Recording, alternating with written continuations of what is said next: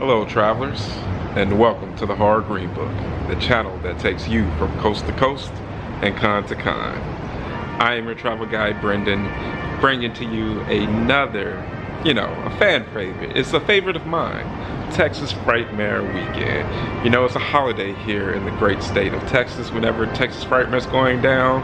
This year is a fabulous time. You have Tobin Bell in the house, you have Shawnee Smith, you have Tom Atkins, you have Stacey Nelkin, you have the cast of Scream, celebrating that huge, 30-year anniversary? Jeez, we're getting old, guys. I mean, hence the gray. And then, you have so many others. You have Emma Roberts, and you have Gina Gershon. Oh my goodness.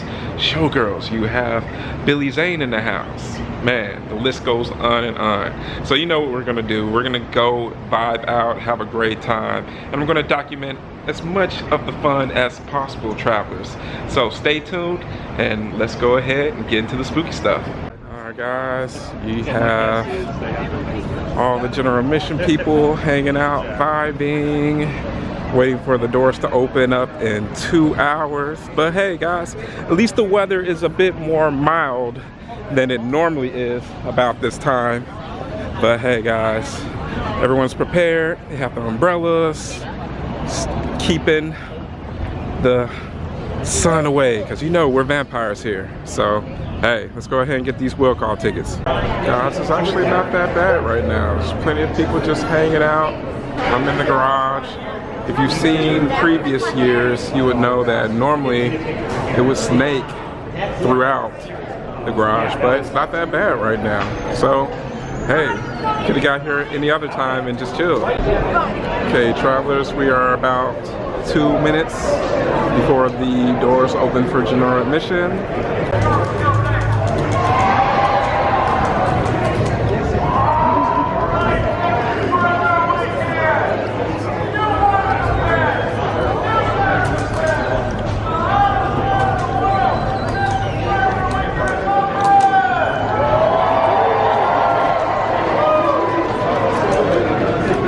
Okay guys, it is Frightmare time. It's going down. Hey, I see bad moon rising. Love it, man. We're going to have a fantastic time, guys. It's going down. Alright guys, it is Friday, and as you can see, it is already packed. More people are still outside waiting to get in. I'm just glad to be in the AC. We're gonna have a great time. Here, Vinegar Syndrome. Of course, if you want to get some awesome physical media. Some of those great copies of hard to find cult films. Hey, who doesn't love Uncle Lloyd's Romeo and Juliet? I love that, guys. Check it out. Alright guys, Trick or Treat Studios has an awesome booth here as always. Very affordable things, guys. They had like a table full of pins that my son is very, very interested in. Alright, we got Ghoulish Gary over here. I have a few of his awesome prints. I may be getting that Halloween 4 one on the top, guys. Like, it has like the foil, so it just reflects and stuff. Absolutely love that one, so who knows, I may grab it. You got the One Man Riot booth over here. Awesome black light prints. I love them. 3 for $100, very cool ones. Very nice, guys. All types of cool ones. Hey, can't get enough of good blacklight art. Got my buddy Dave over there doing his thing. He's here every year, doing the great service of Horror Inc. here at Texas Frightmare. Make sure to come on out, show some love. I'm such a sucker for these Western evil shirts. They're so sick. I like the Baphomet one over here. And my son was saying that he liked this cool one with the death moths. So we'll see. I may come away with one. Okay guys, right here in front of the booth of Puncture Wound Pins. Got my homegirl here, Felicia's family here. She has a booth that is always jumping. So let's get a little bit of a side view of some of the pins that she has here, guys. Amazing ones. You guys know what she has. Just picked one up for the kiddo. He went with a silver bullet one. Hey, all of our favorites, guys. Make sure to show her some love. Puncture Wound Pins. Alright guys, we have Fast Custom shirts here. You know, I always show them some love at every con that I'm at. Awesome shirts, guys. You really can't beat $15 a pop for awesome horror shirts, guys. I usually have a few of them in my collection for sure, and they're great gifts. So I love the Sinners one. So dope. We have a few others win. A few others over here. This Heather's win. Pops. Love that one. I may actually grab one of those for sure. So you know how we do it over here. And yeah, that's probably you know. Love it. Okay, travelers, we are here. Day 2, Saturday. Everyone's vibing. Cosplayers are vibing.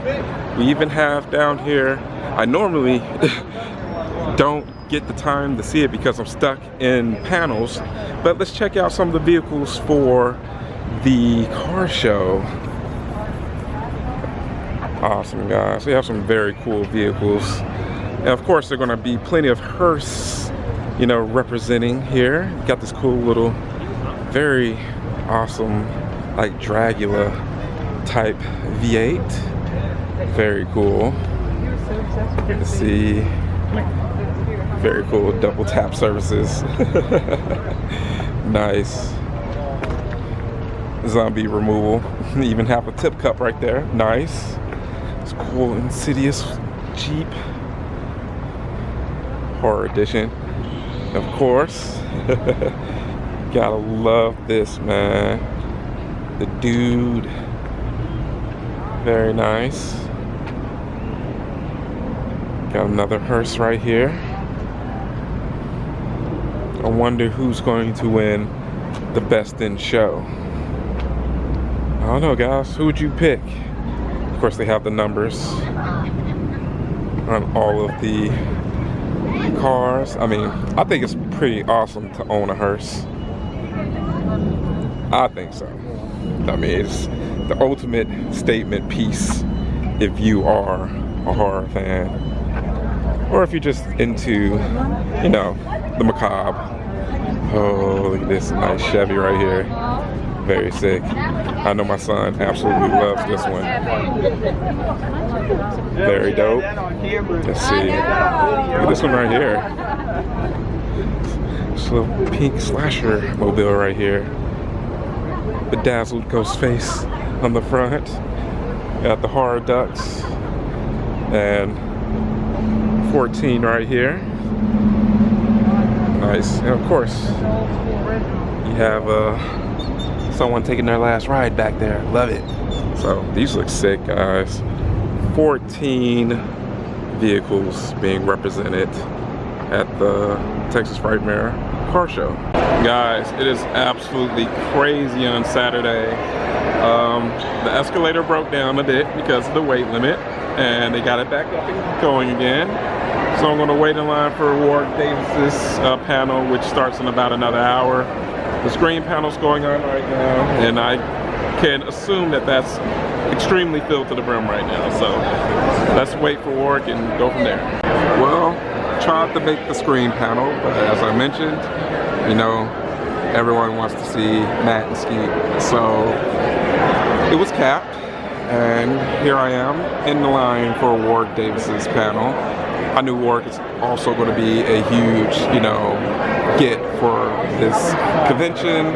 So a lot of people want to see him and hear him. So I am very, very excited to be here and hear one of my favorite character actors. Some more of the sheer scale of people that are here, just on the top floor. Like, I usually don't even make an attempt to visit the vendor room on Saturdays unless it's like the final hour, because it's always chaotic. But it's a good thing, you know? That means sales are being made, people are having a great time. So, hey, let's sit tight, and pretty soon we'll be hearing more.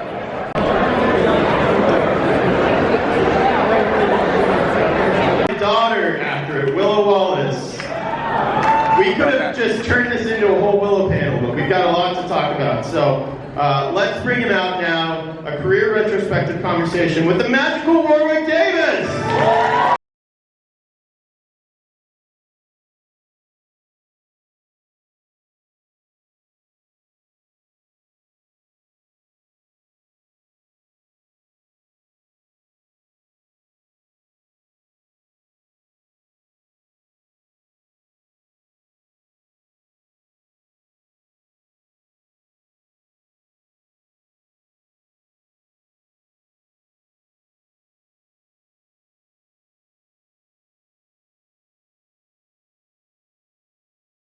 Come on, man.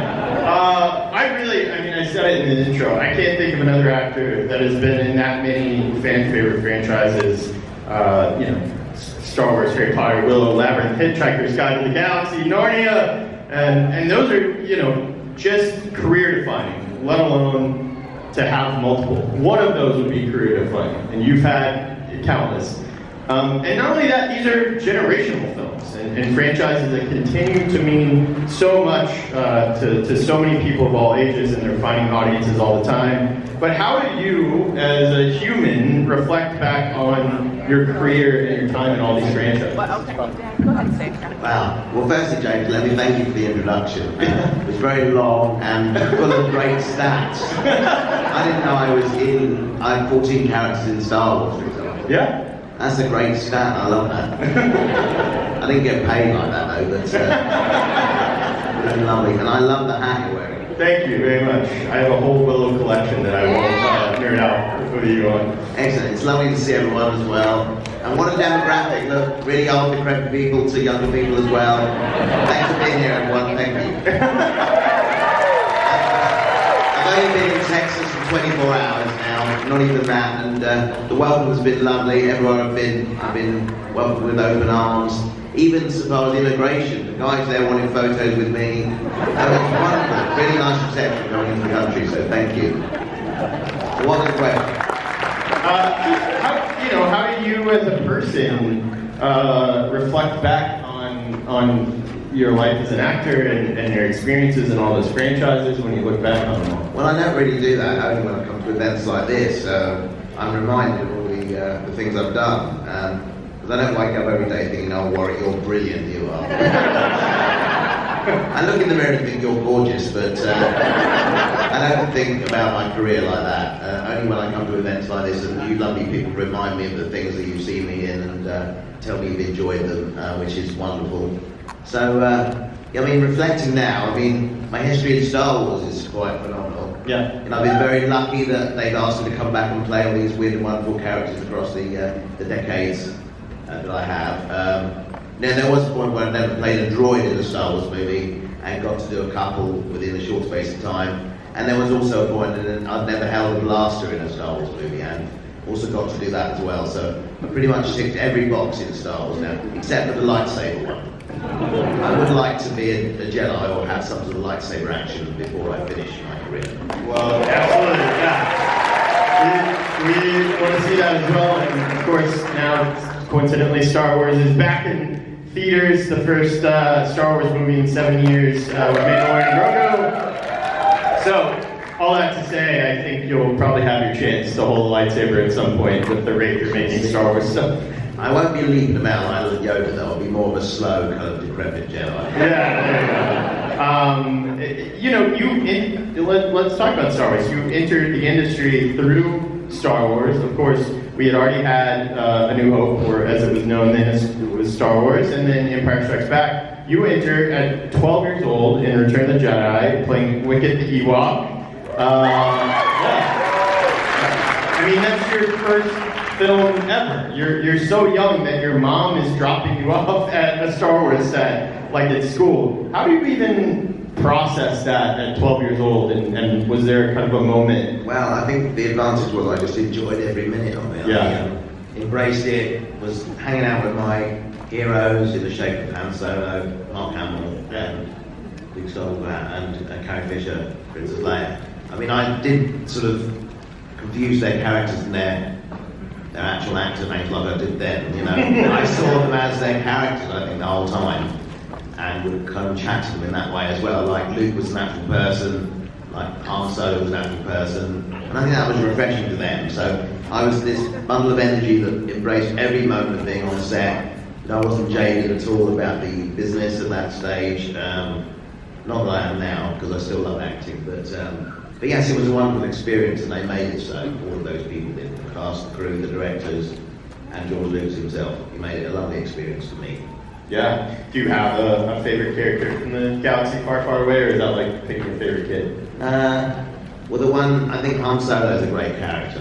Oh no, a character of yours! My character. We all love Han Solo.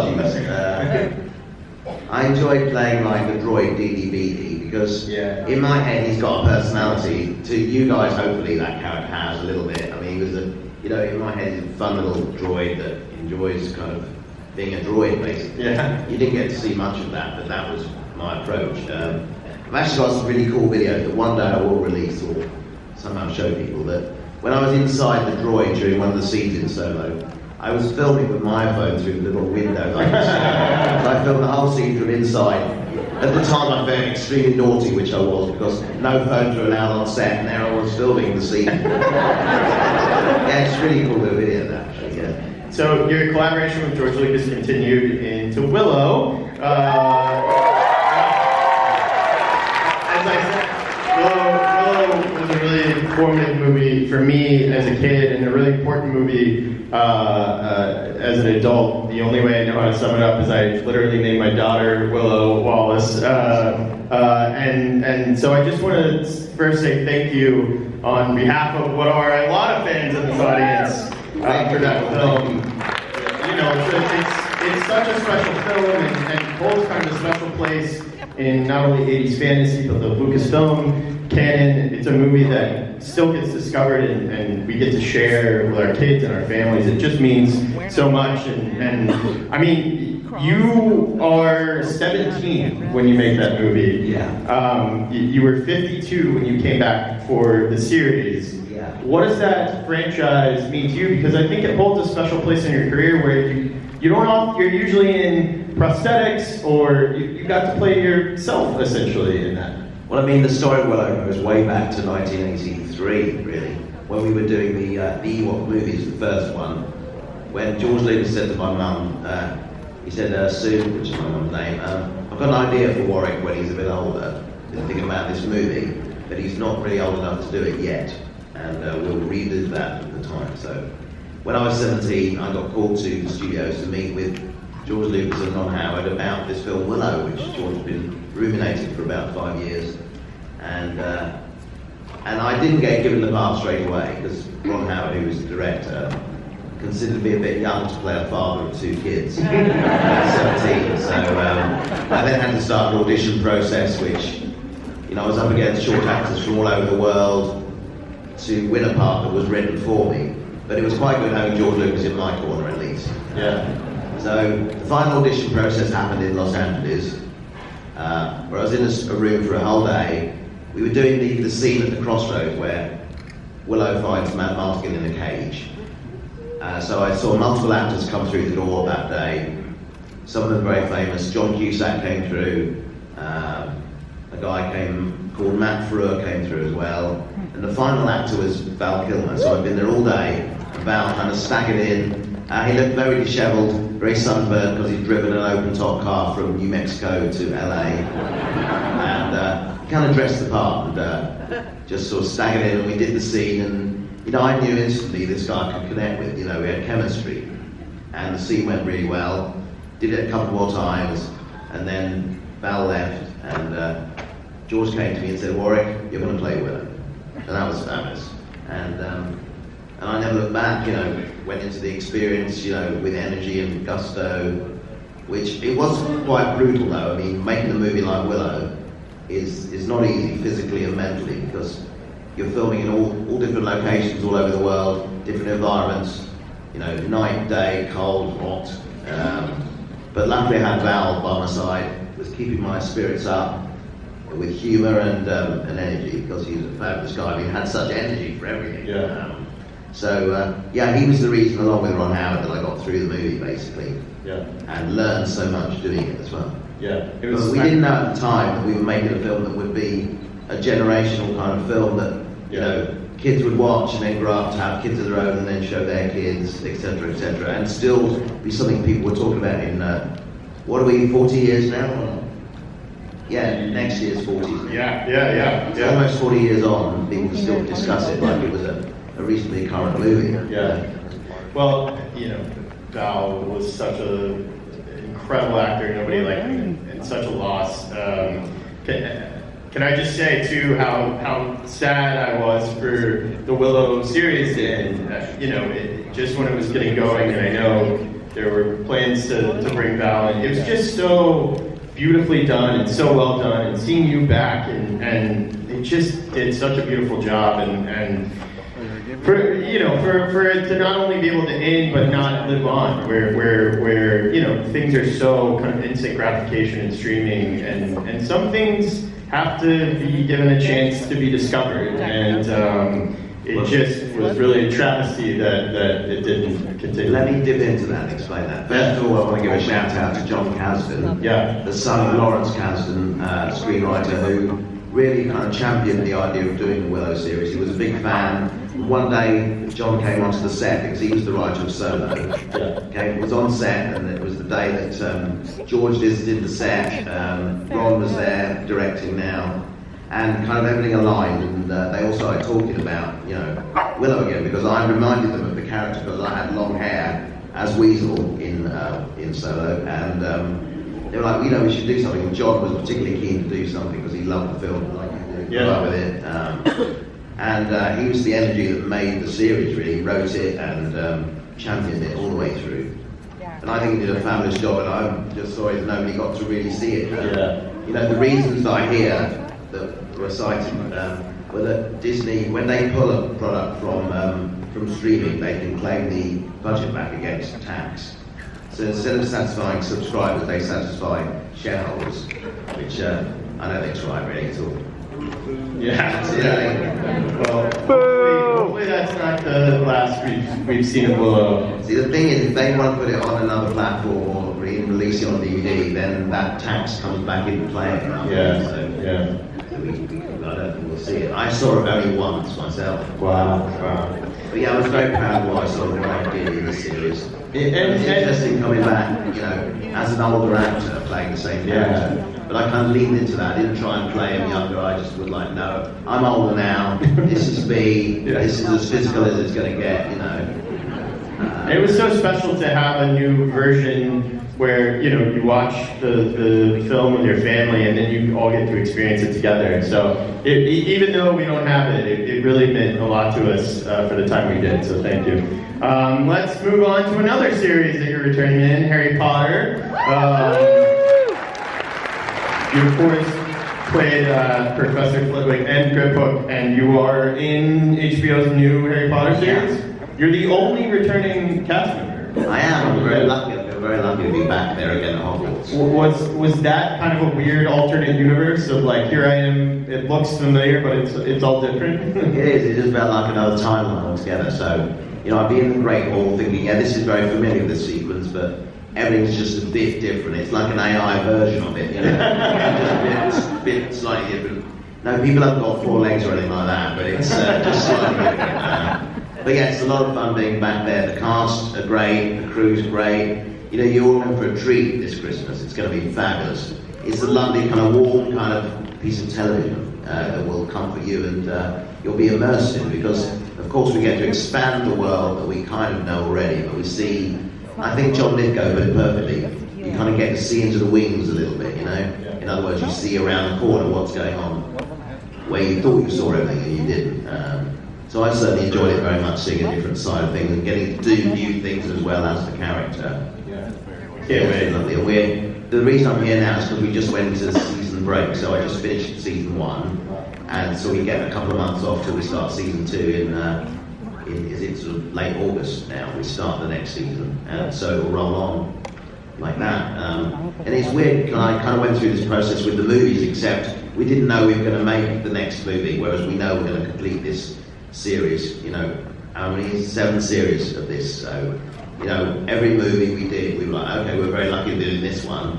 Do you think we'll get to do it again? And so we did, absolutely. Wow. And we're, of course, at Horror Convention, and so we have to talk about Leprechaun. You know, 6 movies over 10 years, as I said in the intro. You went to Las Vegas, Space, The Hood twice. You went to The Hood, and then you went back to The Hood. You know, there have been a couple of attempts to bring that franchise back. Without you, you took a pause. I loved your reasoning because you had kids, and you said, I don't really want to make horror films while I have kids and they're growing up and they're seeing the stuff I'm in. And you said, maybe when my son turns 18, your son's now 22. Well, yeah.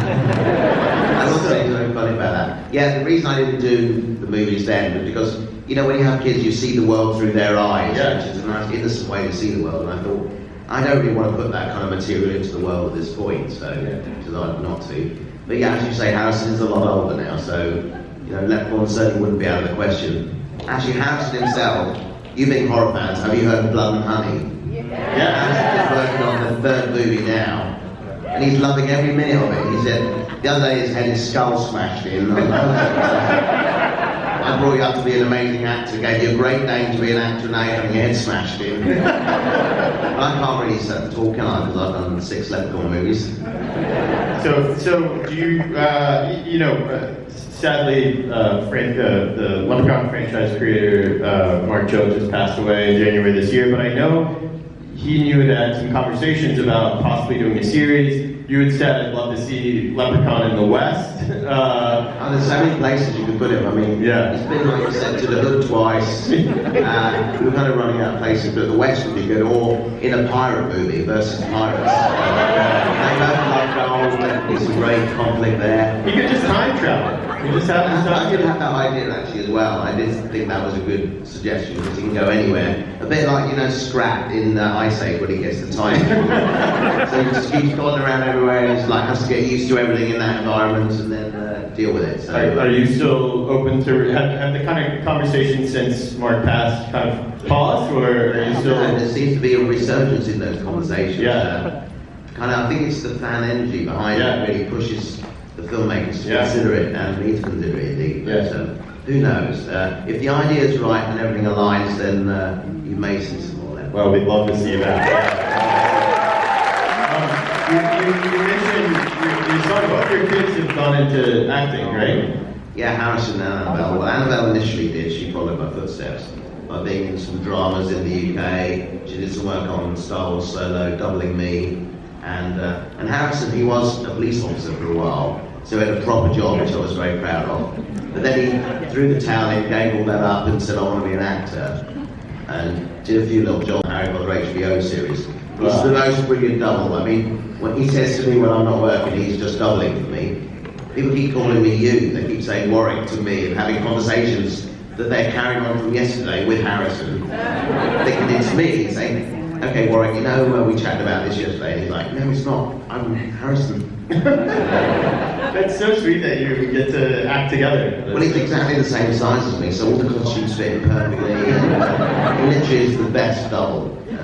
So then he decided acting's for him, and then got the opportunity to do Blood and Honey, because he was a fan, so to be in, he was so excited. He's been doing car chases, killings, he's been swearing and stuff, all sorts of stuff. You'll probably see him at Texas Frightmare in the future, sitting right here.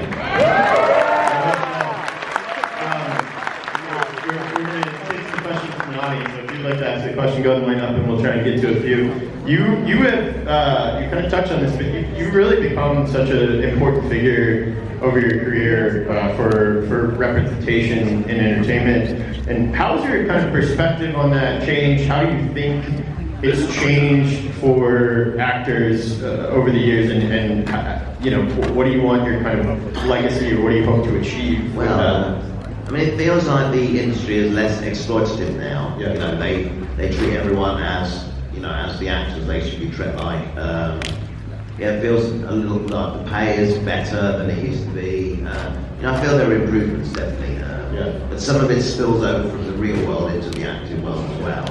Those sort of attitudes to difference and disability, etc. So yeah, it's all good to see it. It's refreshing. And hopefully, you know, the entertainment industry can start to lead the way and show the world this is how things should be as well. Absolutely, absolutely, yeah. All right, hello, sir, what's your name? Hello, I'm Joshua. I just want to say thank you, Mr. Davis, for being here. Big fan of your work, and it's a great honor. Earlier, you were talking about being on site for filming for Willow, and that you had some troubles going on with that. Now, with virtual backgrounds and virtual, you know, everything, what's your opinion on all this CGI rather than physical props and all that stuff? Well, and especially in Star Wars with the volume. Yeah. Well, we had talked about Willow into season 2. We might use the volume a bit to make things easier, but there was a sequence in Willow where they did a kind of old school version of volume, where they printed a giant version of the background, which was from a high-res photograph. It was the bit on the nearly in the last episode on the Shattered Sea, where there were some sort of islands where we stopped, and they built the islands in a stage like this, and had this huge photograph that was backlit to look like a sunset. So that was kind of a low-rent version, I suppose, of the volume stage, but it made controlling the kind of environment much easier as well, which is great. I would like to work on the volume though. Yeah, it looks really cool. It's so cool, yeah. Thank you so much. Yeah, Thank you. Hi. Okay, hi there. Hey, nice to see you again, Hey. Mr. Davis. You remember me, but anyway, so I'm not gonna lie. The space movies, like Leprechaun in Space, Jason in Space, guilty pleasure, and you were one of my favorite characters in Return of the Jedi. So I gotta ask. So in Leprechaun 4 in Space, your character did use a lightsaber. Is that true? Yeah. Oh, I did. Well done. Yes, I did do that. But it wasn't a lightsaber, it was a light shillelagh. Yeah. There's a difference. Yeah, for copyright laws, It yeah. can still do damage. It sounded the same as a lightsaber, funnily enough. Nah, let's just assume that Luke gave you one. Mission in Space. There you go. Okay, so since you are a Star Wars veteran as well, did you ever try to sneak any Ewok pogo stick combats into the Leprechaun choreography? I tried to do what I was saying. Sneak any Ewok-style pogo stick combat into the Leprechaun choreography. And so, any Ewoks? Yeah, anything Ewok related? Is there Ewok stuff in the Leprechaun? Yeah. Well, the fact that it's me, I guess there isn't. I didn't consciously kind of do any yub-nubs or any little ticket things. Yeah, the Leprechaun is just who he is, really. He's like an evil guy who wants his gold back. He's kind of misunderstood. You think he's just evil, he's not. He's, you know, if you stole something from someone, you'd expect revenge, wouldn't you? So, Did Bert Maurice's face off? me too. Why? You didn't mean to. Hi. Happy birthday again. Thank you so much. Hi, Warren. Hello, how you doing? I'm good. My name is Addie, and I'm an elementary school counselor, and I was wondering if you had any advice for students who feel like they're different or that they have goals that are unattainable. Well, firstly, don't watch Leprechaun, because I was horrified last night during my signing session when people would come up and say, I saw Leprechaun when I was in 10th grade, they showed it to us in class. I said, how old are you in 10th grade? He said, 10. I said, what do your parents say? They were delighted, they loved the movie. They we used to have a bring your own movie day at school, and in elementary school, I brought a VHS of Labyrinth, and I got in trouble for Labyrinth. Because when Hoggle starts peeing, my teacher was like, what is this? Now you can bring Leprechaun to school? It's madness, isn't it? I'm part of the curriculum. There is no hope in your Make the America great again, use Leprechaun, it ain't gonna happen, guys. They showed it in Irish history class, which we're all required to take. With that dodgy Irish accent I do as well. Oh my gosh. There will be an AI one of those somewhere, I'm sure. Did you have a question? Or we just jumped all over it? Any advice for kids who feel like they're different or don't belong? don't focus on the difference, just be yourself. Don't worry about what other people think. Because I think that's what you tend to do. If you know you've got something different about you, it becomes the entire focus of how you see yourself. And other people probably wouldn't even notice, to be honest. So just be you, who you feel you are on the inside, and no one will notice the difference. And even if you have a different in personality, that is a wonderful trait as well. Celebrate you. That's what I would say. That's it.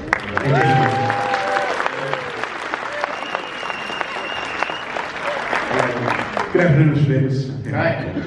All right, I am a huge fan of the Hitchhiker's Guide to the Galaxy movie. I wanted to know what your experiences were on that film, and if you got to coordinate with Rickman at all in the production of his part of that role. I mean, it was a challenging film to make because the costume was so difficult to use. It weighed as much as I do, and they were worried if I fell over I'd break my neck, because literally I was supporting this head which weighed, several pounds, just a huge globe head. But the one advantage to the whole thing was I didn't have to learn the lines, because inside the head I would have the script pages pasted. I was looking at the script, I could see 2 monitors in there which allowed me a view from a camera mounted between the eyes. I could also see a view from the film camera, so I could see myself within the scene, so know who was beside me, etc. So yeah, I spoke all the lines on the set, and they recorded all of them, and then when they came to post-production, they thought, wouldn't it be nice to have, a unique voice like Alan Rickman, who, his voice is miserable anyway, not Alan, but I remember he called me up one day because we share an agent. He said, Warwick, they've asked me to do this, how do you feel about it? And I said, your voice is incredible, you should do it, and you will complement what I've already done. And I think he did a great job, it's lovely. Fantastic, thank you. Thank you. Thanks, Shane. Been a fan. I was 6 years old when I seen the first Leprechaun. My brother was 3. No, that's what's wrong with you. I grew up forever. I watched Friday the 13th when I was 3 years old. Hello. But I'm also a very big Star Wars fan. Very big. That's fair. You being 11 years old when you were in Return of the Jedi? 12. Were there any mother-father figures when you were in that movie with all those great actors? To me, I mean, Carrie kind of became a mother figure to me. I mean, it's lovely behind the scenes video where she's kind of picking things out of my hair, giving me cookies and milk and stuff. She'd always be there worried about me getting too hot in the costume. Yeah, absolutely lovely. I mean, I was so well looked after by not only her but the rest of the cast as well. Mark and Harrison are lovely, and they still are. So yeah, my experience on the film was absolutely tremendous, and George Lucas as well. It was my getting to know him as a friend and colleague, and didn't know at that point he was going to be kind of formative figure in my entire life and career, and continues to be at this point as well.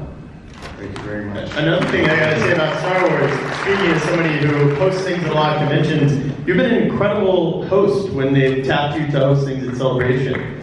Well, I love doing those. I absolutely loved it. A few people here have reminded me of my work on the Celebration events over the years. They've enjoyed it, and I absolutely loved it. I wrote and produced all of the shows at Celebrations with the other guests, which took me many months before we came to this. I mean, I noticed you've written some questions there. How long did those take? No comment. Yeah. But no, I mean, I produced all the video content and that kind of thing. But yeah, while I was doing it, it was so much fun. Having fun with the audiences like yourselves was great. My favourite shows, I think, were with Carrie, because she was up for it. Yeah, she was she loved the fans. She loved to kind of have fun. If I ever suggested doing a reenactment of a scene, she'd just go for it. And she brought her dog onto the stage to attack me, which was fun as well. But yeah, it was wonderful to see how good sports everyone was. Any actor on stage would, love to set themselves up and have fun with Star Wars. And I think that's what's a shame. And what's gone from Star Wars now is the fun field. Disney have made it like a serious thing. That's, in my opinion, anyway. We were allowed to kind of lampoon it a bit when I was doing Celebration. But now it feels like you're not allowed to make fun of stormtroopers or any characters, really. Which, I think you guys need to grab hold of Star Wars again and make it your own. It's not owned by a corporation, but it is, but you guys should own it again.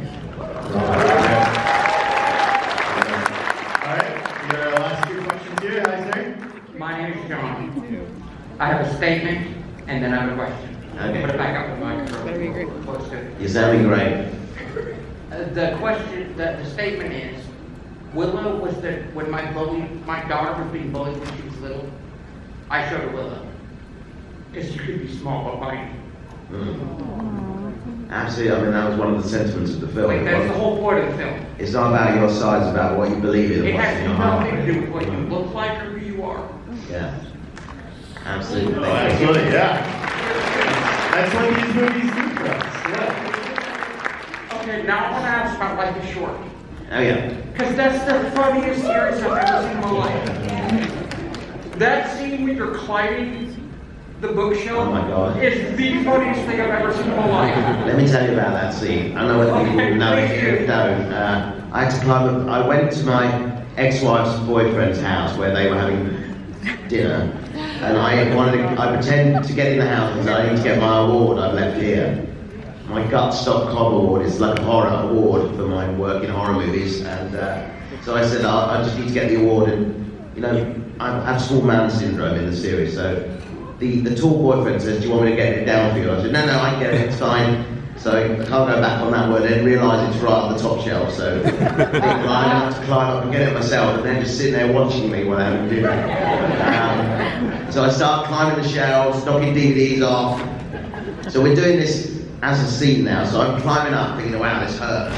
You know, my hands are getting red raw, we do multiple takes. So I get up to the award, which was a bronze kind of version of a stomach with an arrow through it, like that, pointing up on a marble base. So the proper award is on the top shelf. During the take, I climb up, there's a crash pad below. So at the end, I'm supposed to drop off just so I get to the award. So I climb up, just get there, I thought, well, I'll just tap it, make it wobble, which will look funny and cool. So I tap it in the tape. It starts to teeter like that. Well, no, I fall off the shelf, fall down, and it teeters that much, then it falls down towards me, spike first. Oh. So a crew member dived in, managed to grab it like some sort of security person for the president, and I think he shouted, "No!" and diverted this spike from impalement, which would have been pretty ironic, really, wouldn't it? That would have been, but thank you, Ward. That is the best answer I've ever heard. Okay, thank you. I knew the background of the story, but not the whole thing. Yeah. So yeah, it was done for real. I didn't just like that wasn't fake. I had to find that. Great job. We should also shout out your episode of Extras where you played Warwick Davies on Ricky Gervais's shows. So funny. So funny. All right, last question. My name's Romero. I was watching a video a while back about how you got in touch with Leprechaun. Is it true the shoes were very important to that character? The shoes are very important to most characters I play, actually. So firstly, to Leprechaun, they were those high heel kind of platform shoes. I don't know why we started off with those in the first movie, but they were very uncomfortable, but I kind of got into it, you know, they were cool. And then when it came to the second movie, they changed the costume and got rid of the shoes. And I said, hang on, where are the shoes? I can't do it without them. So I got those back. Then realised they really were the key into the character, and same happened on the first Harry Potter film with Professor Flitwick. He had these wonderful handmade velvet shoes, and I put those on and felt like the character. And you know, every day I wore them, I was like, yeah, these are the right shoes. This is who he is.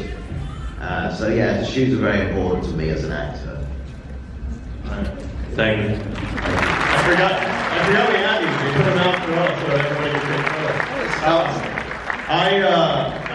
I have a story I'd like to share with you, kind of full circle for me. I'll let you take a photo first. Right, everyone smile.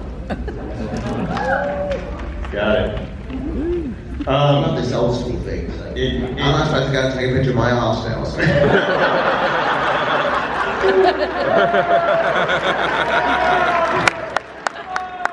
So in 2010, when I was first starting out in my career, it was right around the release of your book, Size Matters Not, The Extraordinary Life and Career of Warwick Davis. And I got an offer, because I was pressed, to do a phone interview with you. And you were in the UK. Where do you live in the UK? And I hope I said yes, just because it would be embarrassing. No, you did. You said yes. And because it was officially set up through PR, they do this thing where they're like, okay, we're just going to call you. It calls you through a service. It records the whole thing. And it was on schedule. And it rang you. And you said, oh, I'm so sorry. I'm still at dinner. Can you call me back at this number? And I said, sure, what number? And I called back, not thinking about the long distance. So I'm right out of college. I'm doing this. I'm trying to build my career as a freelance journalist. It's not a profession yet. And cut to the next month, and I get a bill from AT&T for an hour-long long-distance call. Okay. So I have the bill here. It's about 16 years past due.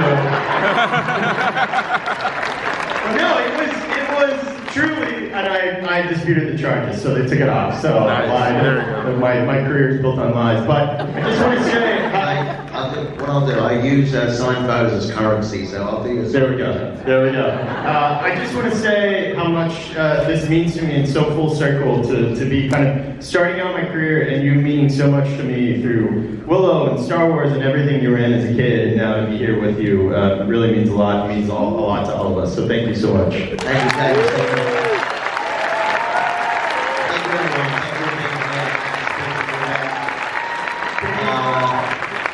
See you on the screen very soon. Thank you. Can we take a group photo? And bring up our cast. Okay, here we go. Ariane Escoteo plays Rich.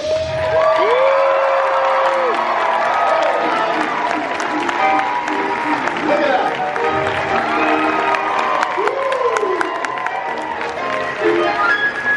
All right, and then we got Amanda Christine who plays Ronnie.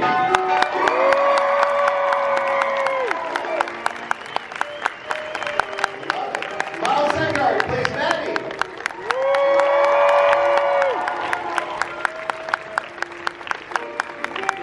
Blake Cameron James who plays Will.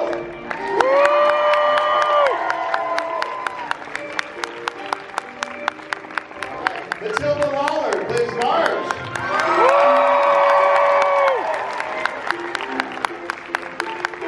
Clara Stack plays Lily. We got Dr. Ian Filler. Rounding out our kids. Here we go. Welcome to Derry.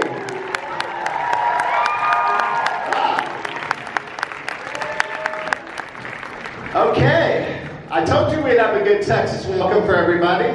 Now here's some kind of fun. They put a couple disposable cameras on there, so feel free to do selfies, take pictures of people, whatever you want. All right, you ready for this? This is their first panel. How cool. Did you guys love this show or what?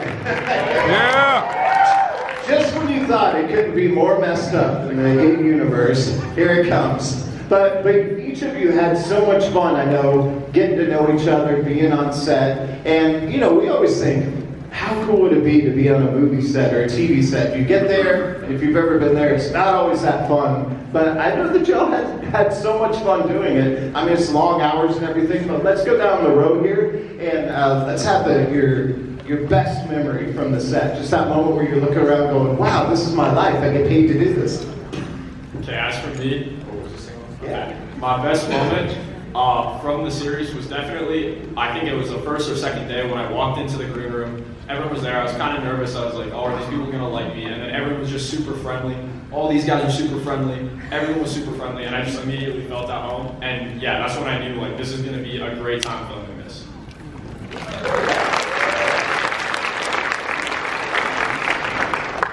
Yeah, filming was so much fun with everyone. It was so great. One of my favorite memories was all the scenes filmed in the school, because like in between takes and on our lunch breaks we would just go and like explore and everything, and we would just run around and have fun. And yeah, it was a lot of fun. It was really great getting to film with everyone. We all just like bonded. Yeah.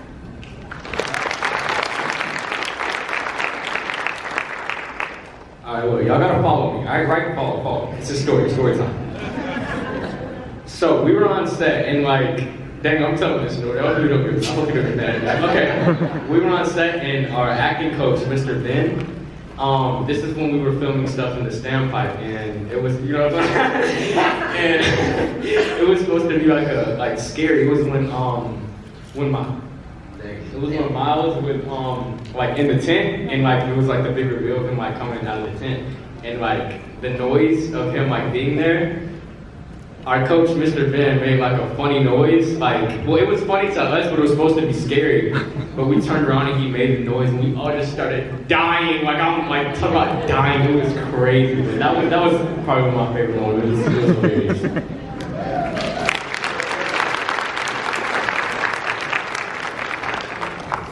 In terms of me, I mean, I am an actor through and through. I act because I really like acting. But so much of the joy of this is just everyone else who happens to be here in all those scenes.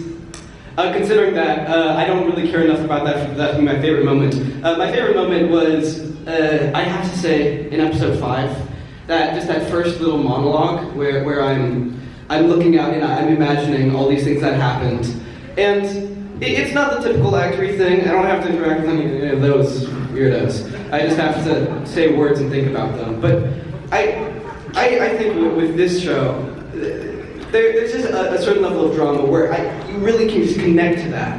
And you can get to where your character is in these really dramatic situations that they're playing out. And I love doing that part.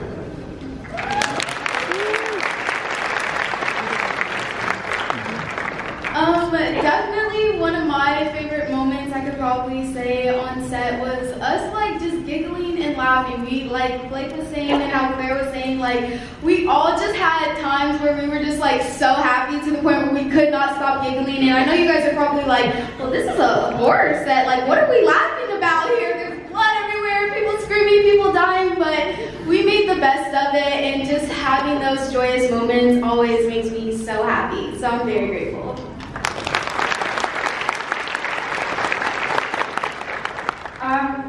I have a lot of really great memories from the show because honestly I feel like we became a family just because of how long we were filming the show, and just like these people, I feel like I've grown up with these people around me right now. And I have to say we made a lot of movies. We made a lot of like iMovies. That were very embarrassing and will never see the light of day. But I think there was I don't know how we came up with those plots, but like we were like farmers in some of them, we were like mummies, we were like kidnappers. So yeah, just a lot of really random iMovies. I enjoyed that.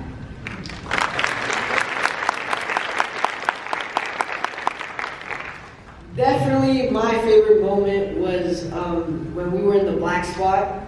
I know it was a very sad scene, but it was a really good moment for me and Matilda to really... Because he died.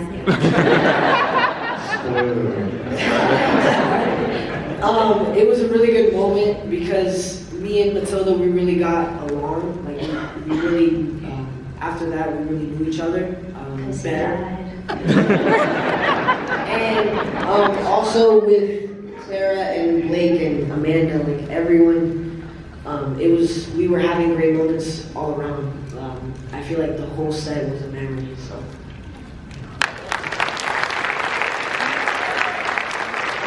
I love this. This is the most polite crowd in the world. They applaud after everything. You're going to go to dinner tonight and say something, and there's going to be no applause. Like, come on. Texas Frightmare Weekend is the best convention. It really is. I've been all over the place with these things, and I know you guys are new to this, so I thought it'd be fun for each of you to share a memory of something you've seen this weekend, some crazy costume, or anything kind of Texas-centric that you've gotten to do, or just anything weird, wonderful, and fun.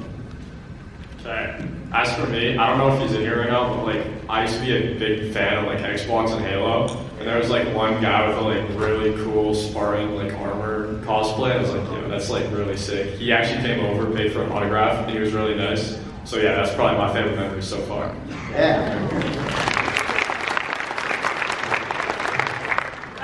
Yeah, I know, just seeing all the costumes is so incredible. Like, everyone dressed up as like Pennywise, and I see them back there. But yeah, it's just great, like, people coming up to the tables, and like, I've seen like Georgie costumes, I think, Pennywise, yeah.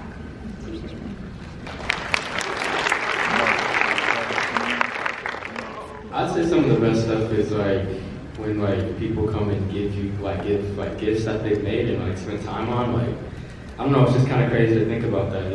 I'm really appreciative for it, and it gives a great look as to how like artistry can really affect somebody.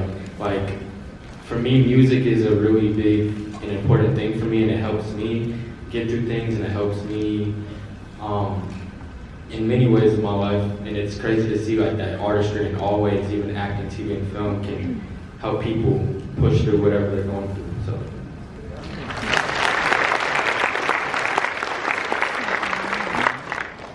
I'm probably going to agree on Blake on that one, of just the things that these people give to us and they make for us. Like, there are a whole lot of bracelets going around. And apparently some people made them, have found their way here. But just everything like that, where we can measure that there is some tangible impact we're making on these people. And these people care, and these people want to also be creating and giving. I have to see my favorite of the bunch. Are these 4 very, very tiny ducks I've been given that now they get to live on my table in this little pond we've drawn out.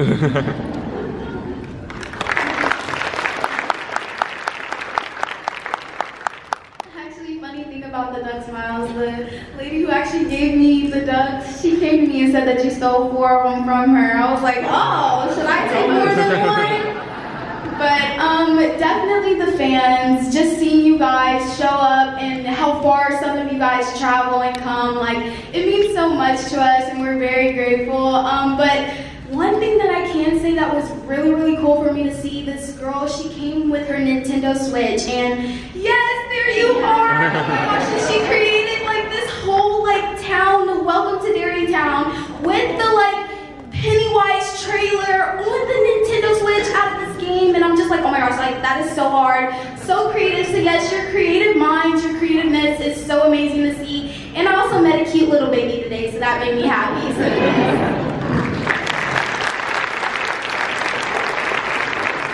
Can you hold up the Nintendo Switch, please? We got props. This is great. Baby Simba, the Nintendo Switch. Hold it up to the sky. she had all our little characters and everything. It was all laid out. Like, it was just so thoughtful and so unique and so creative. Like, who would even think to do this? But she did. Yes.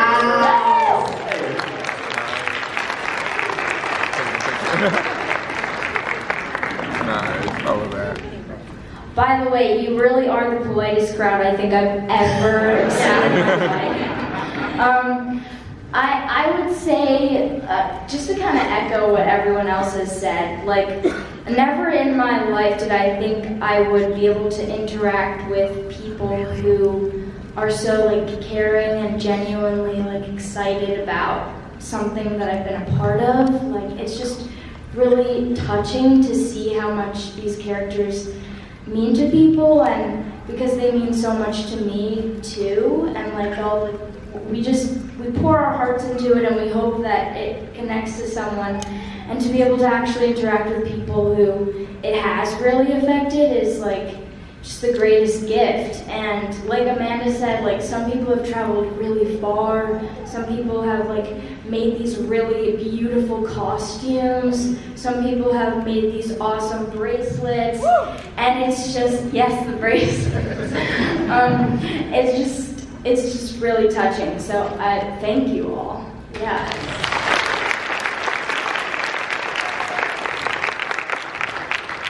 Definitely for me, this weekend has definitely been interacting with my Latin and Hispanic community. I've seen people here from Puerto Rico, Chile, Mexico, everywhere. So really getting to meet you guys, it's an honor, and I'm sure it's an honor for you guys to be here in the same room with us.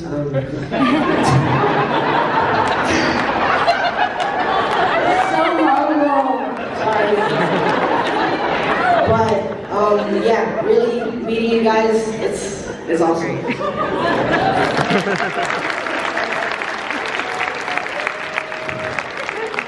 All right, one more down. down the line, and then we're going to open it up to everybody else, because I know you got questions. You don't want to hear me rattle on. But when it comes time to go face-to-face with Pennywise, or when it's go time to just get in the right mindset, what do each of you keep in mind, or what do you tell yourself? Is there some kind of trick or some kind of mantra, something you go through that gets you all ready to do battle with the clown? As for me, I actually never really had an encounter, like a specific encounter with Pennywise's true like clown form. But as for me, just acting in general and for all my scenes, I like to tell myself that I'm not the only one on this set, and there's other people here, and they've all been working really hard, and they all probably want to go home. So I can't really afford to constantly be messing up, or like I don't want to drag the whole like ecosystem down that's like on the set, and I don't want to slow things down. So that's sort of what I tell myself. Just tell myself I have to be on my A game, and I have to keep things moving along for everyone here. Yeah, seeing Bill for the first time in Pennywise, definitely a scary thing, so you really had to prepare for that. But yeah, I mean, I think with all the characters in this show, they all go through so much and they all endure so much, so I just kind of like think putting myself in that headspace and just thinking about everything that like my character went through and everything that's happened leading up to like these moments. And then also, like Blake mentioned, music is a big thing that like helped me get to the right headspace. Just, yeah, kind of like tuning in on that and tuning in on the scene, and yeah.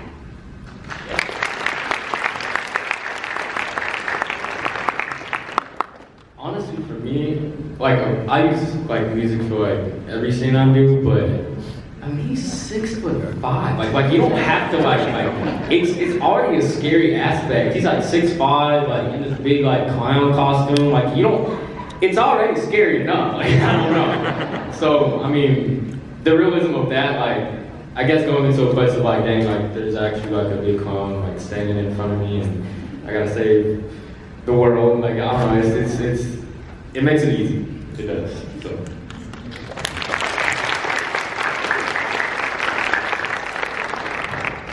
I only really ran into one scary scene, but they didn't make it too hard for me. There's definitely an amount where you just have to get to that fear on the inside. So much of it in being that really scared person of what the mutant may be or the family around you. It's just getting that sort of visceral feeling out, and that breathing, that heart rate, all of that. And so I did a lot of stuff throughout the filming of that. I think the most memorable one among these people was imagining a bunch of centipedes. But there isn't really one solution for it. I think you just really need to get into your mind for that and what you can connect to that you can be scared of. For me, it was largely just a concept. It was very unknown. But also, you don't need to work too hard. We've got a bunch of production people putting fake babies around the place and a bunch of other actors trying their best to scare you. So it is not the hardest job.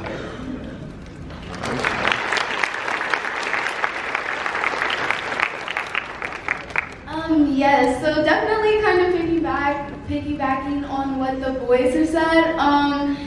Definitely Bill Skarsgård, he gives it to us. He is 6 foot tall. I am like maybe 5 foot, like on a good day. So it's like seeing him in person just in front of us, and they kept him very top secret from us, which was so crazy. And it kind of helped build up like the emotion and the scaredness for us, but definitely he gives it to us, and just he's in costume. Even when he's not in costume, he has the Pennywise entity. Like, it actually scares me. I'm shaking right now because like he's so in character, and just being able to work with him was so amazing. Mr. Bill Skarsgård gave it to us, and yeah, he is scary, seriously.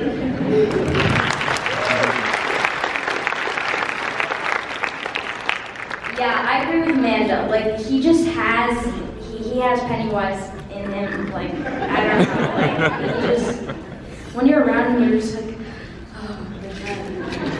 I don't know. I don't have words. But yeah, so I didn't really have to do any acting in my scenes with him because I was just that scared of him. But I will say, like, for my little thing with my eyes, that was a little more like it was a prosthetic, and it was like wires, and at one point there were these like grown men wearing these like green suits that were like holding up golf balls. I don't know, it's hard to explain, but movie making is such a strange thing. And so you kind of have to like imbue these like inanimate objects with fear. And I'd say that our acting coach, Mr. Ben, like we all talk about him so fondly because he's just the best, and he just did a really good job of helping us like find what that was for us, what that fear was for us, true deep fear, and bring that and use that in the scene. So yeah.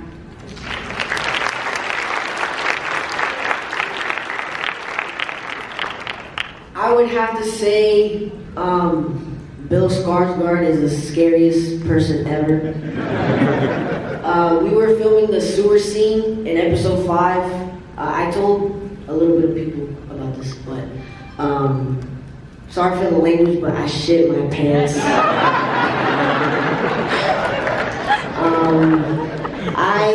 Tara was right next to me, and I think I broke one of her ribs because of how hard I hugged her and how scared I was.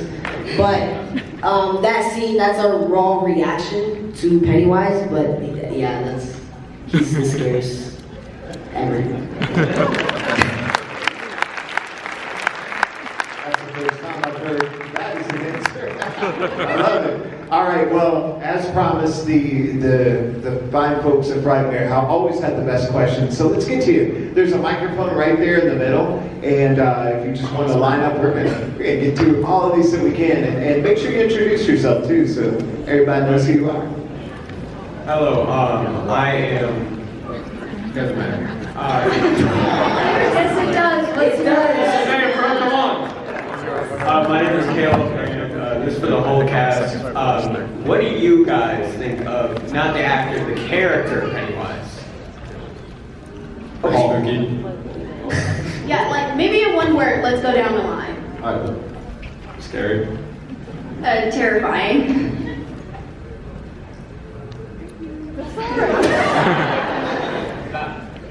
I don't even mean it to be like corny, but like, or like he's cool. I don't know. I'm just saying scary.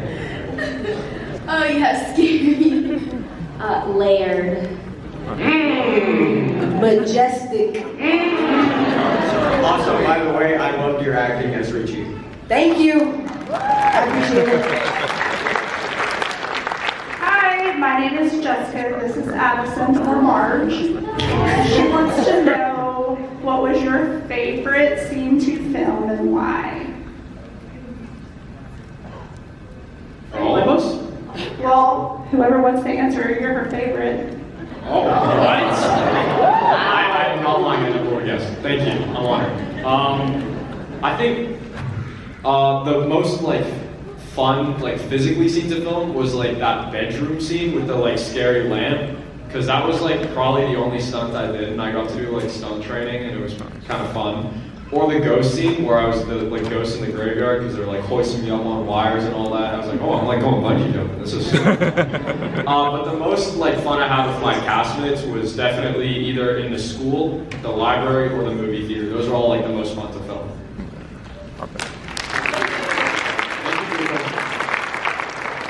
Hi everyone, my name is Kiefer. I saw met a couple of you yesterday.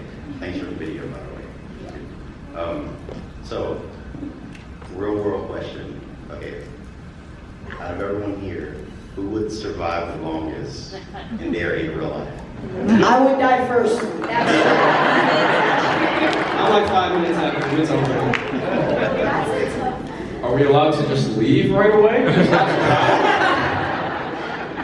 He has the brain. I was gonna say you, Amanda. You're strong. You are strong. when we were filming the fight scene in the last episode where we're all like on the ground with the dagger, Amanda, you are great at that. You're just natural. Yeah, I appreciate that. But I feel like we will all survive, but definitely Tilly probably. That's not true. I wouldn't survive. Yeah. I think Tilly would. Thank you, Luke. I think you might die. I love you. I would say probably Miles would survive. Oh yeah. I was gonna say Miles. Smart guy. The thing is, Miles he's a little quiet, not to be like mean or anything. Like this is all good things, but he's a little quiet, but he's smart. Well, he's like the smartest person ever. I don't think Pennywise cares how many math problems he's solving. That's all. That's what comic plays. Thank you guys. Thank you. Hey guys, my name's Jonathan, and just want to say every single one of you were amazing in this show. Every single one. So surprised by, as young as you all are, to see the talent that you all have. So great things ahead for you. My question is for Arian. That scene, I think everybody knows that scene. When you run out, I knew it was coming. I knew you were going to give the finger to Pennywise. On set, just walk us through what that was like shooting, and like, did Andy tell you this scene's going to be epic and everybody's going to freak out, or how did he set you up for that scene? So originally the scene was to come back as a ghost and, you know, give Pennywise the look and just save my friends. But then, you know, Andy, he has a crazy imagination. His brain works differently. And he decided, you know what? You're gonna give him the finger. And I'm like, let's freaking go! So I was really excited. But that's just like, that's how it was laid out. You know, like it was never supposed to be a scene of me coming back. But when it was just originally the look and just save my friends. And the slide, when I slide into action, that was my idea. Yeah, that was my idea, so I'm really proud of that. Yeah, absolutely. Thank you guys. Thank you.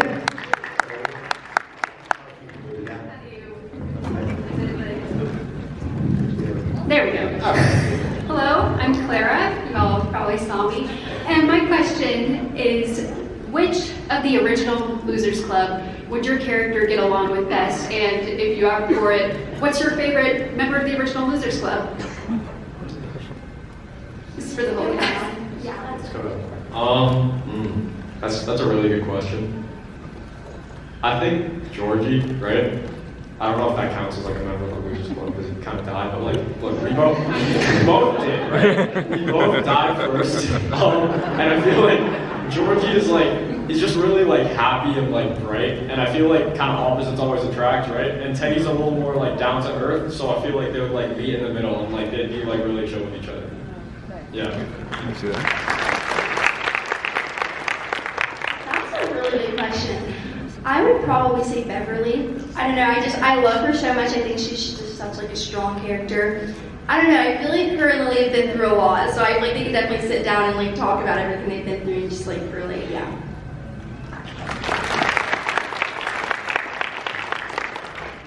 I'd say probably Mike for obvious reasons. Right, obviously. Makes sense. Probably Beverly for Maddie. He has a pretty horrible life, and he has a lot of trouble connecting with people, partially because of that. And I think they'd be able to find kinship that they have a pretty similar place they live. In terms of who's my actual favorite, probably Richie. Okay. The reasons that he is I would probably get along with Mike the most. I feel like he just is kind of like, he has a strongness in him too, and Ronnie kind of had a strongness in her, and I feel like, I don't know if a lot of you guys know about the backstory behind that, but he's kind of my son. So like, I feel like we have some similar traits, so I feel like I would get along with him the most. I love this question. For Marge, I would definitely say Richie. Her son. Yeah, that was like, Richie was always my favorite character. I just think he's amazing. I always connected to him so much as a viewer of the movies. And then when like I found out that Marge would be his mom, I was over the moon, and I love their similarities and that kind of like connection from that thread that ties the movie to the shows. Yeah.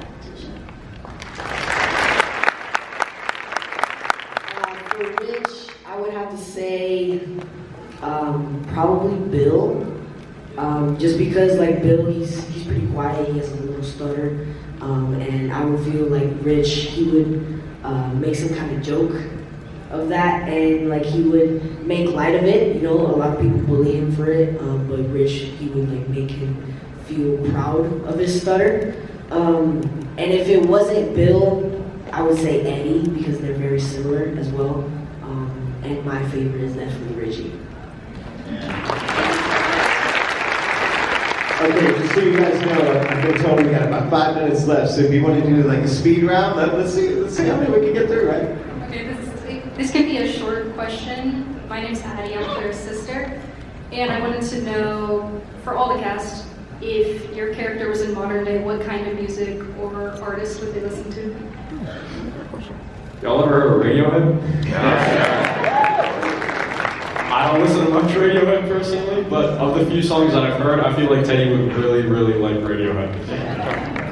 Yeah, Radiohead, I love Radiohead. Yeah, I feel like Lily, I don't know, I feel like she could listen to like Lana Del Rey. I don't know, I feel like she'd like suit that, yeah. I really don't know. Like, I really don't know. But I can tell you some of my favorite artists. I know you didn't ask, but I really want to tell you anyway. Or can I give my top 5? Sure. Okay, thank you. I love you. Alright, I'm sorry. Alright. Rod Wave is my favorite artist. Do you guys know who Rod Wave is? Yes, maybe? Okay, yeah, okay, nice.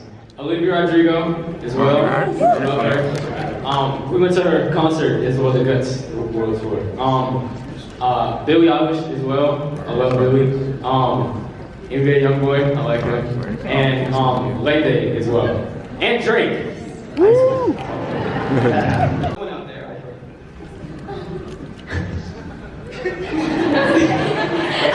was trying to think about it. I'm so sorry.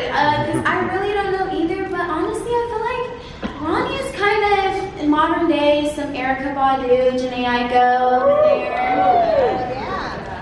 I feel like Marge would be like heavy metal. She's just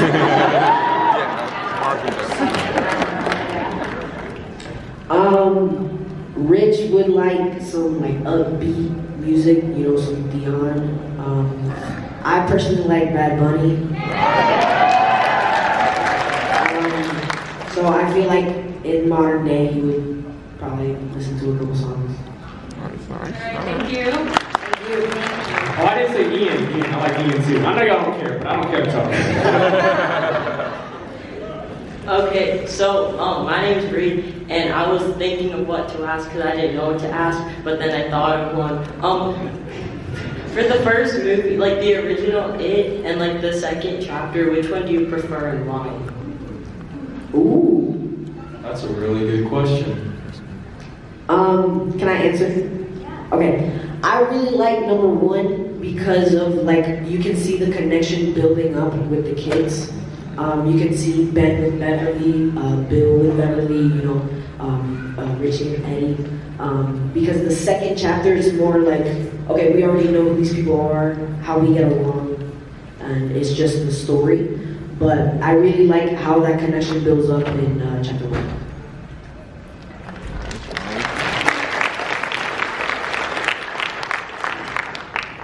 Honestly, as for me, I like Chapter 1. They're both really excellent movies, but Chapter 1 is, I just found personally quite a bit scarier.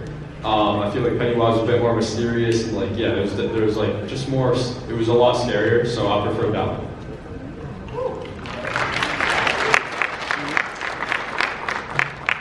Hello, thanks for coming. I just want to say you all killed it, but especially Matilda, who somehow didn't spoil the Tozier, because your mannerisms were perfect all along, but somehow you didn't spoil it. So I'm assuming the showrunners kind of gave you all a brief history lesson, being nearly 70 years ago. What was your favorite aspect of that, or did it just feel like homework? That's a great question. Yeah, I loved the era of the 60s. It was so cool because like all the factors of like what's going on historically that play into the show, like the military aspect, the fear of nuclear threat, like all the Bertha Turtle references. I personally, I loved like diving into the historical aspects and like what it would feel like to be a young kid at that time, like what it would feel like to grow up without devices, and which honestly kind of wish I did right now sometimes. But yeah, like I also loved the music. That was one of the things I really connected with, was like 60s music, and that really helped me kind of get into the vibes, yeah. Nice. I know we're supposed to wrap it up, but let's go and get this. You got such a cool costume on. Let's do this. Get our last question in. So I was wondering, do y'all have like any tips for like child actors, like if they want to become like more like seen? Just be yourself. Don't be afraid to show yourself on camera. Be confident. Never let anything turn you down.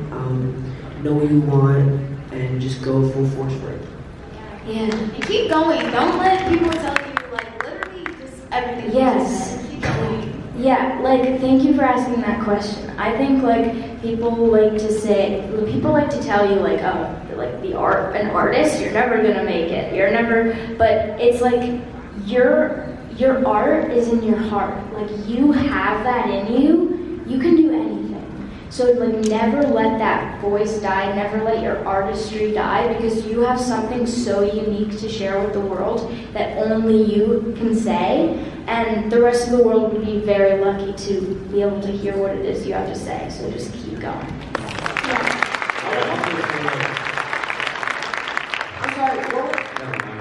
All right, well, guess what? We got to wrap this up, but we're going to do something fun here because it's their first panel. We're going to do a big family photo. I know this might be chaotic, so close to our heart. So we're going to bring them out one by one. We're going to give them a big Texas round of applause. So, first up, let's bring out Billy Zane.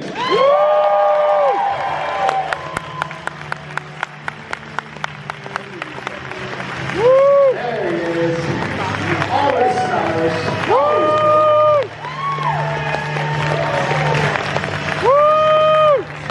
Wherever you went. And the lovely Gina Gershon.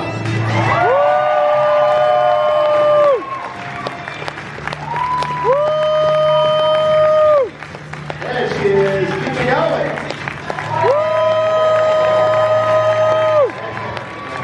All right, the mighty Stephen Dorff.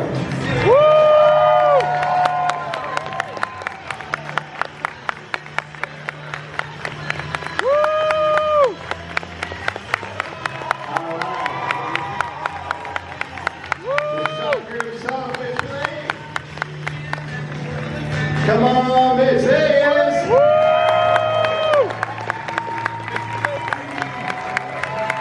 Woo!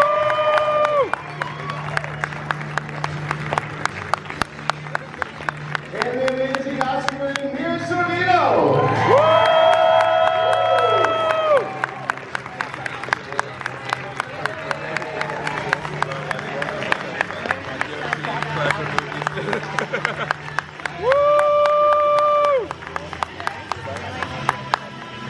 All right.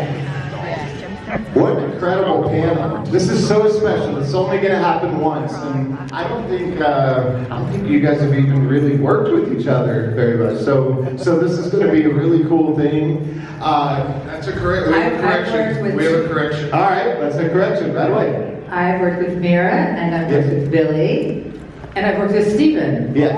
I've worked with Mira. She refused to work with me. Yeah, I came up with Mira. Mitch, I got bad information backstage. He's out of here. He's out of here. We're so excited to have each of you here because you've all done movies that are near and dear to everyone's hearts here. And you get loved on by the fans all weekend. What a cool job. It's got to be great. Yeah. And so I got to know, of all the wide variety of movies that you've been involved with, I got to know, for a Frightmare crowd, which is the one that you're surprised that each one comes up and wants to know the most about? Well, I mean, of the horror movies I've done, Mimic is obviously the favorite. Woo! Yeah. But the number one is Romy. Woo! I love that. I haven't really done that many movies, most of it's been television, but as far as movies, it would have to be Wes Craven's Shockers. Yeah. Woo! I mean, Orlando. No. Let's see. Tales from the Crypt, Demon Knight.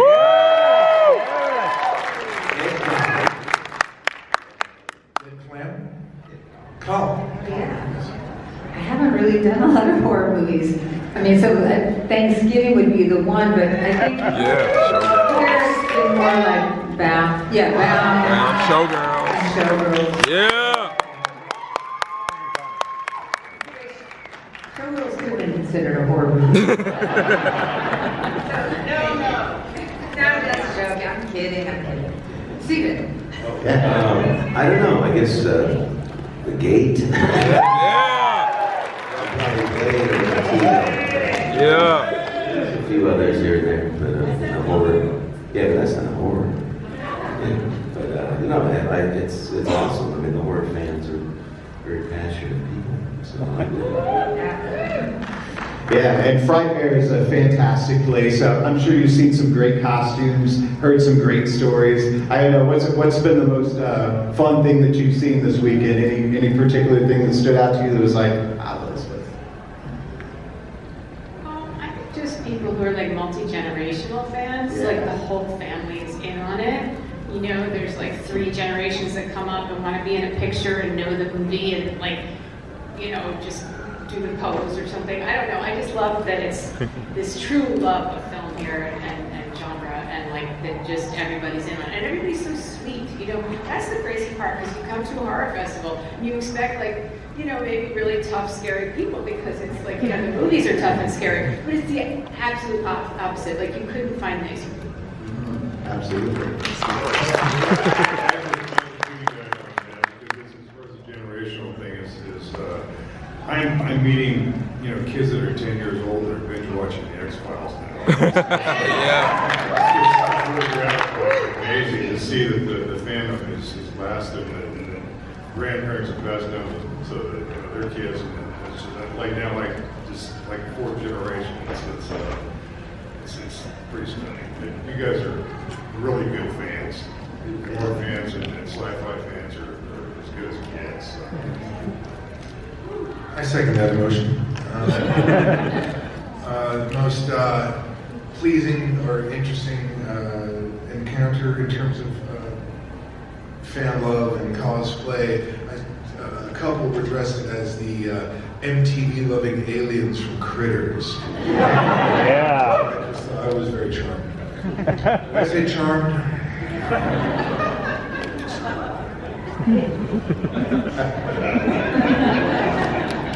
I love it.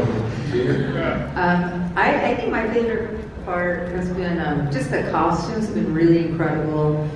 And someone came up and they were like all dressed and they had their baby who had face paint on, which I was like, that's kind of gnarly for like a baby. She's like, here, hold my baby. And I kind of, for a second, I was a little freaked out, but it was a fake baby. Thank goodness. I was tricked for a second, so it really looked incredible, and then it was amazing. So I think the commitment to the outfits, and some of the masks are insane. So I asked to sign a real baby. No. Tattoo. Oh yeah, tattoo. Oh, did you see the tattoos? There are tattoos going on. So I saw a baby getting tattooed. I was in England a few weeks ago, or a month ago, and I haven't done too many of these, but I did one there, and there was a real baby that was a 3-week-old baby, but it looked fake, but it was real. In the picture, it's really scary. But it was real, and I was scared to hold it, and I was like, sure. That made me think of that. But no, this has been really nice, really nice people, and it just makes me feel old sometimes. These things young, so like, you know, I'm only 52, guys. No, but really nice people, and nice that movies go through your, you know, people's childhood. And I know I have my favorite movies growing up, and it's a cool thing. And the ones that last, you know, those are the ones that hold a lasting impression. So, thanks for coming out. Yeah. And I love we see generations of fans here, and each of you have inspired so many people, and I know that a lot of people have been asking in the panels about advice. And hey, we've got the masters here, so what advice would each of you give to somebody that wants to follow in your footsteps and tell great stories the way that you do? Okay, well, first of all, you have to believe in yourself. You have to believe like 2,000,000% in yourself, otherwise no one else will, and you won't be able to have like the wherewithal to overcome all the obstacles that come with a career in the arts, right? But that being said, that self-belief goes a long way. I mean, you can call it manifesting, you can call it confidence, you can call it knowing that I have something to say and I'm gonna say it. I just have to keep trying until somebody gives me a venue to do it, or I'm gonna create my own. And you know, there's a lot of self-creation of media these days, and the first movie that I was ever in was called Amongst Friends, and I was originally an assistant casting director on it. My friend Rob Weiss called me and asked me to help him with the film.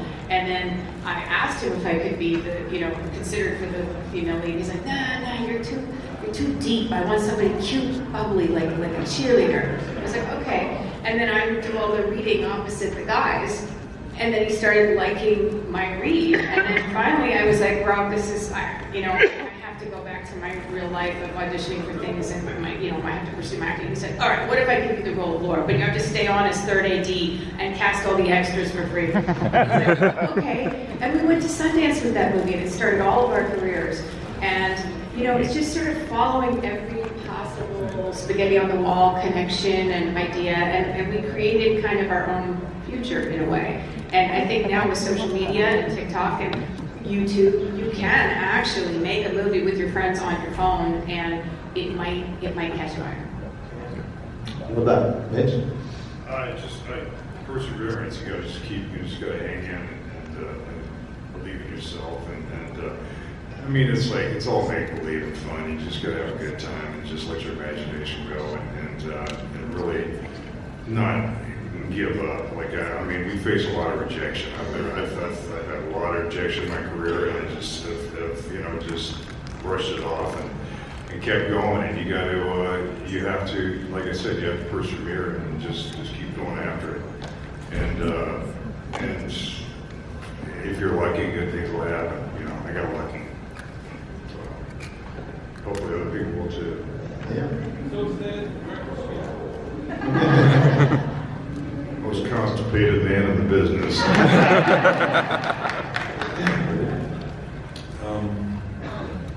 Service. The why. Make it something bigger than. I assume you already believe in yourself. I think you can do this ridiculous job. You do have to maintain and continue to, should others not. But then you have to shift your focus to everyone else, to you, in my opinion. At least that was the organizing principle that worked for me. If you focus on the tropes and the seeming, brasserie of an award or, cash money or a good table at Sardi's, you might get it. But like any race, if your target is the parking lot, not the finish line, but the parking lot beyond it, you'll hit the finish line, probably first. So shooting past what you think you may want to do this for and connecting with service, with fundamentally pushing the needle on culture, wanting to move people and civilization for that matter. And I defer to the ancient Greeks on that one, which was what the whole point of that early theater, the basis, the foundation of all this was about, was how do we survive collectively? And storytelling was a huge part of that survival of us. And connecting into, tapping quantumly into that space, even if you're making goofy movies. The Greeks were making plays and using fart jokes and rim shots. But they were dropping knowledge. They understood how to touch the masses. So it may sound a little heady, but it worked for me. I attribute any success to it. That's my pearl. Love it. I agree with what everyone said, but I was just thinking like especially in today's world, right? We're all so isolated and everyone's so like this. I think the idea of community is really important and it kind of gets us through the day. I mean, but as far as like, as to what Mira was saying, I'm just like, I would say make stuff, just make stuff. And because you have all these things, you could, I think in the older days, like we would do plays when we started. Because we started off In the older days. we were in like the jam center and stuff. Billy and I, we started off when we were like, at the beginning of our careers, and we were both in this like theater company sort of thing. But now, the theater, it's harder and harder, but it's just, I think you have the ability to make stuff, but I think really, if you're trying to figure out, do I really want to act, do I really want to write, do I really want to direct, it's just finding a group of people and making things together, I think is really valid on its own level these days, because the world, is very challenging and it's easy to isolate. So I just think on that level, that's been really beneficial, and whatever your goal is, that's a gift in itself. And whatever you want to do, just keep doing it, and it's between you and you really, but reach out and just make stuff. Absolutely. Yeah, I mean, my most fun growing up in this business, making stories and movies, was working with great people, and I had a lot of it's luck, a lot of it's timing, a lot of it's patience. Everybody was saying the long haul, it always meant something to me that, like, as an actor, you try to do, at the end of the day, you want a film foundation, you want all these different kinds of movies. I didn't want to just make the same movie. I wanted to work with all kinds of cool directors, whether it was John Waters or Oliver Stone, or, just different genres. And I think, same with the horror genre. It's a passionate one. It's one of the hottest genres around now, the movie is. So it's important, I think, to hit those things and hit those audiences with the stories. And I love dancing, I love getting with great actors and artists and getting to do what I do. That's why I do it. Not really interested in the other stuff. My most fun is creating, but to get to that place, you gotta work hard. You gotta wait. It's a long haul. Sometimes it happens really fast for some people, but they'll disappear, or different things happen. But I think just try to keep going, like Gina said. Make something. If it's a dead time, there's not a great picture right in front of you or on your plate. Create something with a friend. I mean, these days a teeny movie can go a long way, and break through. So it really, at the end of the day, it's about making great films, whether it's $1 million film or a $100 million movie, and that's how I've always approached it. But definitely be in it for the long game, and work hard, and hopefully we'll get that shot. Absolutely. That's it. See, there's some great knowledge for you right there. All right, so now here's the fun part. We're gonna open it up for questions to you guys. There's a microphone right here, so feel free to line up, and we're gonna speak in before we gotta go. So, but be sure and introduce yourself so we know who you are, and let's have some fun with it. Hello. Hi, I'm Connor. My question's in Louis Zane. I don't know if you probably know about this, but you were a huge fan cast for Lex Luthor for my generation. And I was wondering if you got that chance, whether back in the day or right now, would you take on that role when you played Lex Luthor? No. What are you kidding? That was easy. Yeah, let me see. DC calls you. You go, man. Show called Luthor. You did it. It's already done. It's done. Lex? Hell yes. Yeah, call me. Jesus. That's all I gotta do. I'll shave his head every day. Okay, this is a total off-brand question, but for those who get started on psych, how's that? How many of us are? We were in the same episode. Billy, we were in the same episode. That's great. You were great. Very memorable. I'm sure. Okay, thank you. Good evening. Mitch, this one is for you. With Chris Carter re-releasing the X-Files movie for a director's cut, I don't know if you've heard about that. It's just today I heard about it for the first time. It's supposed to be like a more horror movie type. I guess. Was there anything when you were filming the series like I can't believe they're filming this shit? Are they gonna let us There was actually- nothing that we filmed that I ever said, I can't believe we're filming this. Everything was on the table, and it was like, did you watch Home? Hello. Hi, I'm Michelle, and this is for Billy. So Demon Knight, you know, fantastic freaking movie. You made it seem like it was so fun. Did you have as much fun doing films it looked like?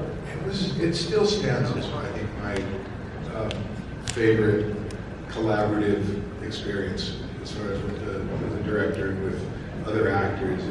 There was such an inclusive level of invitation to take what was on the page, and we found something together, and then just pushed the comedy, which I really feel, you know, horror needs more of.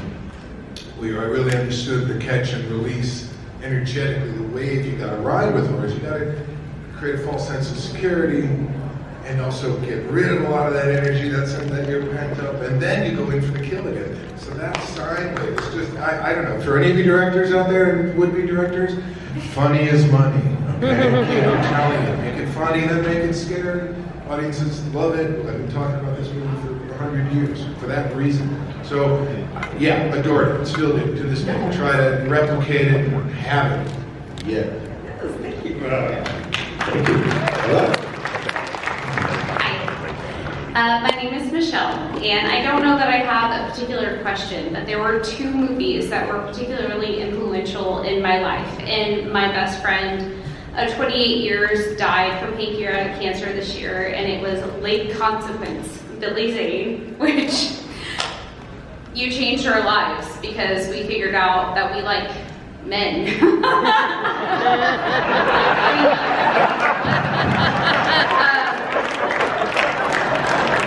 And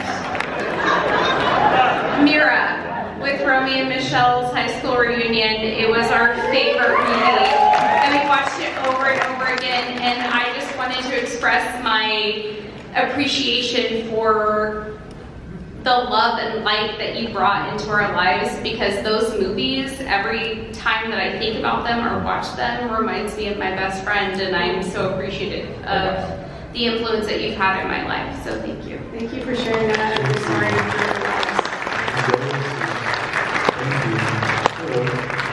Thanks for coming. I love so much of all your work. But Gina, I've just always wondered what's gravitated you towards ahead of its time in camp and queer work, all the way from Showgirls to even Don Mancini recently. What's I've gravitated to is how I've gravitated toward the work? Yeah, just ahead of its time, like camp, underground, and queer work, like Bound, Showgirls. You know, it's such a, when people ask, you know, it's such a strange thing, what, you know, gravitates, like why a certain part will kind of grab you. Some movies I've done just because I really want to work with the director and I don't even know what the part is. I'm like, yeah, great, I'm in. And then you kind of make it up as it goes along, which is some of my favorite movies I've done. And other parts, I don't know. You know, maybe it's some time of your life you're trying to work some shit out. I have no idea, but I have a tendency to like kind of strange characters. And you know, I've been lucky that I've gotten a couple really weird ones. And I don't know. It's I don't know how to really answer the question. It's just like this, like why do you like all of a sudden, oh, I like this person. There's just something there that you relate to, or you feel like. And other times there's been movies where people are like, you can't do this movie because blah blah blah, and it hasn't been good reasons, you know, politically or whatever. And I'm like, fuck you, I'm doing them, you know, just because I want to do it. Exactly. And one last thing, shout out Dorf's performance in Somewhere. It's masterful. Thank you, sir. Hello. Good evening. Thank you all for being here. First of all, I want to say kudos to Stephen for your choice in beer, National Beer of Texas. Rockstar for the win. And my friend Wes, who's a vendor downstairs, who I met, keeps giving me gold stars. Hallelujah, and thank you, Wes. Thank you, Texas. My question is to the entire panel. Do you have not a favorite horror movie, but a foundational horror movie? One that really affected you, maybe when you were younger, maybe when it affected you as you got a little older. What was a horror movie for you, because we're at a horror convention, that affected you? I mean, when I made my parents, I didn't tell them really what it was because I was too young, but I made them take me to The Exorcist. And I just remember, it was scary, but I think on some level it made me really appreciate, because my favorite horror movies, or maybe not necessarily slasher films, but maybe they are, as long as there's really good acting, it makes it so much more believable, and it just ups the stakes. And so I think that affected me in my choice of scary things that I love to watch. So for me, it was also The Exorcist, but I saw it way, way later because I was really afraid of horror movies. Yeah. Because when I was a kid, my best friend, well, one of my best friends, Holly Myers, took me along with her twin brothers, Greg and Brad, who were really cute, to go see Scanners.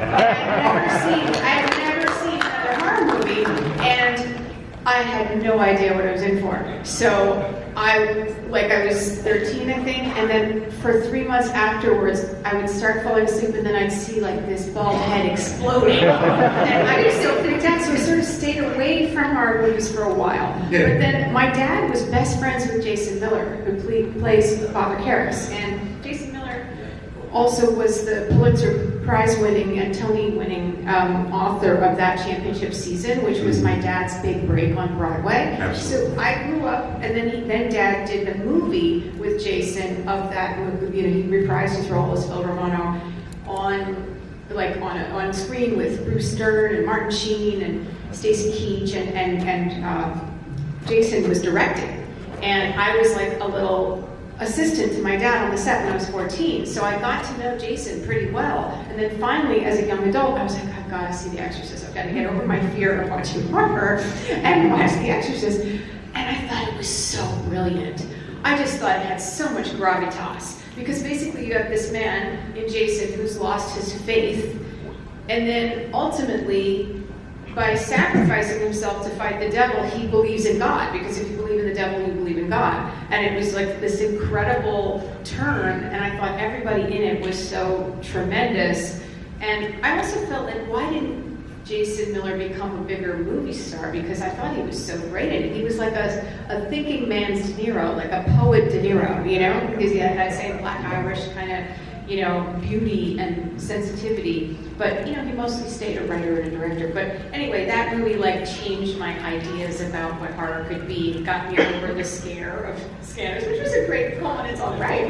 But it was so much for little me to take on. But I got back into everything because of The Exorcist. That's a hard one for a first one. It's a movie called The Haunting with Claire Bloom and John. Yeah.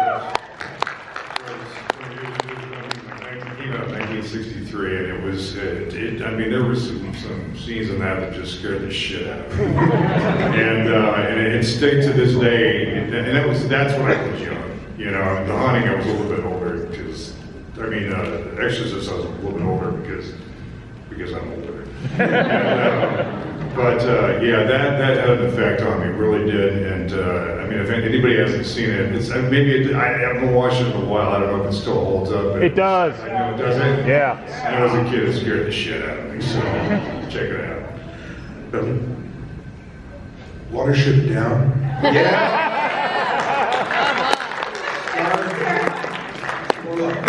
Everyone. No, the Wolfman, the original. Something about, you know, the dread of, you know, the moon coming out and knowing what's coming. The metaphor for that I found really interesting and drew from as an actor. I just found Ron Chaney Jr.'s like just resounding dread, and the notion that, of sacrifice as this specter, like, must I kill myself to stop this tragedy? It was just, it was epic. It was I don't know, that was impactful story-wise. But I remember, in the 6th grade, I think I saw Halloween in the theaters, and The Shining in the theaters, and those were epic experiences and inspiring. And then Rocky Horror Picture Show changed everything. Seeing we came to the bar, that was like, okay, game over. And those were midnight shows at the Biograph in Chicago. Again, shouldn't have been there at that age. The place was nuts. Early 80s. It was cuckoo. But those are my big 3. Steve? I mean, I love The Shining. I think. I mean, that was like my age. We were really there. I mean, like, Jack was so good in that, and psychological kind of breakdown. He was kind of grounded, that's what I love. I like the horror movies that are grounded, they deal with psychological, real people. I'm not as big on the supernatural sci-fi world, just personally. I like grounded horror movies, and I get scared in those way more, more like real effects, happening in the camera, as opposed to the big digital spectacle. But I love The Shining. I love that movie. I got the carpet in my jam room. But it's that famous designer, blanking on his name. No, it's like that, isn't it? Man, it'll come to me. You can do it too. But I got the real carpet. It's really cool. So if I ever saw the house, I'd be like, fuck. Well, if you go to the Alamo next door, it's all that carpeting. So Anyway, thank you for the answers and your time. Appreciate it. Thank you. I love it.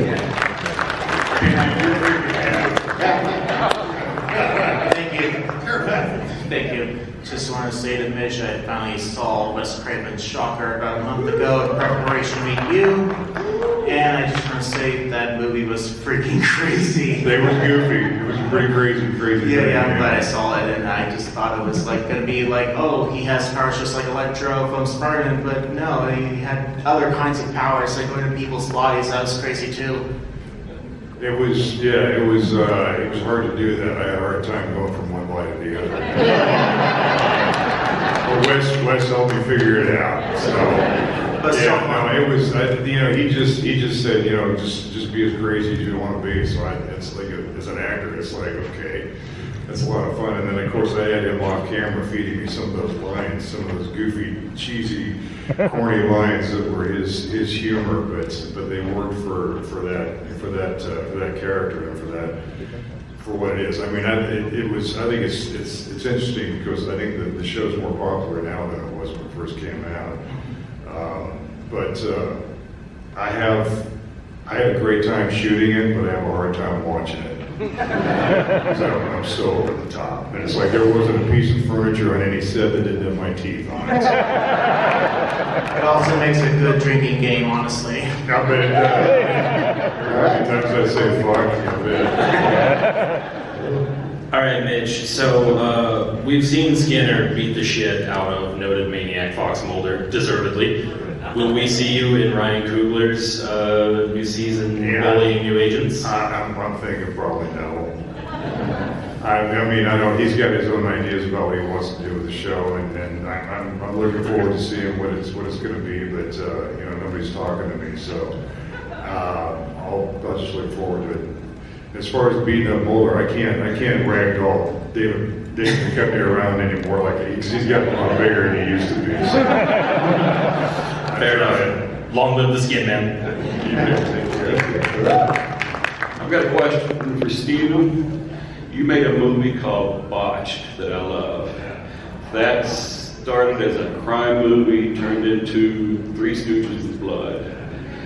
How did that get made, and why did it not catch on with us? It was like a weird, very small movie we did in Ireland, but it was like all these great English character actors, all these gangsters, and some Yeah. real gangsters, that appear in Guy Ritchie shows and movies. And so I was just kind of out there. It was more of an experimental thing. I really liked the young director. He wrote it with me in mind. I was available at the time, and I went and made the movie. Today, actually, I signed like 4 things for that movie. I'm like, I had never seen this. Bigger than I thought. Okay. I was like, hey, all right. You know, yeah, no, he was a talented guy. He didn't really make other movies after. But that was Jamie. I remember all these really cool English actors I see on all these shows now and stuff. Wow. Beautiful. Yeah, she's got me. Yeah, it's a weird little. It's weird. You got some weird taste. It starts as one and ends as another. But thank you. Thanks. Thank you. All right, we got a few more questions. Wrap it up. Hello. Hello, my name is Brendan. Thank you all for being here. We are all huge fans of you all and your work. We have all seen the heavy hitters, and that's brings me to my question, which is a follow-up to the previous question. Do you have a project that you deem underrated that you would feel that most of us should see? I would say I did a comedy horror television series called Shining Veil, which some of you may have seen, but it didn't get the big audience that we thought it would because it was starring Courtney Cox and Greg Kinnear and myself, and great with performances by like Judith Light and like all these incredible, funny people. And it is an homage to The Shining in the first season, and the second season is an homage to Rosemary's Baby, and I get to play 3 different characters in the second season. So that's on HBO Max still, so I think you guys would like it, being horror fans and also liking laughing. It's super funny. But there's also a little dramedy film I did called Union Square. I'm not sure where you can find it. I hope it's online somewhere, but you might be able to just like buy a DVD of it. That is one of my favorite movies I ever did, and our distributor that we had gotten at the Toronto Film Festival like folded as a company, so the director Nancy Saboka and her husband decided to self-distribute it, but they had 0 funding for that, and we made that movie for under $100,000. And it's a beautiful, funny, like heartfelt, hysterical movie, and I love that character. And Variety did an article about it the day after the Oscar announcements that year and said, "One's Oscar forgot," and then said, "I easily bested my performance in Mighty Aphrodite with this tiny movie." So that's a great one if you can check it out. So I'd say this.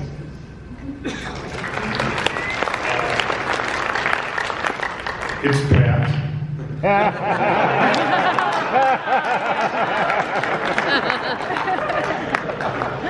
Thank you guys. No, I'm kidding, man. So, yeah, I got nothing.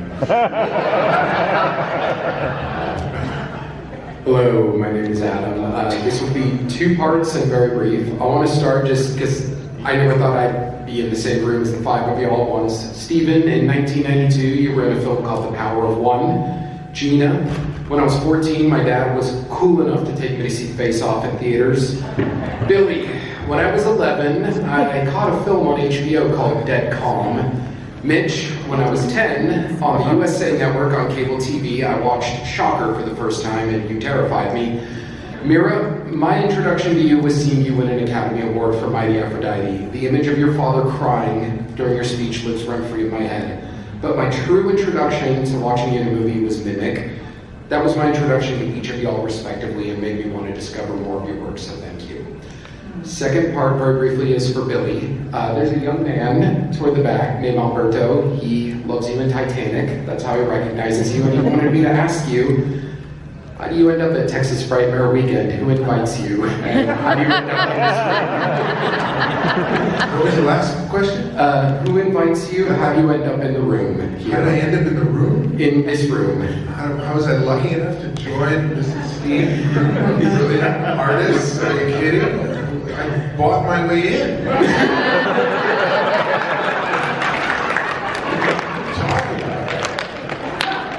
Somebody cast this crew right now. Aphrodite. Genre's been very, very good to me. And Demon Knight, Tales from the Crypt, and has just resonated with this community, and it's the gift that keeps giving. The Phantom, you know, falls into it.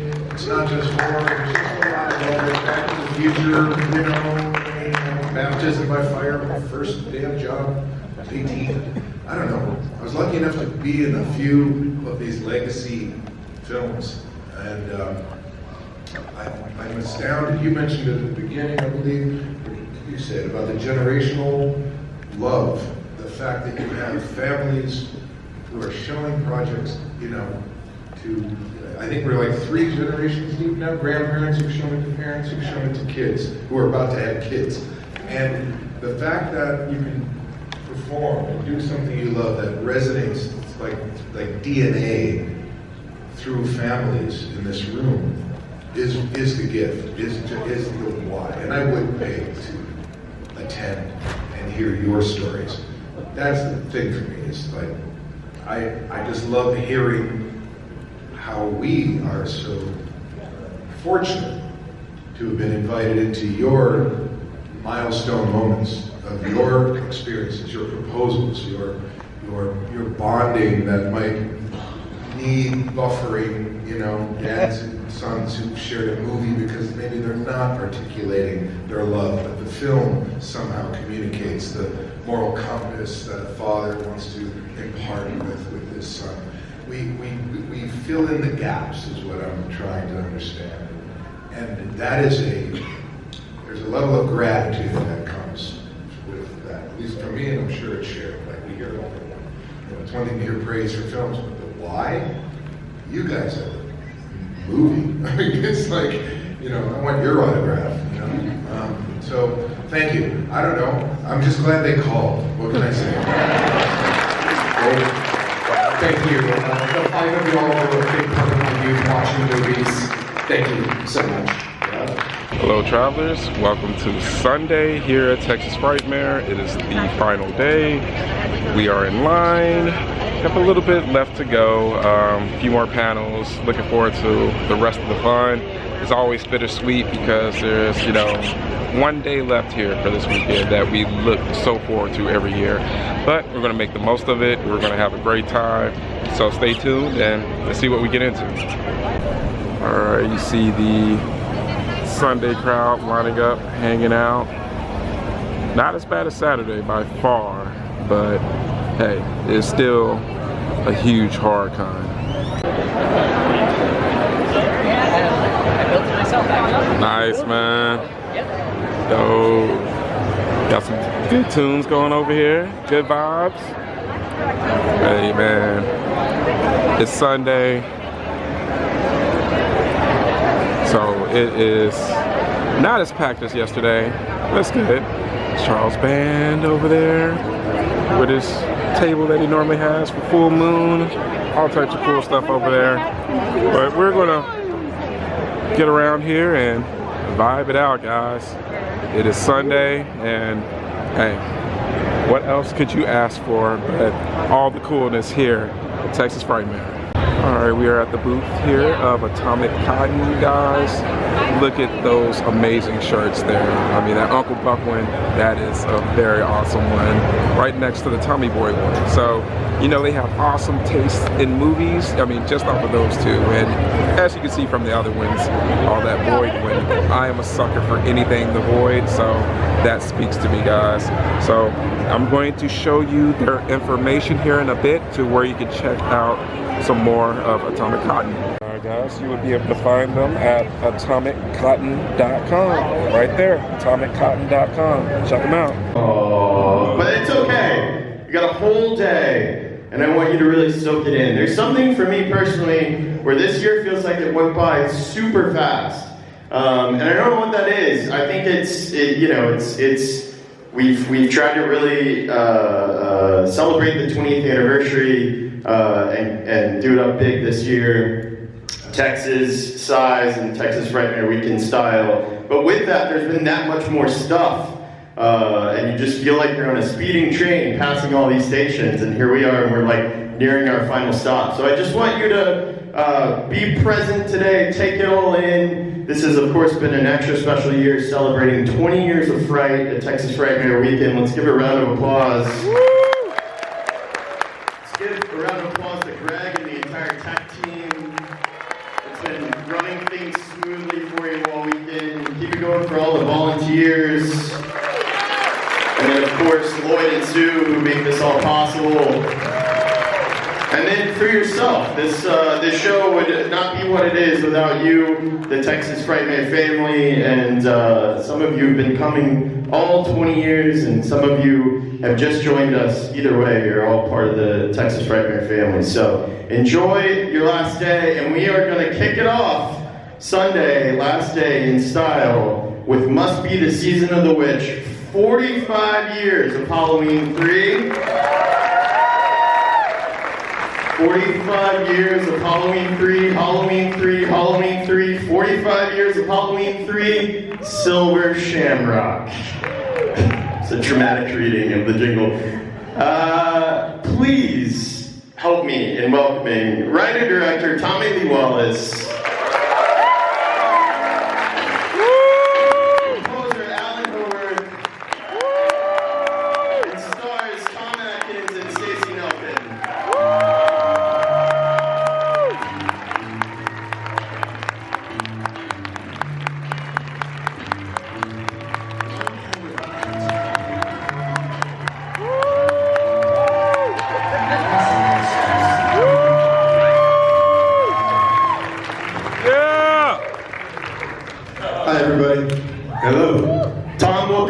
And said, "Thrill me, Texas." So, I think we're all here because we are diehard Halloween 3 heads, correct? I mean, what other film can you find Irish warlocks, the dark magic of Stonehenge, a cursed Halloween TV jingle, haunted Halloween masks that murder you via insects and snakes, laser beams with robots, and a plot to commit worldwide child genocide. Starring a doctor who moonlights as a detective, who's also a professional in alcoholism and womanizing, with questionable parenting skills. And the man we have to thank is right here and right here. And right here and right here. So, Tommy, let's go all the way back. We talked about this at the screening at the Texas Theater the other night. I know many of you folks were here, but, you know, this concept of, hey, we created the most successful independent film of all time of Halloween. We were beckoned back by the jangling of money for Halloween 2, and we're going to take a sharp left turn into a concept that even today feels radical and could still work. Take us back to just like the concept of turning the Halloween franchise, after it had already been established as a franchise, into an anthology series. Well, first of all, howdy everybody.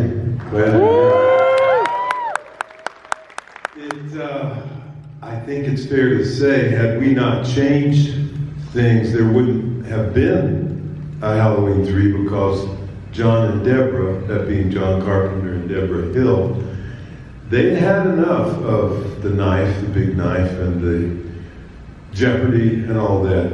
So their terms were simple. Okay, you want a Halloween 3, fine, we'll do it, but we're going to do something completely different. Yep.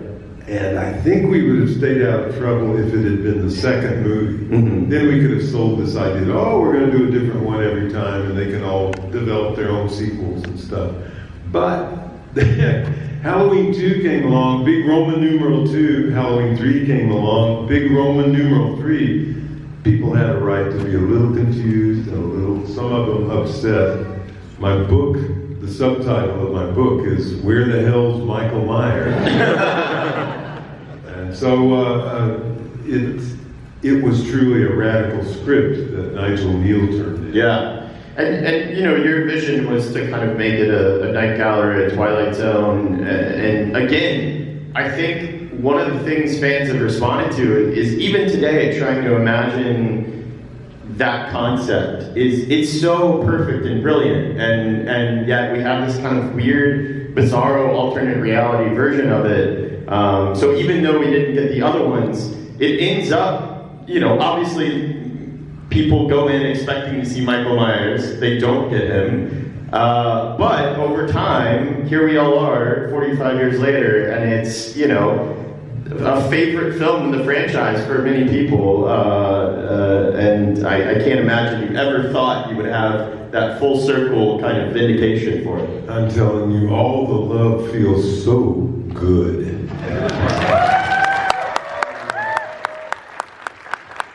We knew we made a good movie, and we were a little bit taken aback when there was a wave of hostility. The movie was by no means a flop, but it didn't perform as well as Halloween 2, and so the people who had the money decided to go back to the Michael Myers formula as the franchise went on. But it took a while for it to kick in and for people to realize that it was a pretty good movie. It actually... last 10 years, the love has poured in, and it's got a huge fan base, and I'm grateful to everybody for that. And your longtime collaborator, John Carpenter, who we had here a couple years, he embraces it and he loves it, and I think he feels vindicated that people kind of caught his original vision. But that is kind of a misnomer, is that it actually did make over its budget back then. It did very well, actually. The perception, though, hung over it because there were some real haters. I don't watch that thing. It doesn't have Michael Myers in it. I want to ask you about the subtitle, Season of the Witch, because that probably threw people a little bit. It's the first of the Halloween films to have a subtitle, and then, it's got this kind of ominous witch on the cover. Where did that, I've heard several different kind of elements of the lore, that it came from George Romero's second film, Season of the Witch. Obviously there's maybe a nod to the 60s song, Season of the Witch. Where did it come from? Neither of those things. Deborah Hill had the notion, and her elevator pitch for the movie was witchcraft meets the computer age. And Nigel Neal took that idea. John Carpenter loved Nigel Neal. Those of you who've heard of Nigel, he was a real innovator in 50s British television, horror, and science fiction. And his script was brilliant. 60% of his script we kept. The idea of an evil toy maker and the masks, that was all in there. But unfortunately, it also read like a 50s museum piece from British television. So there was an obvious immediate need for us to kind of jazz it up and Americanize it to some degree, if I can use that expression. For our audience, we knew the audience, and they were eager for a lot of things that script didn't quite have. It was an odd tone, a very dark tone, much darker than the movie is now. And so John did a pass, in fact. He did a wonderful upgrade, and then I did a pass on top of John's. John didn't take credit. Nigel didn't like what we did, and so he took his name off. So I wound up sole writing credit on a movie that was very much a collaborative writing effort. I have to say, I had something, again, then and now against corporate America, so I made the bad guys into these suits, And your idea of throwing the kitchen sink into this thing probably came from this, like, hey, let's have evil robots and wear, like, executive outfits. We do not, in fact, hold the distinction of having the most subjects in a movie. That would go to the third Billy Jack movie, The Trial of Billy Jack. If you ever watch it, make a list. There must be 75 different things, including a thrilling snow rescue and an epic LSD journey. Well, I can say Halloween 3 feels kind of like an epic LSD journey. You mentioned the kind of anti-capitalist nature. One of my favorite quotes about Halloween 3 is, Halloween 3 manages the not easy feat of being anti-children, anti-capitalism, anti-television, and anti-Irish all at the same time. Nigel had a weird thing about the Irish. feel like they got the last laugh somehow. Alan, you, like Tommy, go way back in your collaborations with John Carpenter, which is how you kind of came to be involved in Halloween 3. Talk about kind of finding the sonic sound of this movie, because, obviously John was already established as a composer in his own right, and kind of bringing that synth sound to the genre. But what's interesting about Halloween 3 is the way that the score and the kind of sound effects blend together, and you don't quite know where one starts and the other one stops. So talk about finding the kind of tone of the movie, sound-wise. Sure, so just a quick trace. My very first movie with John Carpenter was scoring Escape from New York. And that was very just guys, there was no agents. John came over to my setup in the dining room, but I was a professional keyboard tech for this band called Weather Report, so I had a beautiful setup of all these synthesizers and all the gear. So when you walk in, it was pretty impressive as far as the setup. John saw that and he goes, let's do it, because he knew I had all the toys, and all I had to do was just show up. And it was up to me to keep all the technology running, et cetera, and I'm a synth head, so I'm all the way down to circuit boards, so I have to. So that was the beginning, Escape from New York. We're finishing Escape from New York. We're doing in the mix, and John looks over and he goes, this movie I'm going to do the thing. It's going to be a really serious shoot. And they want to make another Halloween. You're going to have to do it. So he sort of threw Halloween 2 into my bucket and said, I'm too busy, you take care of it. So I inherited the Halloween thing as from John's standpoint, a throwaway. And then he's done the thing, we've done all our stuff. We sit down to do Halloween 3. So we sit down, and John's really excited to score. He's a musician. He says that doing the scores was like being on vacation for him. He could quit all the other, turn off the phone, and just come over and play. So we sit down, we play the latest Tangerine Dream record, which is one of our synthesizer guru guys of the day. We listen to that, and he looks at it and goes, Alan, this is going to be really easy. All we got to do is just rip ourselves off.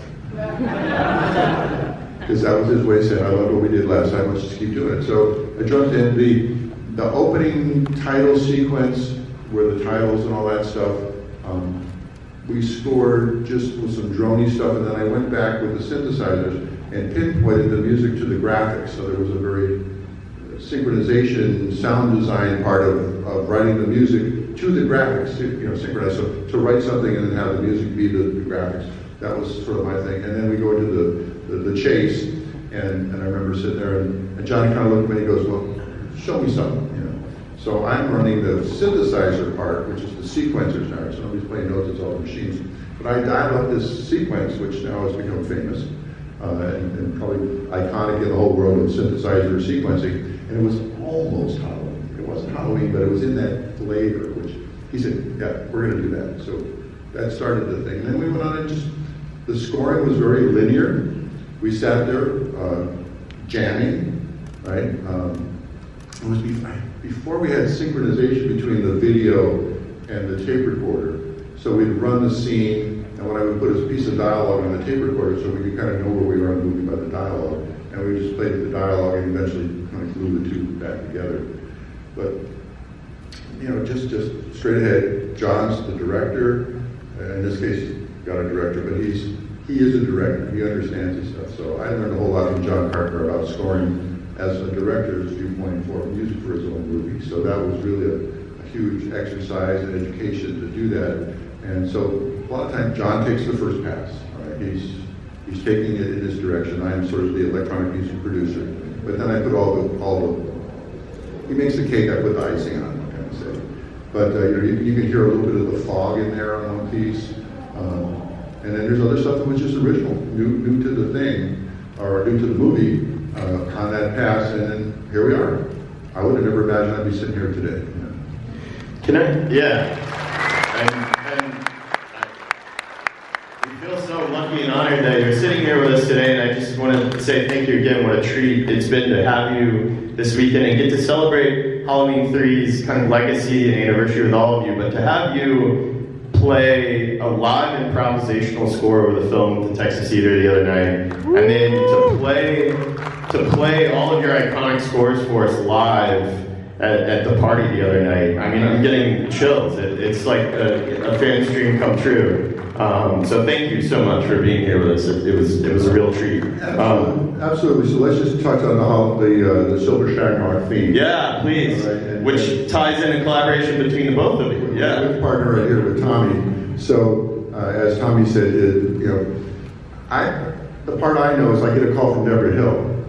And she says, Alan, we're going to need some music for the TV commercial. And I don't want any copyright issues. I want you guys to use London Bridge is Falling Down.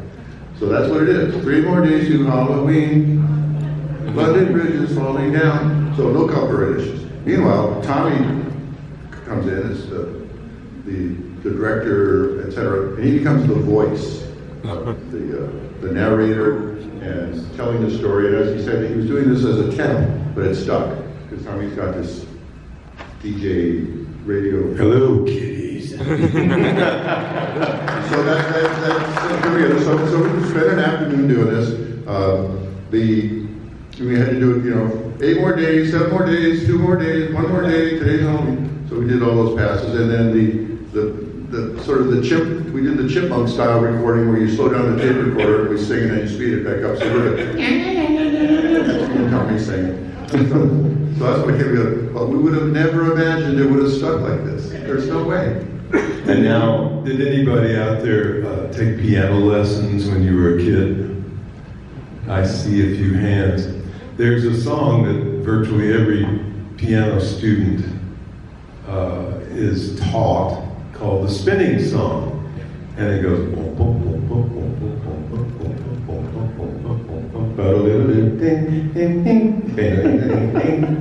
well, I had that in my head for the left hand, and then just added London Bridge because, as Alan pointed out, we needed something in the public domain. And so I brought London Bridge into the picture because it went with 8 more days to Halloween, And I don't know how many passes we did. I harmonized with myself 2 or 3 times, maybe 4 times, and then laid down several instrumental tracks.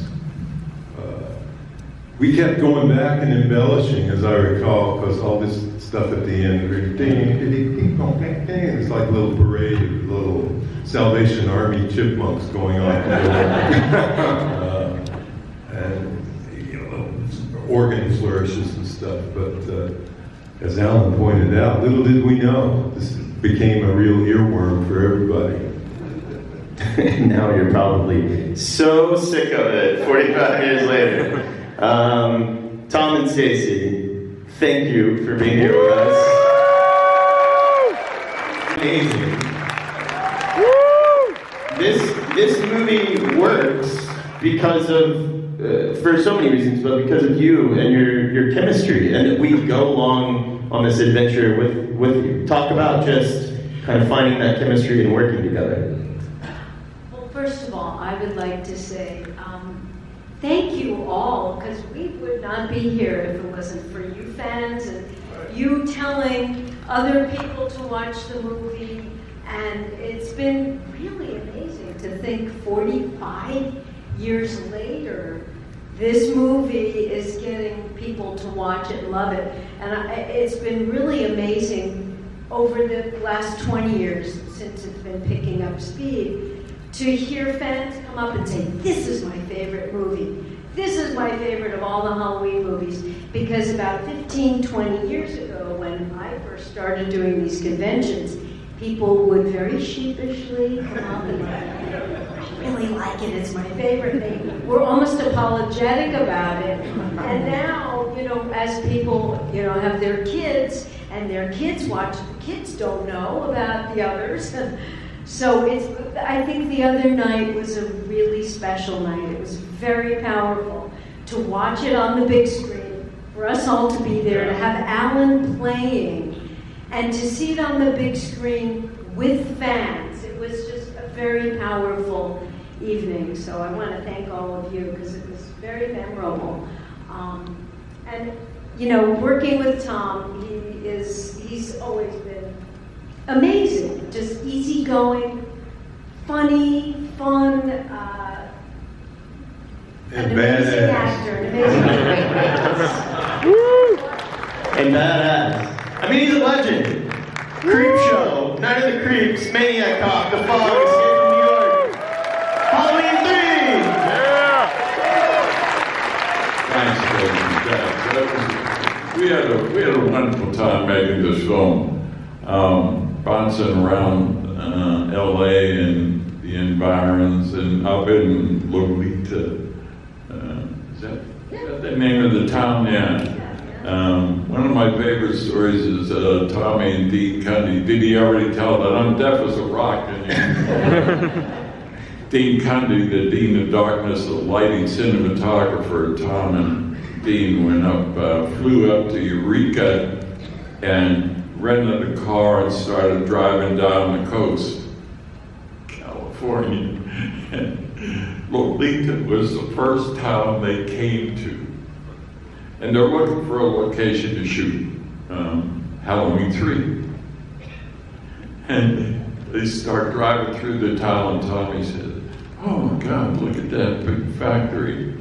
That's, oh man, that'd be great, perfect for where the guy is doing all of his magic Halloween 3 shit." And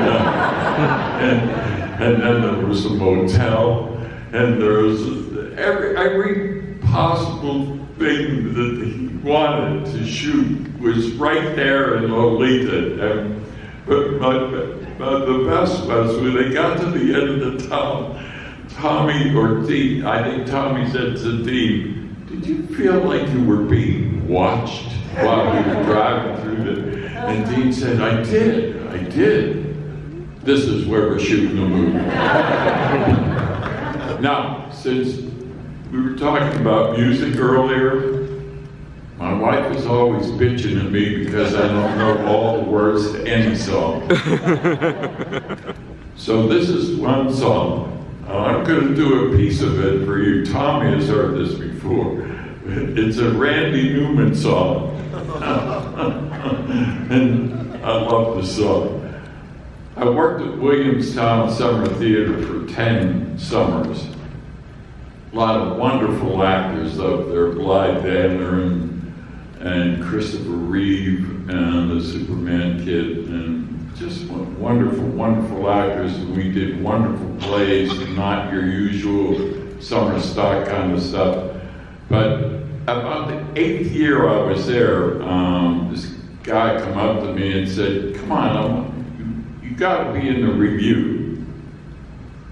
I said, I don't sing, I don't do that stuff. And he said, "No, you got to be in it. I got the perfect song for you. This is it." So I thought, well, okay, I'll do it. And he said, "And we'll get you 4 young apprentice, beautiful girls to sing backup, do the woo, woo, woo kind of thing." Okay, so here it is. I don't love the mountain. I don't love the sea.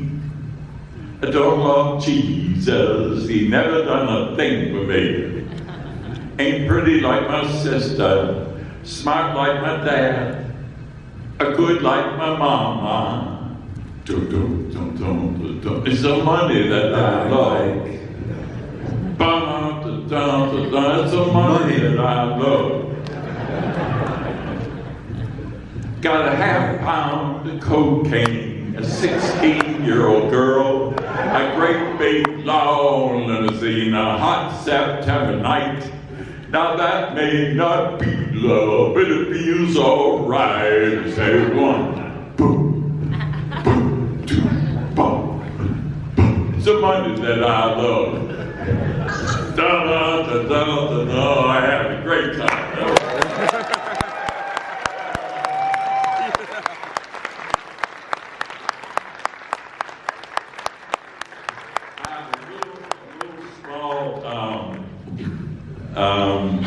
Anecdote about Halloween 3. So we're shooting in the motel, and Miss Grimbridge and I have this very intimate scene in the motel. and it went really great. And it was only Tommy and Dean Conde and a couple other people in the room. It wasn't the whole gang. And in the motel room right next door to our motel room was my actual wife, Garn Stevens, who was playing Marge, I forget her character name. And she was over there picking around on this little silver shamrock thingy, and it opened up and boom, she got, her eyes, her whole face, it all got yanked out by these the effects of the mask, and she's dead in the room next door. And I thought it was kind of odd, her being in the next room. And we never did get over it.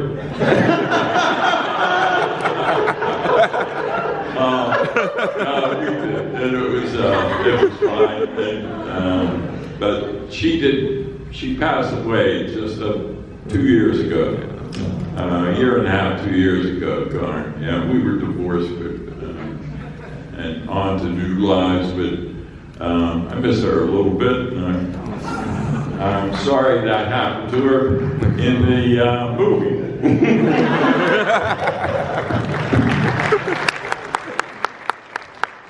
So now we've gotten 2 live performances from Alan and 1 live performance from Tom, and I gotta say, that particular song gives me great insight into Dr. Chalice. It feels like kindred spirits. Can I say, Tom is 90 years old.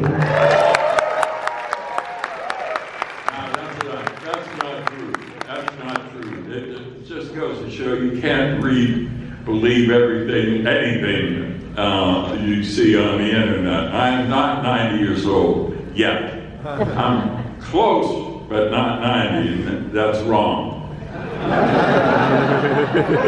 I am still in my 80s. Well, regardless, you still got it, man.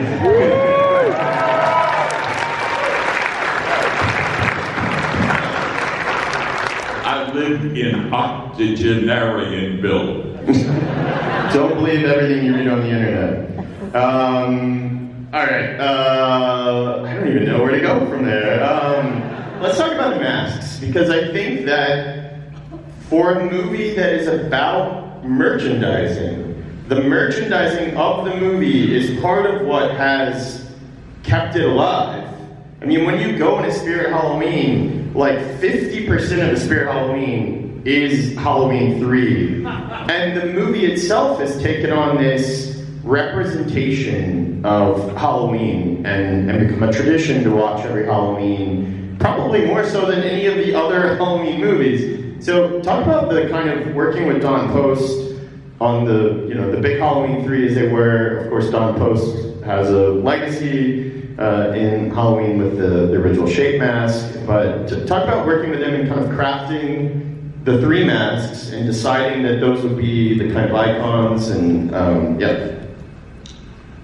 Well, first, let's remember Deborah Hill, who died way too young, a fantastic producer. It's funny, it looked from any distance on the original Halloween like nepotism, because Deborah had previously been script supervisor and John's girlfriend. So we're all going, she's going to produce the movie.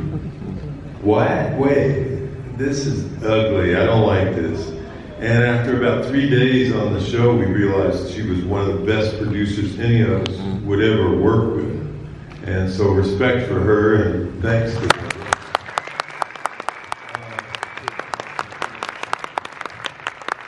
The original Halloween was a $300,000 movie, and we made a lot out of a very small sum of money. Halloween 3 had more money to work with than that, but it would still be considered a very, very low budget. Well, Deborah was good with watching the pennies and dimes, and when it came to the masks, we needed to be very clever because we needed 3 good-looking Halloween masks. We weren't going to be able to design from scratch, possibly one. That was the conundrum. So we went to see Don Post, and as it turns out, he had this cool skull mask that he'd been marketing for several years. It came in white, pink, and green, and it glowed in the dark. Love that, don't you? It's like, wow, I want a pink, glow-in-the-dark skull mask. I don't think they sell them anymore. Anyway, that was right there, and it was sort of easy to go, let's do that. And they were just finishing off the sculptor. We saw the sculptor's work for the witch. So it was like, that's pretty cool too. How about a jack-o'-lantern? We'll start from scratch, and Deborah made the deal. So I got to design the pumpkin along with the production designer and Don Post. And of course, we liked the result, and that fell together into it really is, you know, what hat am I wearing? Oh, and that other one with those 3 images on there. I'm sure somebody here has a t-shirt or something with it on there. Really is iconic. And who would have thought that, the marketing the last 10 years has gone insane. It's crazy, yeah. I mean, they're true icons of Halloween right up there with, you know, the Michael Myers mask. I mean, yeah. I started picking up merch. Well, Halloween has the mask, right. The iconic mask, but Halloween 3 has like several different kinds of opportunities for merchandising. I don't normally pick up merch. I don't have an entire room devoted to it the way Sean Clark does. If you ever visit his house, it's like, oh my God. It's a museum. A museum. But I did. When I saw they had Halloween 3 wrapping paper for Christmas, okay, I want one of those. And a Ouija board, Ouija board. I started picking up, and this purse thing, this like briefcase thing on a strap that is shaped like a television, with the 3 masks on it. I think they're selling. I think they have that downstairs. It's custom made for merch, and which is weird. It's a weird kind of parallel to the movie, Yeah. But and the little VHS box earrings. Who knew?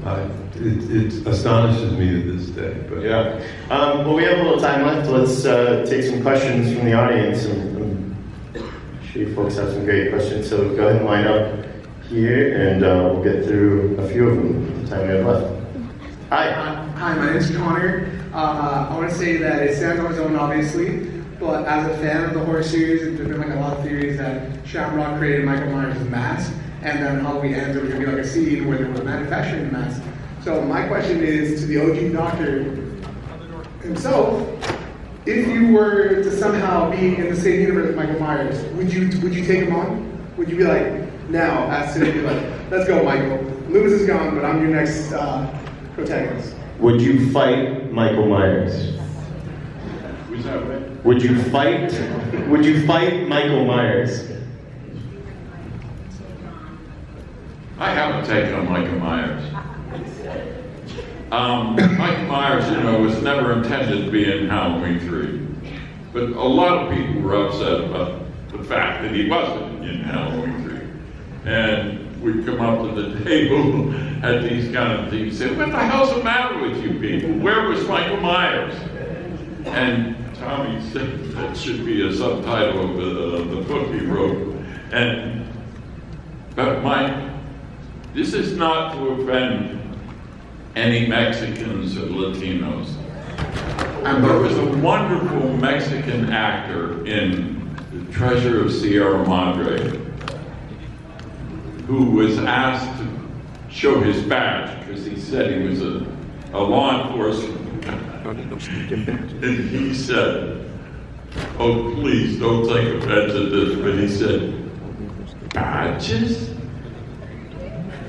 I ain't got to show you no stinking badges. Michael Myers. Hey, got to show you no stinking Michael Myers.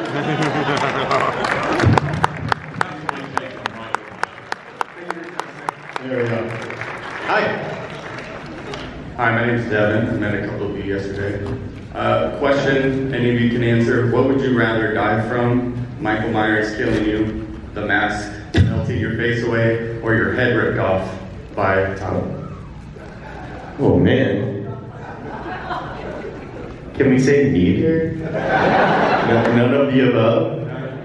Whichever one is quickest. There you go. Thanks. Hi.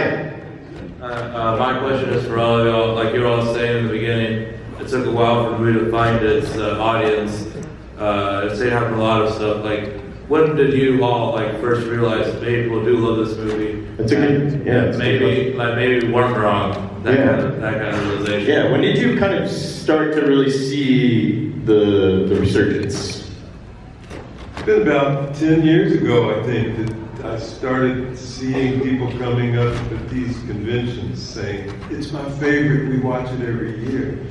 And I suddenly figured out, well now, does everyone here know the original title of the original Halloween?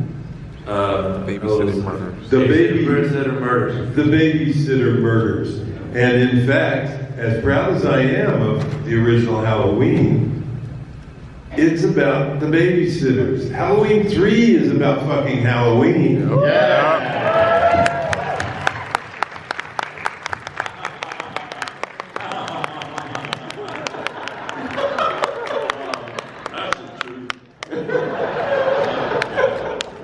I have a little add-on. So for me, the popularity of the music of Halloween grew separately from the trail of the movie itself. So for probably the last 20 years, the Halloween soundtrack has sort of a separate afterlife in my catalog. And in my Spotify channel, the most popular music that I've done is the Halloween 2 theme. But number 2 is Cherries and Pumpkins. It's more played than any other music I've ever done. So the music itself has an afterlife, even separate from the trail of the film itself. Yeah. Thank you. Thank you. Hi, my name's Jay, huge fan. I just want to know, has there ever been any talk of, I mean, technically it's a sequel, has there been any talk of a sequel to Halloween 3? I mean, couldn't maybe Ellie have maybe lived and be hiding somewhere? I mean, has there any big talk of this? Has there any big talk of that? I mean, we want you back. If we do it, we want you there, right? I mean, yeah, we got Jamie Lee back. Yeah. We got Jamie Lee back. We want you back. Has there been talk of it ever? I have read no less than 3 scripts that are suggesting a Halloween 3 sequel. They were all dog shit.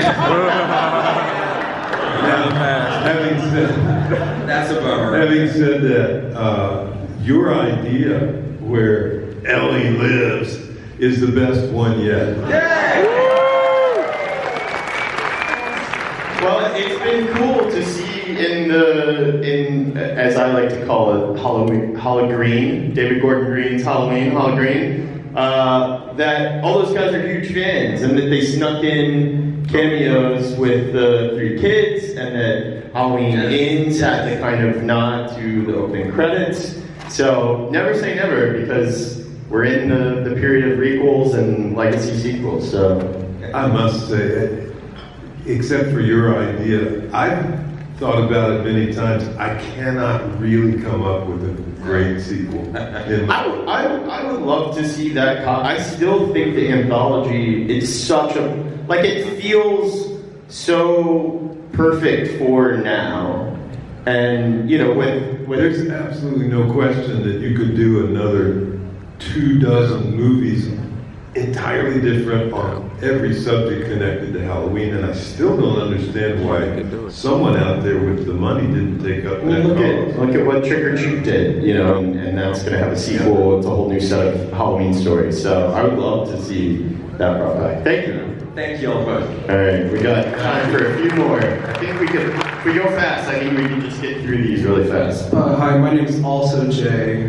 Thank you all for being here today, this weekend. I think we're all blessed to have you here. I wanted to ask Tom and Tommy, what was going through I need to know, what was going through Dr. Chalice's head when he almost got a victim of a hit and run by Cupper Family's RV and meeting March Gutman for the first time? Well, Tom is the actor. You'd have to ask him what was going through the character's head. I would not presume to know. And remember, that was Tom's wife. Tom's real life wife. Yeah. So let's not forget that. So he sort of asked and answered that one, you know? Oh, jeez. Where is your head, man? What was going through Charles's head when he almost got run over and stuff? Survival, I think. I don't know. I was tickled to be on the railing, looking down at that evil bastard, and as everything blew up around him. That's all I know.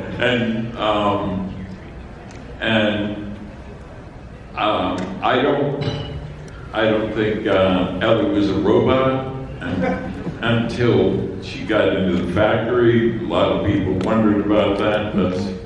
There wasn't a whole lot going through my head. I'm kind of a instinctive fly-by-your-pants. Don't think a lot actor. He was just thinking about his next drink, probably, as the character. I'm starting to think about the T-shirt for Ellie Lives. I'm sorry. Yeah, it's starting right here today. All right, thank you so much. Thank you so much for the answer. Thank you. Yeah, thanks. All right, let's go kind of rapid fire so we can get. Hey, I have one question. There was a screening on Thursday night, and there was a young kid at the screening who came down to the lip of the stage to talk to me and tell me how much he thought of me as an actor and stuff. And I wondered, is he here today? I guess not. I'm sorry I missed him. He left the theater. I didn't get to talk to him after. Okay, that's all I wanted to ask.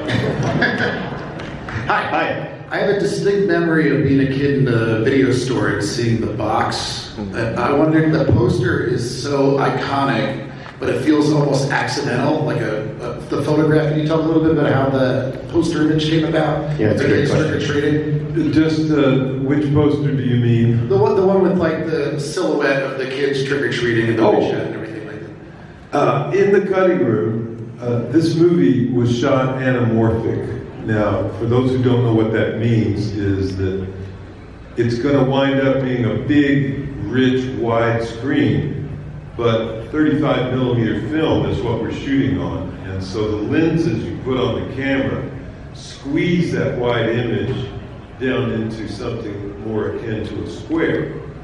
And then if you look at the film, just like that, the images are all quotes, they're all squished together, and then if you're looking at it in the cutting room, unless you have a lens in front of the moviola, everything's gonna be elongated.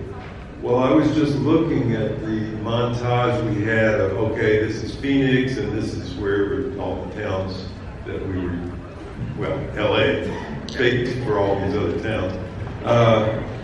And I noticed this beautiful sunset shot looking out over Hollywood, actually, with these three figures. And the image itself is pretty interesting, and it looks eerie. But man, when you look at it on the raw film, and the image is squeezed, it looks downright scary. And I said, this has got to be on the poster, and that's where that came from. Awesome. It's something about squeezing them together makes it unreal and very unsettling. And then you just have created this this witch figure that. Well, yeah, that was the Universal Art Department, and they did a really good job. Yeah. Introduced that whole notion. Yeah, awesome. All right, let's speed through these last three. We're gonna get these guys back to their tables. Hello, my name's Brian. Discovered the film 10 or a little less than 10 or so years ago. Loved the original 3. And you talked about like the impact and the like building of its fandom and love over the past few years. I was wondering if you were aware there's actually a popular web series that referenced the film fairly recently. Wait, say that part again. There's a famous popular web series that referenced the film in recent years, actually. Really? Yeah, a series called The Amazing Digital Circus.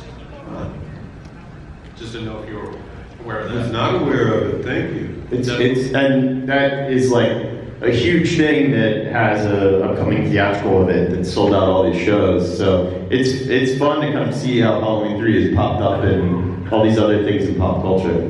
Great. Thank you. Check it out, episode 3, if you want to see where it's referenced. Awesome. Thanks. All right, last 2 questions. Take it away. Hi, it's nice to meet you all. My name's Ty. I'm sure I speak for everybody here when I say this movie is very important to me and my upbringing as a horror fan. My mom is one of the biggest fans of this movie I've ever seen. And when I first was watching a lot of these classic movies, she was like, yeah, those early ones are great, but this is the one you need to watch. I just wanted to know if you could expand upon the timeline of like a potential sequel to Halloween 3. Because Halloween 3 kind of came out towards the early half of the 80s, and we didn't see any Halloween throughout the middle of the 80s, so I didn't know if there was any talks with any of y'all after the movie came out as to what the plan of the series was going forward. If I could go back in time, I would tell you right now, we're going to do Ellie Lives. I think he's kind of referencing that it really kind of put a pause on the Halloween franchise where they tried to kind of figure out what to do after that. Do you bring Michael Myers back? Yeah, I'm sure they paused long enough to figure out that they wanted money. Therefore, they were going to send Michael Myers up the flagpole again. Yeah. And it worked, and it made money, so they just kept going. Yeah. Before he died, the man behind the money for the original Halloween, Mustafa Akkad, may he rest in peace. He was gunned down in the Middle East in the prime of his life.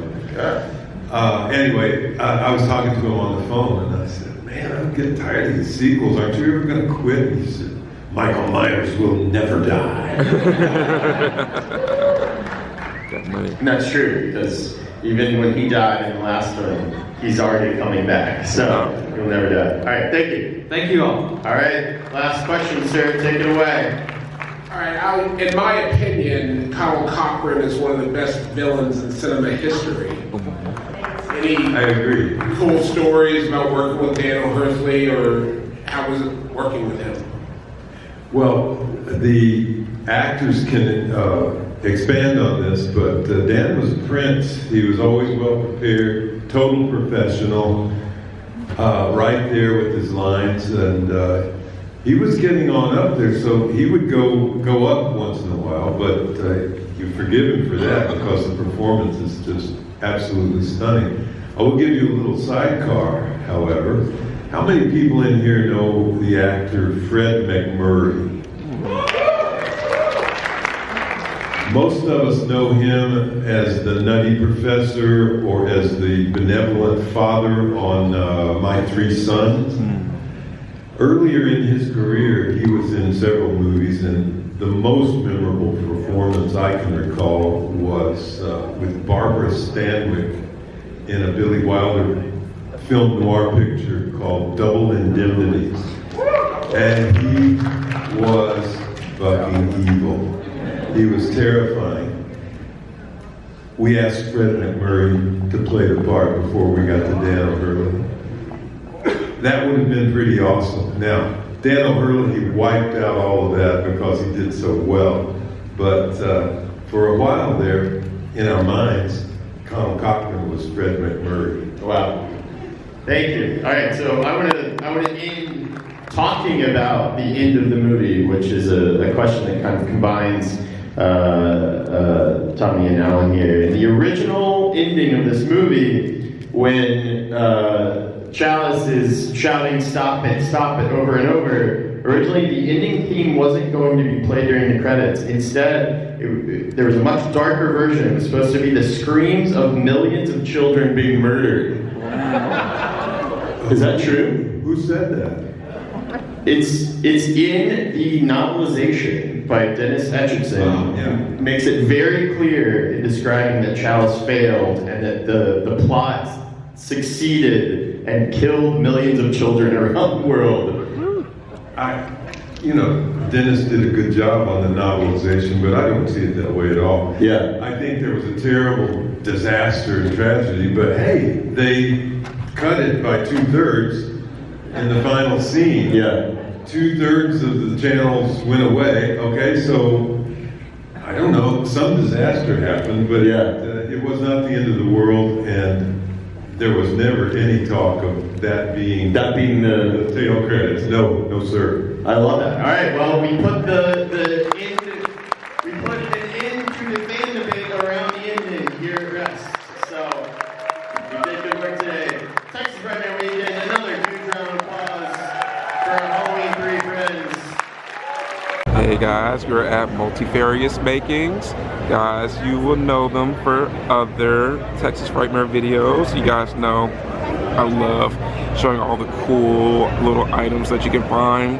As I say, you can always find great gifts for your horror-loving friends at horror cons. And then you can also support tons of small businesses, tons of local businesses, tons of businesses that are all over the country that come in and actually show off their amazing talents. So guys, make sure to show some love, guys, and you can find Multifarious Makings right there. You know what to do. Go ahead and pause the video right there to scan those QR codes, or go to the socials right there. Alright guys, so we have everyone in line for the upcoming panel, which we will be attending. Guys, it's still packed on a Sunday, but hey, what better place than Texas Frightmare than to be right now? Handouts, he made his own thing and he believed in it and he kept going and it became what it is, and that's the same thing we did with Ice Nine Kills. And Damien and Phil and everybody involved with Terrifier really played an important role in really growing Ice Nine Kills, because they were the first one to give us a shot to put a song of ours in a real horror movie, not just paying tribute to it. And I'm eternally grateful for Damien for doing that for us. And that without that, we wouldn't be in Scream. So I love the guy. I love these two. Love you back, man. It's an honor to have you involved, honestly. To have a rock star on our side. It's pretty fucking awesome. And I hope to continue, and we will be collaborating on many more things, so we're excited. And it's amazing to have you on the tail end of this 10-year journey. Center before showtime. We found someone else for Art to kill. Still plenty of time to come and be served before showtime. How about that? Look at that. You never know what's going to happen. Right. This is live TV. Right? Where are you? Say something nice about you, but we love you, buddy. Yeah. Thank you, buddy. I appreciate that. Actually, Jamie, tell us how you guys got together, because it's such a special collaboration. It was you invited us to a show. Because the first time I met you was at your show. Backstage, you invited us, and we hit it off right away. Right. We have the same love for many of the same movies, like hardcore, deep cuts. Deep cuts, yeah. And it's cool because when Damien and I get together and talk shop, we're not really talking too much about horror. We're talking about our favorite 80s and 90s comedies. Everything from Weekend at Bernie's. Not the ones you think we're talking about. Not horror movies. It's My Cousin Vinny, Goodfellas, Weekend at Bernie's. Absolutely. But yeah, honored to be up here with these guys, Amelie and Sam. Incredible in the movies. Give it up for them. They're so good. I mean, Terrifier for me, the whole franchise brings it back to what I consider, the golden age of slashers, the late 70s and 80s, and it's so cool to have that style back in fashion. And also I see so many filmmakers inspired by what you guys do too, and that's really cool too. You know, people coming up, making their own movie, and like I said earlier, not waiting around for anyone. If you have something you want to do in life in general, but you know, especially in the movie business, you got to get out there and just make something. And that's what Damien has done, and look what it's created. And now, I mean, it's so cool for me. I'm driving around in LA and I look at a bus, and there's an ad for a new scary movie. And he's got, you know, and it's paying tribute to Art the Clown. Just, I'm very proud of these guys and what they've done, and honored to be any small, infinitesimal part of it. Oh, thank you, buddy. Very sweet. We have some Ice Night Kills fans here. Yeah, see that. And in fact, some of you may have been actually, they played at Toyota Music Factory right next door, right? Yeah, see? And we love that you, how much you love, not to promote another, you got your own convention too. Yeah, we got a convention in October called Silver Screen Con. Anyone been to it? It's an incredible convention. Thank you. And also, this is my first time at Texas Frightmare. I've heard so much about it over the years. And I think I was booked on it once or twice and had to unfortunately cancel because of our tour. But it's been an amazing convention. I hope to be back. Yeah. Nice. We love seeing you back in the costume again. As scary as anything. I rode the elevator with her. I backed up a little bit. It's got to be so much fun to get back in it, right? I love getting back in costume. I always get so excited to do it. I love the process. It's awesome because it reminds me of the movie and back when I did it for the movie. So I love the whole process of painting the arms and getting the hair done and running in the bathroom and throwing in my contacts. It's definitely a rushed process, but thanks to Damien, who did my makeup this weekend, thanks to Damien and everyone else, it was able to be done, and I got to meet a lot of awesome people, and I loved being a character this weekend. It was a lot of fun. Yeah. Oh, that's so cool. And Sam, seeing you in the makeup is absolutely terrifying. It's probably good not to be on the elevator with you, but how long did that take to get in that?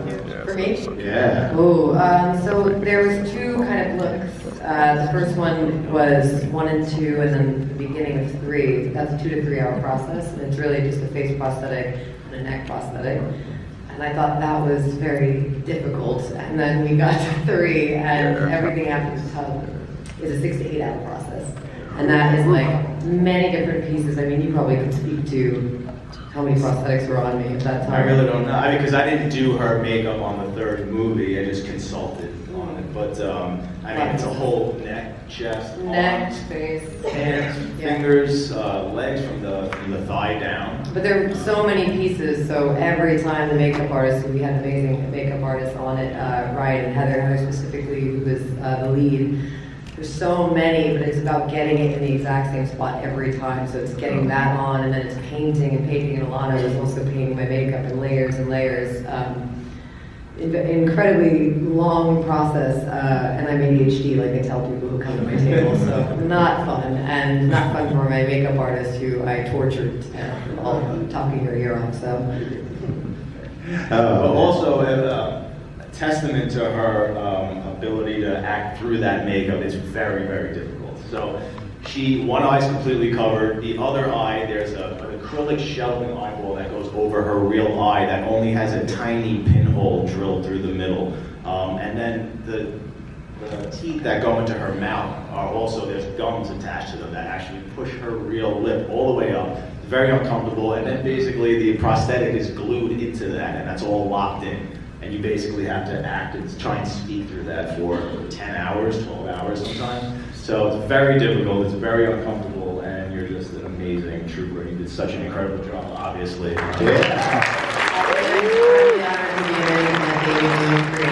that character has been, even though the process can be difficult, it is an incredible joy in my life to be able to bring a character like that from Vicky in 1 to 3 in that way. It's an incredible, and I'll always be grateful for that. Yeah. All right, so we gotta let Spencer go here real quick. But first, is there anything that you always have something really, really cool to say, something inspirational. There's so many people that want to do what you do. What do you tell them? Like I said before, you got to get out there and do it. You know, make a shitty song, make a shitty movie. Just get something out of the chamber and go for it. Yeah, that's what I would say. Beautiful. All right, we're going to do things a little bit out of order. Usually at the end we take a big family photo, but while we got them, let's do it. We got Christopher over here is going to take a photo, so everybody squeeze in, and then we're going to get back to our seats and continue. Go back and stand up on the seat. On a 3, 2, 1, whenever you're ready, Christopher. 3, 2, 1. How about that? Let's give Spencer a big round of applause for joining us. All right, here we go. Now we're down to 3. It's like Art killed somebody off. We lost one already. Speaking of which, Damien, Terrifier 4 is coming. Right?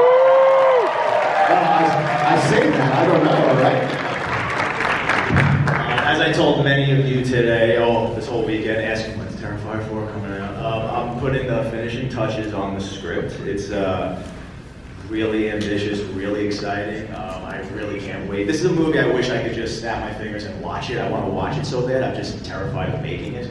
But I know it's going to be a really difficult movie to shoot because there's some really experimental, ambitious things, especially in the final act of the movie, that I've never done before, and really exciting things with old school practical effects, and not just effects, just old school techniques of filmmaking that we basically have to teach ourselves how to do and go into like old filmmaking books and figure out how they pulled off some of these things. So it's very exciting, and you're going to learn a lot in this movie. A lot of the answers are going to be, a lot of questions will be answered in this one that people ask me all the time. What's going on with Jonathan? What's the deal? Are we going to get a little bit of Art's backstory? A lot of cool things, so I'm excited. This is a big one. Yeah. And how many people now, of course, I can't believe it's been 10 years. How did this happen? I can't either, man. That's why. And now how many people are like, kill me off? How many times a day do you get that? Oh, I said at this point, we're just going to have them set off a nuke in the movie. There's so many people. I wish I could kill you all, but I think someone said it takes place near New Year's Eve. You should just have a whole room full of people who just have art. Spoiler alert, spoiler. Yeah. Oh, yeah, sorry.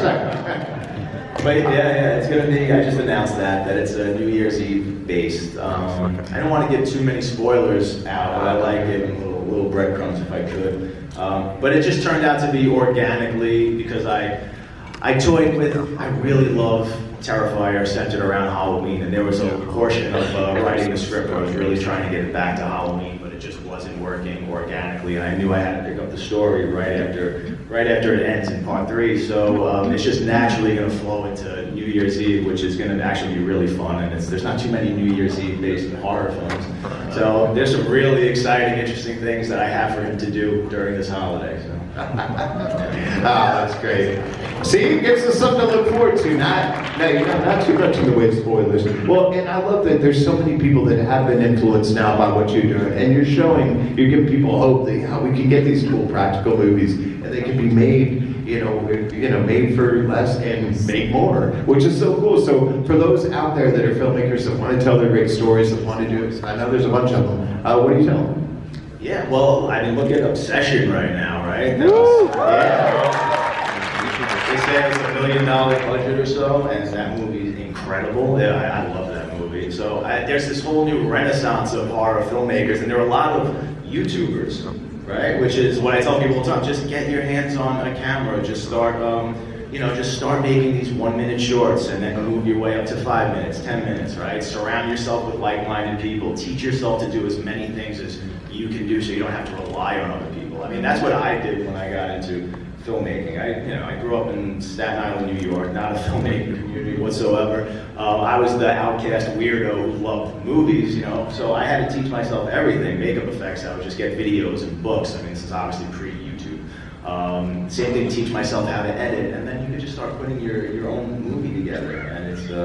And then you just, gotta beg people for money. That's a whole other process when you start getting serious about your films. But I've even maxed out credit cards when I had no money. That's how I made the Terrifier short film. So I had like a $5,000 credit card, maxed it out, and I got a 20-minute movie out of that because I didn't have to hire a lot of people. I edited it, sound design, special effects, all these things. So it's possible, especially now. So never get discouraged, and it's a very discouraging business. I hate calling it a business. Let's call it an art form, right? But it's discouraging because a lot of people think it's impossible to do, and there'll be a lot of people in your life telling you that you can't do it, or have a backup plan, get a second career, focus on that. But I believe that's gonna pull you away from your dream. That doesn't mean you can't make a living while you're becoming an artist, right? I mean, a lot of people know that my whole 10 years, like during Terrifier 1 all the way into Terrifier 2, I was delivering flowers. That was my primary job. I pretty much wrote Terrifier 2 while I was delivering flowers. So there's always a way. There's always a way to make it and never get discouraged. So if you believe in it, you can make it happen. How about that? I love that. Well, what would you say to those that want to do what you do so well? Because, I mean, it can be done. That want to be actors. Who want to be actors? I mean, it's an incredible vocation, and it's an amazing art form. The business side of it is very difficult, but if you love it, I mean, every moment you get to act, like just even if it's a minute or 30 seconds, doesn't matter. It's everything. And I've been so lucky enough to be able to do that for the majority of my life. I actually moved out of acting in 2019 to direct and write. I came back for Terrifier. I still act. I still love it when a project comes in. But I think the industry is tough. But what I would say to that is, acting was always my dream. It was something I always wanted to do, and I got to do it, and I still do it. But I also went down a road that I never thought I could, just directing and writing, and I had to allow myself to let go of that dream to enter into something greater for myself. And that's something that I think, as long as you're pursuing your passion and you're giving it everything that you have, don't worry. Don't be afraid to take another path. If it's better for you, if it excites you more. So yeah, I guess that's all I can say. But I've been very incredibly lucky. Damien gave me a shot in a way that many people haven't. And my success, especially as an actor, is a testament to him just believing in me. So beautiful. Try to work with people like Damien. Yeah. What would you say, Alan? I like how Damien touched on the fact that a lot of acting is rejection, which is hard because, especially for me, as a child actress, I started when I was around 7 years old, and I've probably submitted for thousands of auditions, thousands after thousands, memorizing pages of lines and working hard sending in my audition videos, and then you don't hear anything. It's not like you get feedback on what you could have done better or any description. You just don't hear anything. So it's a lot of rejection in the business, and I think that's hard, and I think that's what discourages a lot of people. But I just kept staying strong and kept auditioning, and that's how I got Terrifier 2 and the General Hospital, and I'm still auditioning, and it's a lot of no's, but when you get those yeses, that's what means the most. So you're doing it. Love it. All right, one thing I love about Texas Frightmare Weekend, there's many things I love, but you guys have the best questions. You don't want to hear me rattle on and on. Let's get to you guys. There's a mic right there. Just line up. Make sure you introduce yourselves so we know who we're talking to. And let's have some fun with this. We'll get through as many as we can. Hi. Hi. Hello. So my question was, what was the most disturbing kill for each of you? I'm assuming you've seen the movies yourselves. What was the most disturbing? She actually hasn't seen many of them. I have been in the theater many times, but I cover my eyes during every scene because Fantasia scares me, to tell people. Willy Wonka scares me, so these movies terrify me. Okay, I'll start. The bedroom scene is brutal. I think that's the best, worst kill. People make me sign sometimes that picture David has on his table, which is of Allie in the bed. Oh, it makes me shudder. So yeah, like get that away from me immediately. Yeah, people don't believe it when I say, but I don't like I can't watch real violence, believe it or not. Like I get lightheaded. I was just watching the UFC fight a couple of weeks ago, and you saw it with Nate Diaz, right? It was like his head was bleeding profusely, and I literally got lightheaded watching that. But with the film, because I do the makeup effects, like I love it, and it doesn't disturb me. And I'm looking at it as an art form, and I guess it's my own way of processing how much real violence disturbs me. But the one time that I really got disturbed from something that we were making was post-production on Terrifier 2 is when I was editing the bedroom scene. Oh. And I just had to keep listening to Casey Hartnett scream in my ears for like hours. And there was no music laid into it yet to give it that element of fantasy. And it was just like, oh my God, it's like this woman just being tortured. And I seeing these visuals, and I really stopped and I got lightheaded. And I called Dave and I was like, man, I'm cutting this scene. I said, I think it's really gonna work.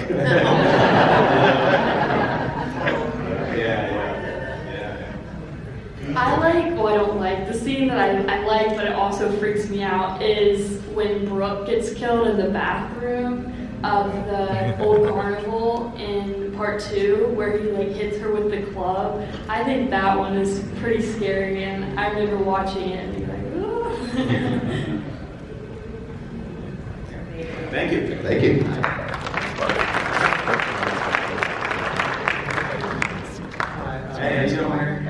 I just got a question.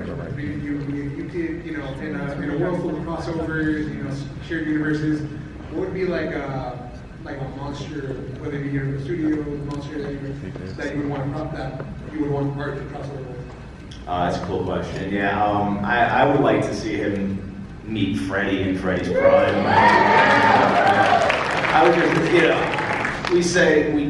we hope, we try, part of our formula is to try and make art feel like a silent Freddy Krueger, like get as much personality out as possible with a sick, demented sense of humor.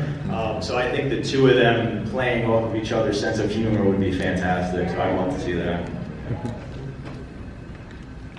What about you guys? Hi. I thought so, yeah. Is there anyone else you want to speak about? Oh, I think that's a great answer. Yeah, I would go with the same. I think I would love to see their humor playing off. And Robert, come on. What do you think, Alan? Same as Damien. Yeah, all right. There you go. You got our answers. Hi. Hello. My name is Bailey Bob. Good to see you guys again. I feel like that might be also part of the answer to what I was going to ask you. But I was going to ask you, what are some horror icons that inspired you, whether it be through writing or through acting? Oh, so many, but most of you know my hero is, and I'm sitting 2 chairs away from him outside, is Tom Savini, my hero. He's inadvertent, well, not, I wouldn't say that, but he's so responsible for much of this franchise existing, and that's the truth. Like, I literally had this conversation with him last night because when I was very young, I was already obsessed with, Friday the 13th and Creepshow, Dawn of the Dead, and then I discovered he had a makeup effects video called Screen Greats, and it was the first time I ever saw a makeup artist creating these characters, these monsters. And I knew at that moment that I want to do that. I want to create monsters. And then I started as a makeup effects artist before I became a filmmaker and a writer. So, and everything that I wrote and directed, I would have to incorporate a monster in it somehow and special makeup effects. So if it wasn't for him inspiring me, none of this would exist. So that's my guy. Specifically, Helen Bonham Carter in the Harry Potter series, for sure, which sounds like a strange kind of inspiration for her, but I remember Damien's like, the cackle, we've got to just, and I couldn't really practice that at home, but I was like scavenging like all films to see like how people portray these like sadistic characters, and I think she's incredible in anything she does, but especially in that character. And then you had me watch Whatever Happened to Baby Jane, which I hadn't seen, and Betty Davis was incredible. I remember we had so many conversations, and everything that came about Vicky really stemmed from his vision of her, and then me kind of going out and doing some homework. And that was one thing that was part of my homework. And I mean, even the way she moves from smiling to sadistic in just like less than a second was really, really inspiring for me, specifically for Vicky. I was 10 when I filmed Terrifier 2, and I had not seen a single horror movie. I didn't even watch Terrifier before I went in to film Terrifier 2. My mom did, but I did not watch it, so I went in blind. But I just remember watching David, Art the Clown, and that was mainly where I got my inspiration. I just watched him from the side, and I kind of would try to mimic his facial expressions because, after all, I'm playing like a little sidekick of him, so I have to resemble him a little bit. And then I added my own twist on it to make her creepy, but also kind of cute at the same time. So, yeah, I watched David and then add my own thing to it. Yeah. Love it. Hello, my name is Dimitri. So Terrifier being practical effects driven was preserving that old school horror feel, conscious mission from the very beginning. Always, and now it's part of our formula that will never stop, right? And it's part of the DNA of this franchise. But I love it. It's what I'm comfortable with. It's what I know. And it just, it makes it, now that I don't do the makeup effects anymore because these movies have just gotten so complicated, they're much bigger, I can't do it anymore, we have to make them quicker. But now I get to work with these amazing artists like, Christian Tinsley, who did the effects on the third movie. And, this guy did Passion of the Christ, and he just worked on the prosthetics on Michael, probably going to be nominated for an Oscar for it. But I have this amazing shorthand now with these artists, and and I could do my storyboards and show them exactly how I need a scene to be worked out and mapped out, and they love it coming from me because of my knowledge. It's like I know exactly what I need to show and what they don't have to waste their time on building, because a lot of filmmakers don't know how these effects work and they can't quite articulate what they want to see, so they'll make the artist create like a whole body 360 when you're only going to show this side of the face ultimately. And I know, I'll tell them I only need this little piece right here, don't worry about anything going on over here, so they love that. But yeah, it's always going to be part of the formula, and like I said, it's not just practical effects, it's like I love all the old school techniques, from even like the silent era. There's like really cool things that I'm trying to utilize from that era to put into this movie, so it's going to be fun. Thank you. Thank you. And he's got the shirt. All right. Hi, what's up, buddy? Hi, how are you? I have a question. This is more so for Damien. So what made you lean into the supernatural element in Terrifier 2 in terms of reviving Sienna and making art superhuman? Well, all of the slashers that we love, typically they become supernatural at some point. So I didn't want to wait till part 4 to have them become supernatural. I was like, let's just dive into this now. But in a lot of those movies, they never explore the supernatural element. Like, what is this evil that's driving them? How are they resurrected, right? You don't know how or why Jason comes back from the dead. He just does. That becomes the trope of the boogeyman. So I really wanted to explore that and say, all right, what is the evil specifically resurrecting him, and why is it driving him? And, Amelie, Pale Girl became the embodiment of, the physical embodiment of this evil that's sort of guiding and driving him through. So I thought that was really fun. But then once you have this supernatural, now seemingly immortal villain, you need a benevolent counterpart to come and be able to take him out. So it's all about getting, now it's Sienna's journey, your final girl, and getting her on the same even playing field as Art. She has to go through her own sort of metamorphosis and get to that level. So I thought, they're like yin and yang, it was like getting to that point for me was so fun, seeing both of their journeys lead to the same place, and it's still happening. You're getting up to the best part of that journey, so I'm excited. Thank you. Hello. So you have created an iconic character. Like, how do you even sit with that every day, knowing like people, for so many of us who's on our Mount Rushmore of villains, like, that's gotta be so surreal and everything. It's super surreal. Yeah. That's the word. Yeah. What do you think it is about art that people just love? I'm so grateful for that, first of all. Yeah, you have no idea. It's very hard to articulate what this means and to take this all in and see everybody dressed as these characters. It's like the most beautiful, rewarding thing ever, especially because, you know, I always sort of look back at my younger self, and I ask, like, what would you think of seeing this? Because you can't imagine, like, my friends, to give you an example, my childhood friend, his mother's first memory of me when my family moved to the block, right, and I was 3 years old, was seeing this little kid running down the block, and she tells me this story all the time, in Batman underwear and a Jason mask. And she said, who's this kid, where's his mother, and keep him away from my son. And that's just, I really was a 3-year-old kid, like, obsessed with these characters, and I would watch these movies over and over and over again, consume them so much, and there's just some instinctual thing that I understand on a level as to why these characters work, why the iconic villains work. And there's just like a few boxes that you really need to check when you want to try. And again, it was never forced that I wanted to create this character. It just sort of organically came out when I was writing it. But it's part of it is his look is very striking. That's the most important thing for me. I'm very visual. I care more about the visuals first. Everything else comes second. So it's creating a really striking character, right? And then it's infusing the personality into it, and that's bringing what David can now bring to the table, and all that physicality and his mannerisms and the sense of humor that we spoke about before, like getting that Freddy Krueger humor through there. It makes him very charming, and these movies are so sadistic, but it's his personality and his love for what he's doing that actually makes it palatable for the audience, because he's the character that winks to the audience basically and reminds you this is just a movie, it's okay, like we're having fun ultimately. And I think that's really the main reason why he works, like those elements.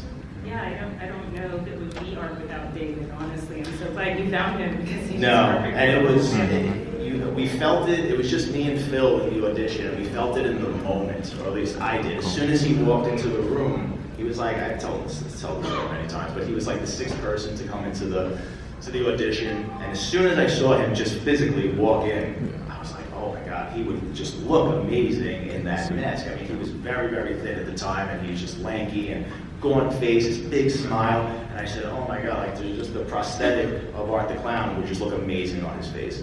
And then I gave him direction. He didn't know what the hell he was there to do other than just to play a killer clown. And he said, I don't have lines or anything, what do I do? And I said, well, he doesn't speak, so he's a mute clown. I said, but pretend you're decapitating somebody, but you're having a great time. Do it very gleefully.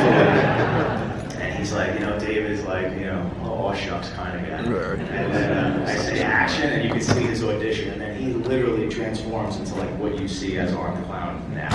And I just remember just like sitting back, forgot that we're casting a movie, and I was just watching and just so entertained and laughing and like nudging my producer. And then he's like, all right, cut. He's like, all right. He's like, how's that? I was like, really good, man. I'm like, that's awesome. I'm like, well, we'll be in touch. And as soon as he leaves, I turn to Phil and I was like, we could just shut this down right now. I said, like, what else am I looking for? I said, let's just have this guy come to the apartment where we were building all the effects. I said, I want to put the mask on him, and I want to film him doing that all over again. And that's what we did, and we never looked back. Hello. How's it going? My name's Andrew. My question's for Damien. I read a rumor online. I just wanted to see if you can confirm or deny it. That you planning to. I just love that. Oh boy. They're planning to shoot this film on 35mm. I do. It is yes, that is a hope of mine. We're doing some tests because I'm always trying, again, just going back to old school ways. I never got to film a movie on 35mm. The first short film, actually, The Ninth Circle, was shot on 35mm. Even though we never had a proper transfer, so it looks terrible, unfortunately. But we've been doing tests. I love it, but it's very difficult to work with. And the scariest thing about shooting on film is you don't know what you got until the next day.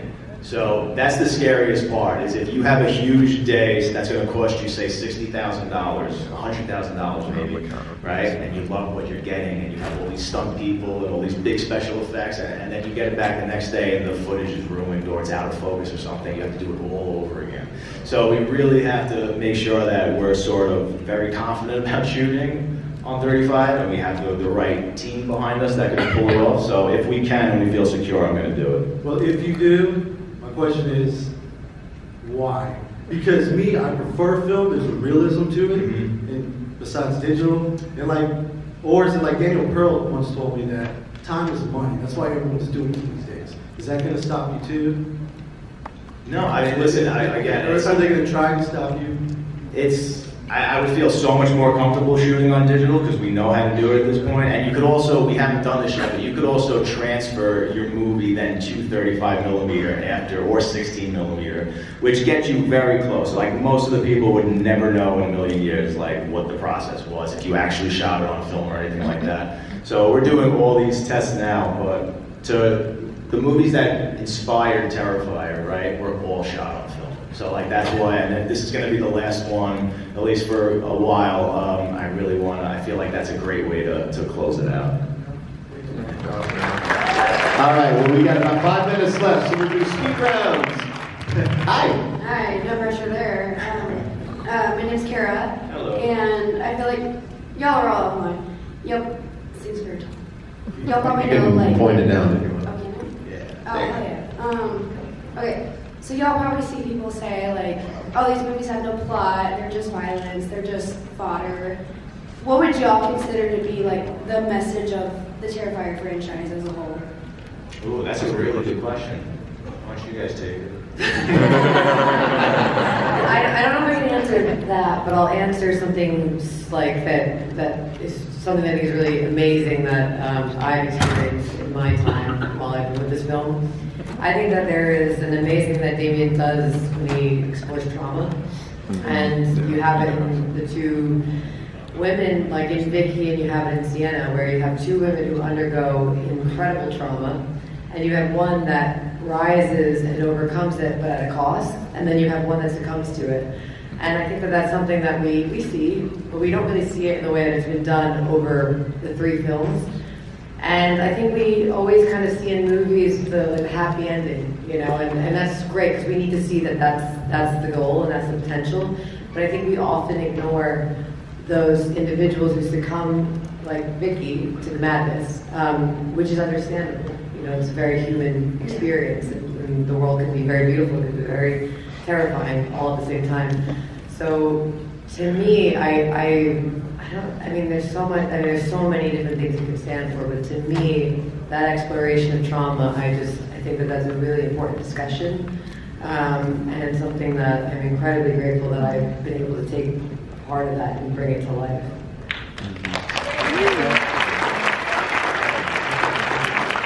Artists here, look at that. Hello everyone, as you can see I'm a big fan of Mark the Clown. My name is David. First off, thank you guys for being here. It's so cool that you guys came here to Texas. I remember watching Terrifier 2 in the theaters. It was amazing. Damien, I was able to meet you in San Antonio a couple years ago, and you were so nice to me, man. Thank you so much. All right, here's my question. I love how you've always done holidays. You've done Halloween, New Year's. A question for all three of you. Which holiday would you guys choose if you had to choose a different holiday, just for fun? Like, if you were doing Terrifier 5, for example, a different holiday. Well, like I said, even though we've done it already, Halloween is my favorite time to have Art the Clown take place around. But because of all of the biblical, I would say undertones, but they're pretty much overtones at this point, and elements of these films now, as we're really getting into the nitty-gritty of the good versus evil battle, I think Easter is very appropriate. What about you two? I need to know from you two as well. I feel like Valentine's Day. Oh, yeah. Like, love is in the air, but then art comes and it's not. My brain is blank. I'm like, what holidays exist in this? Or like St. There's 4th of July is my choice. I think that would be cool. Yeah, Flag Day. St. Patrick's Day. St. Patrick's Day, yeah. Flag Day, I don't know. Thank you guys so much. Thank you.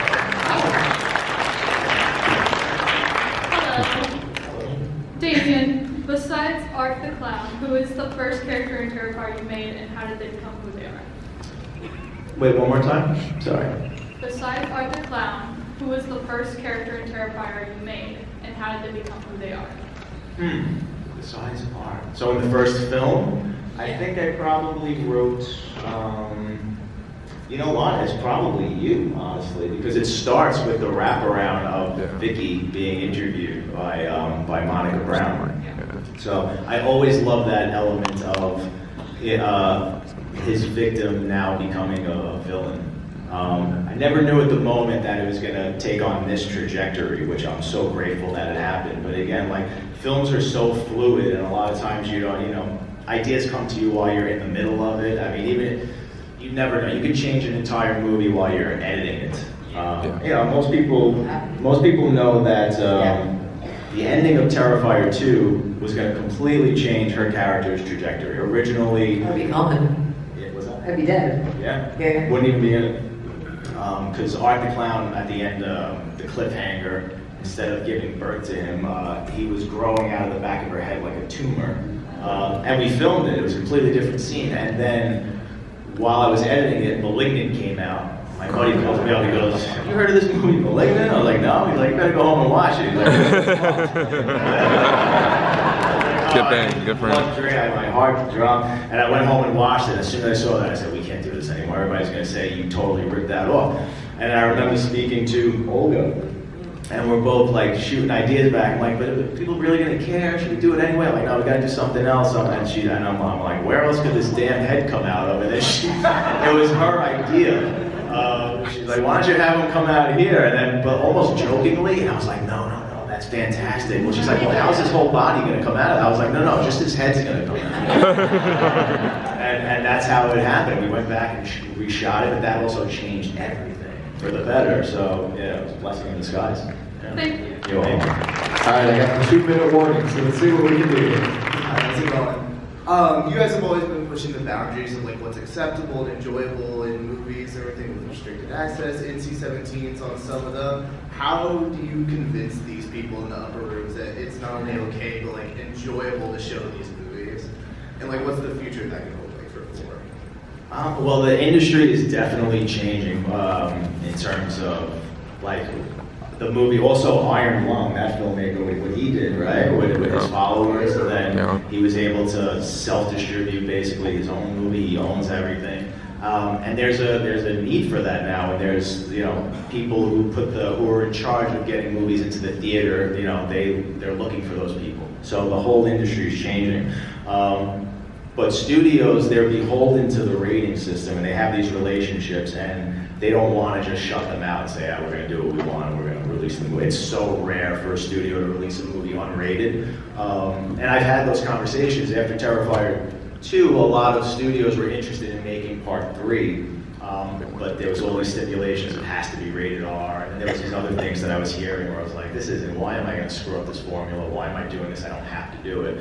So you really just have to stick to your guns, and you can put a movie into the theaters unrated, but it could hurt the financial aspect of it, because then I think it's people under 18 can't see it, or set without a guardian, or under 17 or something. So you're taking a risk, but again, we never made these movies to make money. Like that's the truth. I made them just to make what I want, like get my imagination onto the screen. That's the way I continue to do it. If money's going to come and like amazing things like this are going to come of it, that's great, but that's going to happen organically as a result because you made something cool. So. Thank you very much. All right, I'm told we got to wrap it, but all right, go ahead. Hey, thanks for being here, guys. Real quick, two-part question. Will Rhea Ripley be in the 4th one, and are you anticipating an animated Terrifier series possibly in the future? Oh, that's it. Well, I would love for Rhea Ripley to be in this movie. I've spoken to her many times. She wants to be in it. I want her to be in it. I actually share a little bit of the role that I want her to play. So, I mean, I really hope it happens. I mean, I'm going to do everything I can.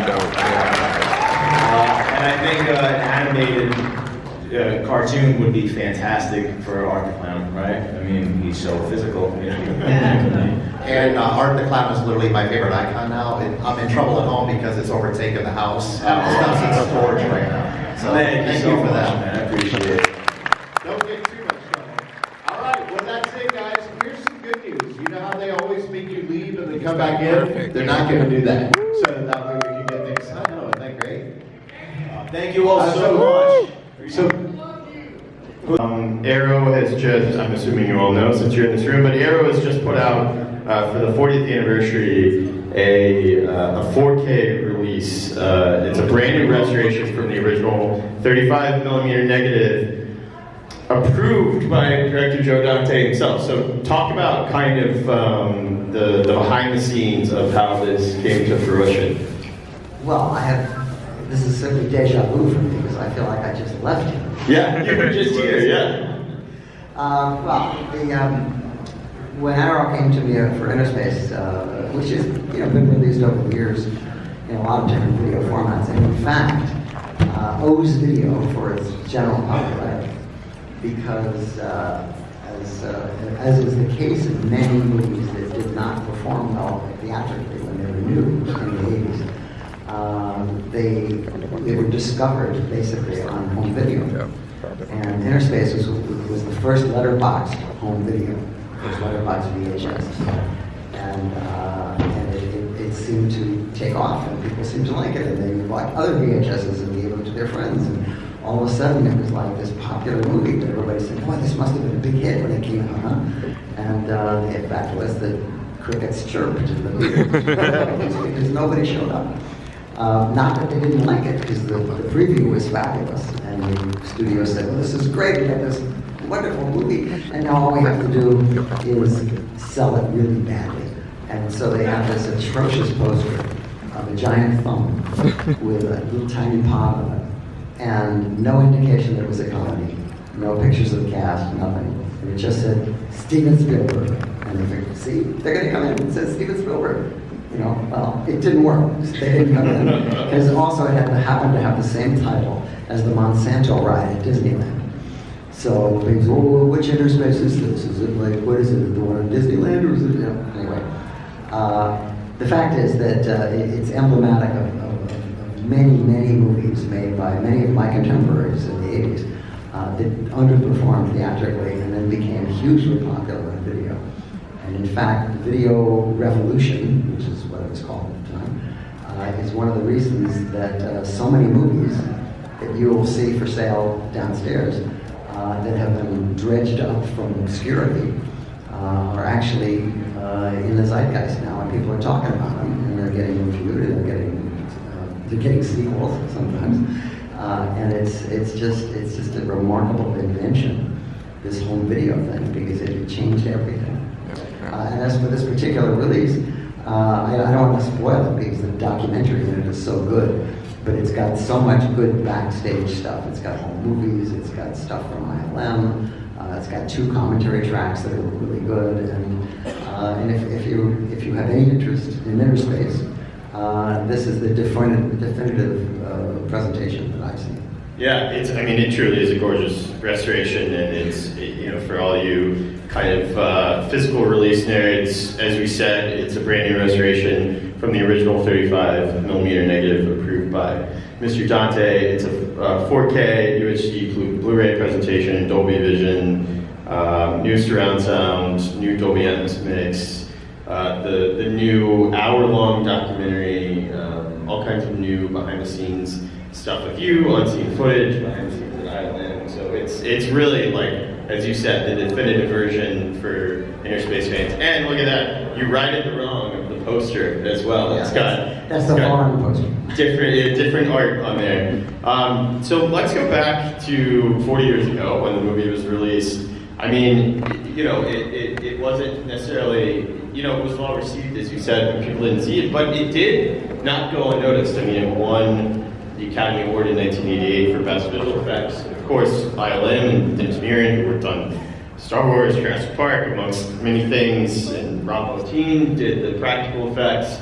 So, what's that like, kind of, at that time as a director, to make a movie that, you want people to see it, but it's also kind of getting recognized in the highest achievement ways a movie can? Well, it was very rewarding in the sense that people really liked it. I went to the first screenings of it, and the reactions you saw in the audience, it was like the audience really loved the movie. They loved the characters, they laughed in the right places. And oddly enough, it's a comedy. It's around 2 hours. I think comedy should run 75 minutes, like most movies. But we couldn't find anything to cut because we thought everything was so funny. And so, and also it's a kind of complicated plot, so there wasn't like lift pieces of it out. And so it went out as a 2-hour movie. But I was never at a screening when people weren't excited and happy about it. But the problem was there just weren't enough people. Yeah. And you got to kind of play around. You have these kind of very kind of advanced effects for that era with ILM. You have the practical effects of Bravo Team, but you also yourself did a lot of kind of old school movie trickery, forced perspectives, and felt like a harkening back to a lot of the movies that you grew up with as a kid. And this felt like you getting to kind of play in that world, and it's obviously kind of an homage to Fantastic Voyage.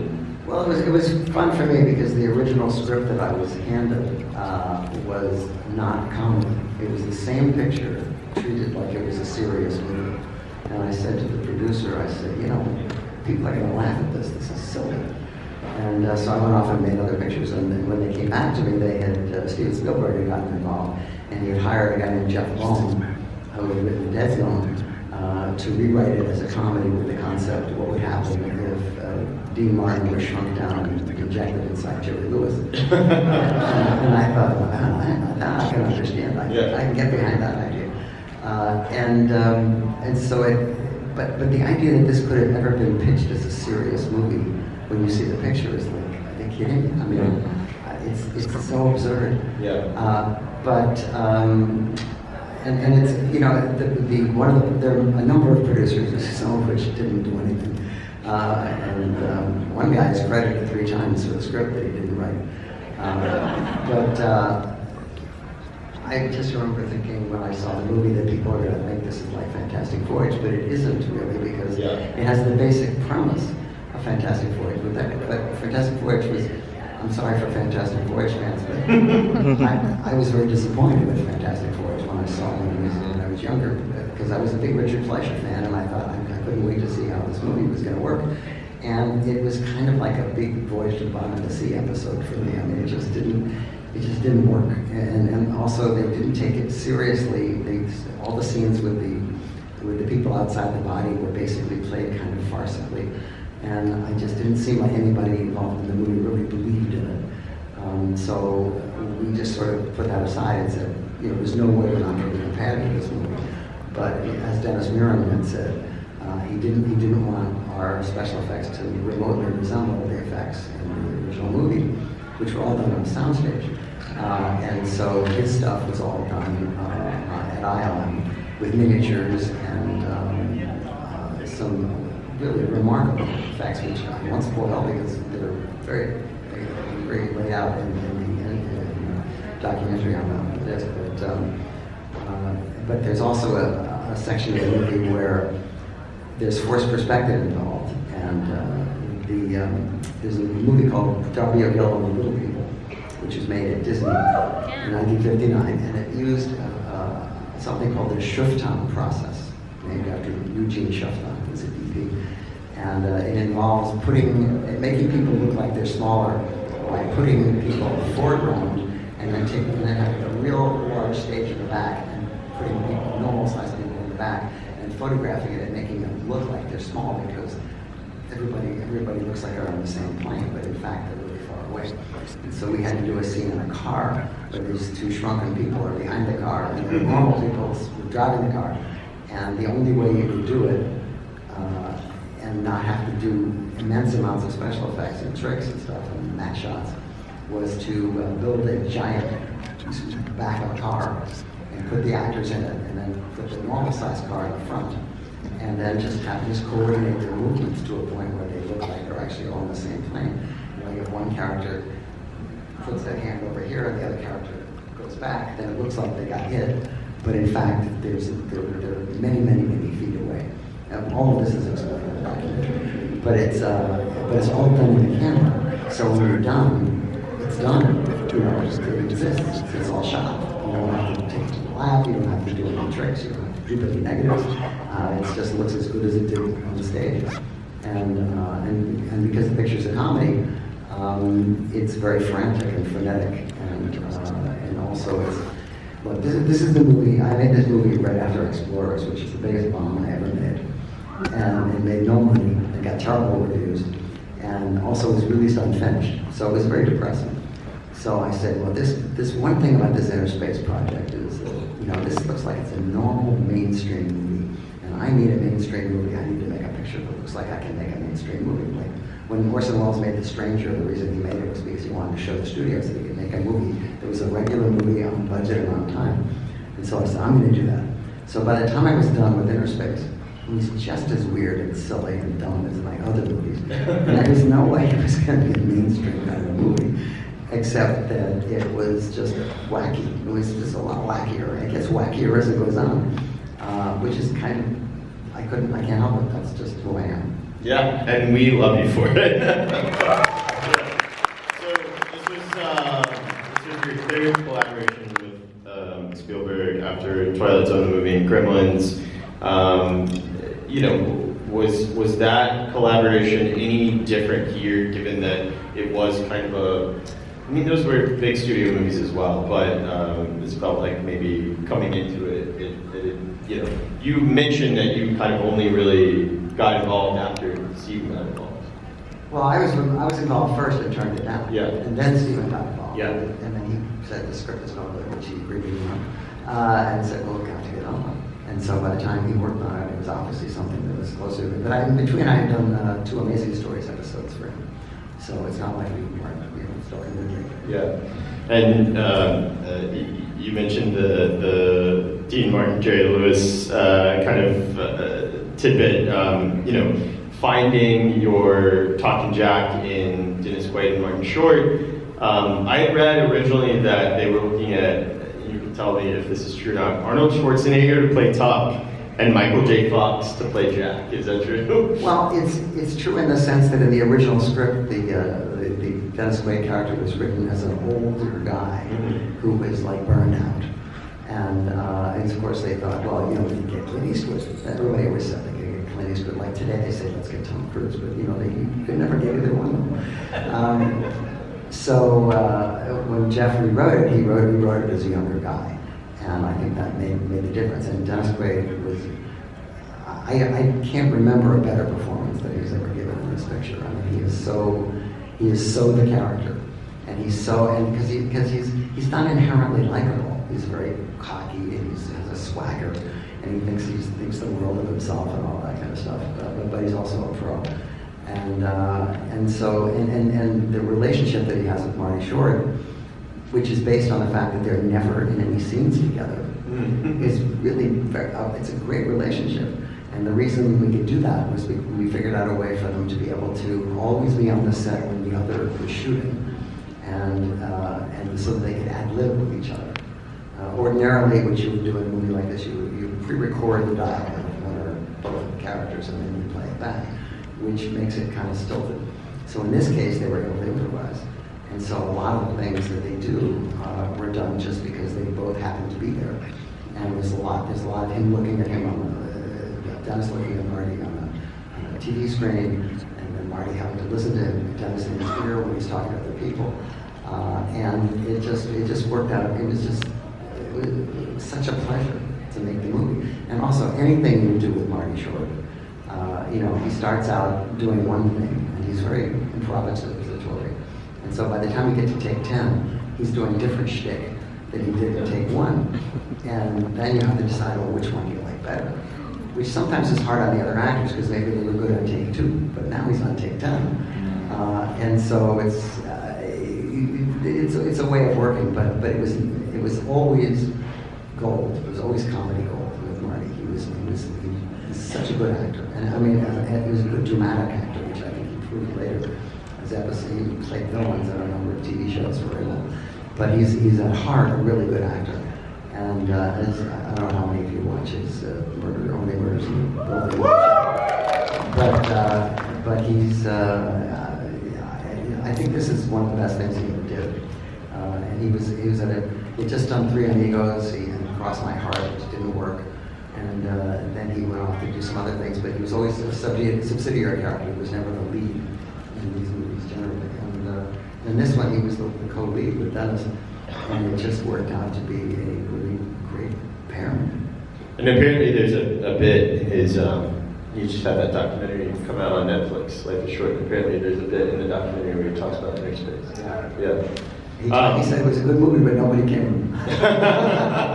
So you have your regular cast of characters in here, the Joe Dante players. You have Dick Miller, Robert Picardo, John Hora, Kevin McCarthy, Winnie Shaw, William Schaller, Henry Gibson, but you also have a special cameo from Chuck Jones. Talk about getting Chuck Jones in this movie. You're overselling it. Chuck Jones is an extra in the supermarket. It's like he's got one line. No, he only did it because I asked him to. And I thought it'd be fun. And Ron Howard's father, Rance, is in the movie in that same scene. I just like, when you meet people in this town, you like them. You want to hang out with them. Yeah. One way you can hang out with them is you can hang out with them on the side and put them in your movie. And I've done it, as you can see from watching my movies. There are a lot of these same people keep appearing over and over, and it's because A, I think they're really good, and Z, I just like being around them. Yeah. They make my work better. Yeah, I love that. Well, I know we're here to talk about Interspace, so I have two other things to talk to you about, and then we'll take it out to questions. So if you want to ask a question, go ahead and line up here, and we'll get to you. News, and you and I talked about this a little bit in LA, where the programmers jammed together because it had literally just happened, but the Gremlins rough cut. Do you want to chat about this, or have you been? Well, I never thought it was going to turn into this big deal. Yeah. The guy from the Gremlins Museum, which has a website, by the way, just dial Gremlins Museum. There's a lot of cool stuff on it. But he's one of the world's biggest Gremlins fans. And he is steeped in anything Gremlins. As you can see when you see the website, it gets into such trivia you wouldn't believe it. And he said, I was talking to Chris Wallace, who designed the first Gremlins, and he said that the bar scene in Gremlins was was really much longer. And I said, yeah, that's true. We made it long for the preview so we could see what worked, and then we would cut it down. And he said, well, do you have any of that stuff? And I said, well, I've got the rough cut of the original movie, from 1983, I guess. And he said, oh, really? I said, yeah, and I've got some outtakes and things that we didn't use. Could you send them to me? So I sent them to him. And a couple months later, he sends me back this nearly 3-hour cut of Gremlins, which is basically the rough cut, plus some added scenes. And he's added sound effects, and he's added music, and he's added Gremlins noises and stuff. And but it's still a rough cut. It's got pencil marks on it. It's got some missing slugs, and it runs as long as Once Upon a Time in the West. Okay, so I know that the trend today is to go to the movies, and every fucking movie is 3 hours.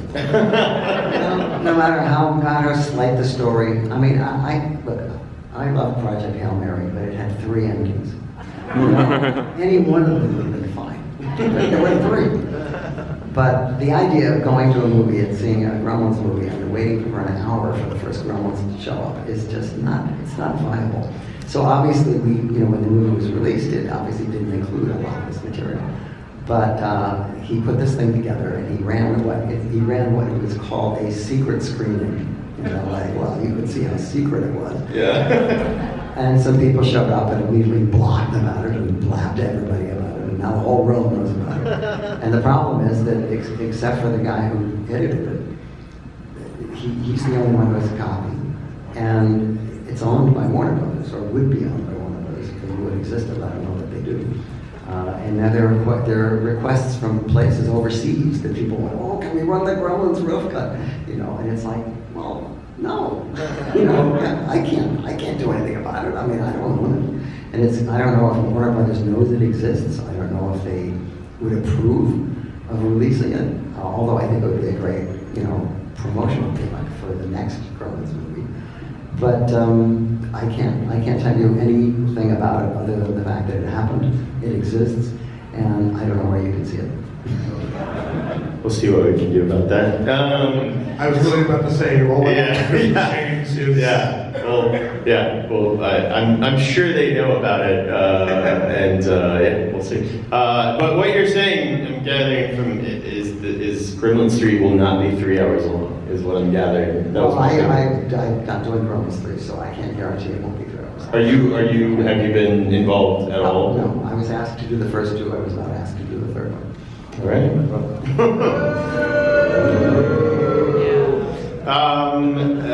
And then, you know, we are celebrating Halloween 3. That's been kind of the big cast reunion. I don't think I ever heard in my kind of Halloween 3 obsession that you were the original director attached to Halloween 3. Well, I never got officially attached. I had lunch with John and we talked about it, and we started talking about making a movie, but he didn't have it set up. Yeah. And then I got the Twilight Zone offer. Yeah. Because I was already working on pre-production on Gremlins, and then they said, well, you want to do the Twilight Zone? And I said to John, you know, I'd love to do your movie, but this one's actually happening. Yeah. And so I did the Twilight Zone movie instead. But I always thought that it was a great idea. Such a great idea. To do Halloween 3 without Michael Myers. It's such a great And to make it part of a whole series of movies that would be about Halloween. I mean, I told him, I said, I think this is one of your best ideas ever. Well, I don't know what he thought after the picture was finished, but I would have loved to have done the movie. Yeah. All right, let's take it on to you guys. First off, welcome back, Mr. Dante. We appreciate you coming back to us for another year. Congratulations on Inner Space. If you'd ever consider doing the rough cut of Explorers, I think we'd all let you see that one print too. Now everybody's going to ask you for all your rough cuts. If it existed, I would definitely do that. But I've gotten as close as I could get. I found some material, and it was on one of the discs that came out from, I think, Shout Factory. Although there's a new one that I haven't seen that's coming out from Vinegar Syndrome, which I went over to their table and I said, "Where's my copy?" They said, "Oh, well, we sold them all. We sold them all." Send me out. So they promised they'd send me one. But you know, as you know, it's an unfinished movie, so there was a rough cut, such as it was, and but there's a whole lot of music rights problems with it. So I can't tell you what's exactly on this new disc because I haven't seen it, but I did give them a lot of stuff. All right, so my question is about Inner Space. Now he is to his question. Yeah. One of my favorite scenes is the two scenes where Martin Short transforms into Robert Picardo, and Robert Picardo transforms back into Martin Short. Can you talk a little bit about the development of the effects in that scene, the screen tests, etc., just how it came up, how it came down, etc.? Well, the two characters, if you haven't seen the movie, I'm sure you have seen the movie, so I'm not going to try to bother to explain it.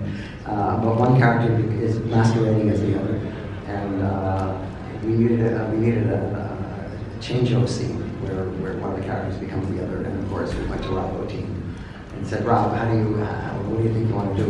And he came up with this simple idea, which was to get an air jet and to shoot it into people's mouths and make their faces move, right? And you shoot it at various frame rates. And Bob Picardo happens to have such a mobile face that when you shot it into his face, his skin would just go like this. And there's a scene where Meg Ryan grabs his skin and people say, "Oh, that's an effect." No, it's not an effect, it's his real skin. And so Rob, he built a change-o head and we shot it at various frame rates and stuff. And it was all done later because you don't for sitting around while you do that. But once again, I mean, whenever I went to Rob to come up with something, he always came up with something great. And you know, it doesn't take up a lot of space in the movie, but it's one of the best things. It's great seeing those done without CGI, so that's awesome. Thank you guys. Thanks. Hi. It's been nice to see the physical media sort of mini renaissance this year. I picked up the movie Orgy this weekend. I was wondering if you could talk a little bit about that. The movie Orgy is, against my better judgment, available on Blu-ray from Vinegar Syndrome, I believe. Yeah, or no, or is it the genre film It's archive. American genre film archive. Like, there's so many, I can't keep these straight. Anyway, they wanted to distribute the movie theatrically, and I said, okay, but you can't charge admission because I don't know what's in it. I don't know what some of this stuff is. And it used to be 7 hours. This is the 5-hour version. And it's the first mashup movie before there was YouTube.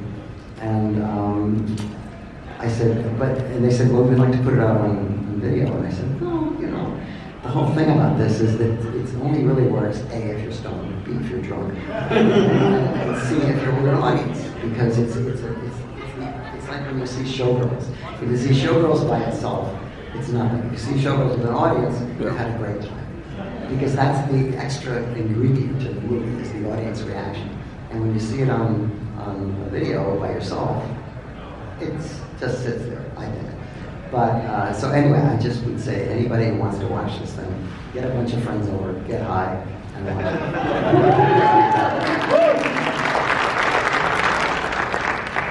Hello, Mr. Dante. Thank you for coming back after being here in 2024. My question for you is, last time you were here, I asked you about the Twilight Zone movie, and I asked if you were able to do something original, and you said the studio kind of shoehorned you into having to pick a certain set of episodes to direct and remake. My question to you is, did you have an original idea when you signed on to the project? And if you didn't, and you could have gone back and choose whatever episode you wanted, do you have an ideal episode you could have redone? Well, that's not quite the way it worked. The way it worked was that when I was doing pre-production on Gremlins, I discovered that Landis and Spielberg were going to do a Twilight Zone movie. And they asked me if I wanted to do one. And I said, so can I pick a story? And they said, well, you have to pick it from one of the old episodes. And I said, well, why are you making a Twilight Zone movie for fans who already know all the Twilight Zone episodes? They already know how they end. And they go, I got twist endings. It's like, why do you want to do that? The studio insists. They bought the Twilight Zone. They want to do the Twilight Zone episode.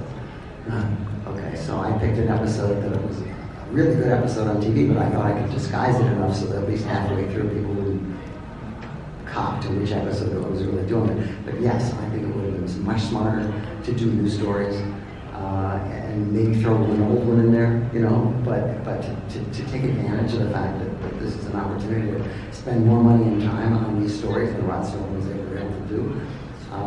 But I was overruled. Thank you very much. Thank you. Hi. Hello. So I just wanted to ask, I know that you have a lot of Looney Tunes inspiration throughout this movie and many other movies. How exactly do you go about incorporating those aspects into the movies? Because I love it so much. I wish more movies would incorporate that cartoonish aspect. Well, I don't actually have to think about that. It's just it's just part of my DNA. I mean, it's like Mad Magazine. I was growing up, I grew up with that stuff, and it's all part of the way I think. And so my immediate reaction to a comic situation is to think of it in a Looney Tunes way. My movies are, somebody once said he makes his movies and Mad Magazine parodies of them at the same time. And it's because I like making movies, I like watching movies, and I like the idea of watching movies, and I like the absurdity of the fact that we're all sitting together in the dark watching the same thing. My influences are the cartoons started when I was a tiny, the first time they hit TV when in the 50s when I was a kid. And they always stood out from the other. I was a big Disney fan too, but they always stood out from the other cartoons with the Looney Tunes because they had such a specific verb. It wasn't Woody Woodpecker, it was just something, dare I say, adult about these cartoons that appealed to the adult in me as a child. Thank you very much. Hello, I'm Ben. I was a big Interspace fan as a kid. My kid came on cable all the time, and I watched it every single time I saw it come on. Really huge fan of it. And I wanted to know, what was the decision-making behind using the Sam Cooke track Cupid in such a prominent way in the movie, and were there any other songs that were up for debate on that one? There was never any choice about that particular song. That was the Sam Cooke thing was there from the beginning. Everybody involved in the movie loved Sam Cooke. Yeah. And the only complaint I've ever had is that Rod Stewart does it at the end of the movie and it should be Sam Cooke. Thank you. Thank you. Hi. So earlier you talked a little bit about your influences for Interspace, but I'm wondering where you have seen Interspace influenced, like in other stuff, and how you've reacted to that. I'm not super aware of other influences. I know there was a cartoon that Bill Murray did a voice for about something about the inside of the body. Osmosis Jones, there you go. See, these people know movies. We almost made it all the way through Frightmare without an Osmosis Jones reference. Happens every year. But generally, no. I don't know that this has had so much impact on me. Thank you so much. Thank you. So, Gremlins 1. Love Holly Holiday as Mrs. Deagle. That whole Good Morning, Mrs. Deagle. What's good about it? What was that scene where she gets flung out of the window? I love that scene. What was the film for that? Was that like a miniature or a stunt person? No, it was a dummy in a chair, and it's a very Wizard of Oz moment.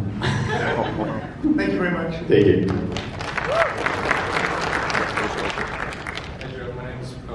Hi Joe, my name is Brian.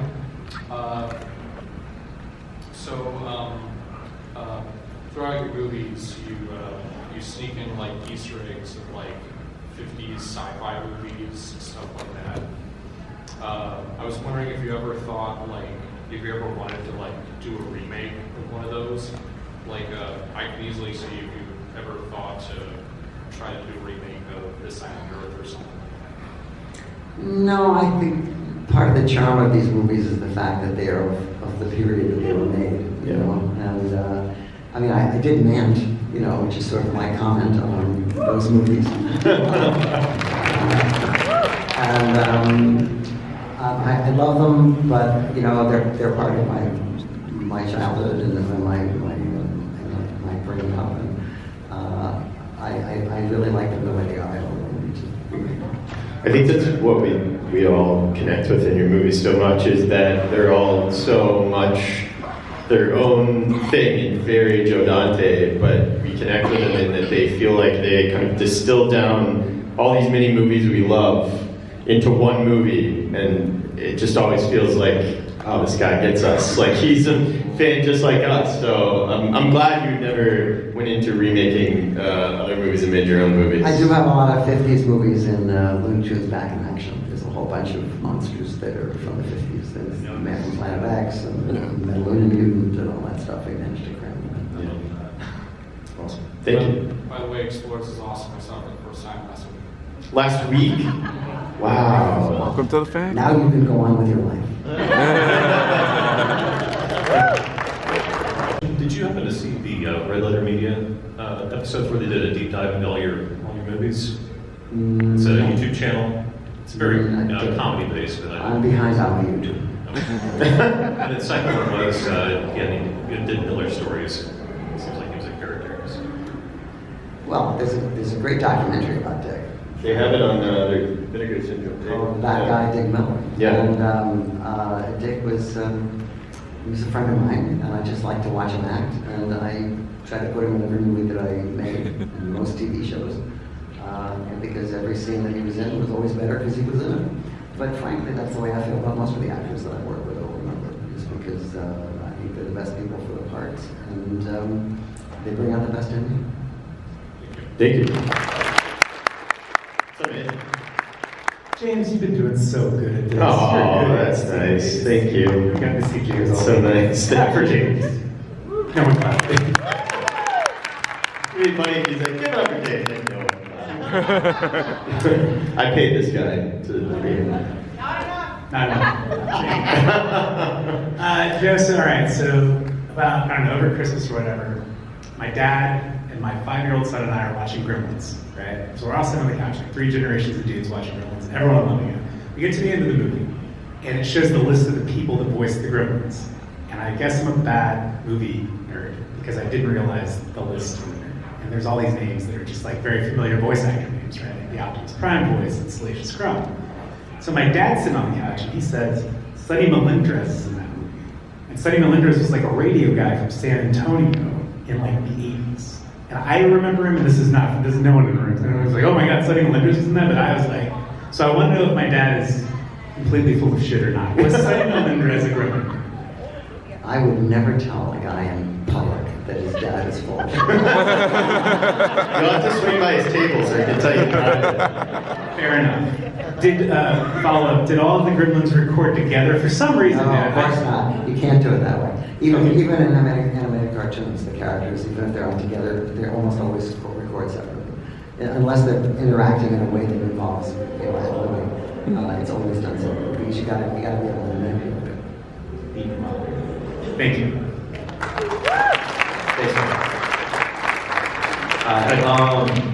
Any possibility for a Small Soldiers Part 2? Everybody's asking me that. Or do you have an idea of where you could take the story going forward? Well, a nice lady gave me her her sequel idea today, which I need to take home and read.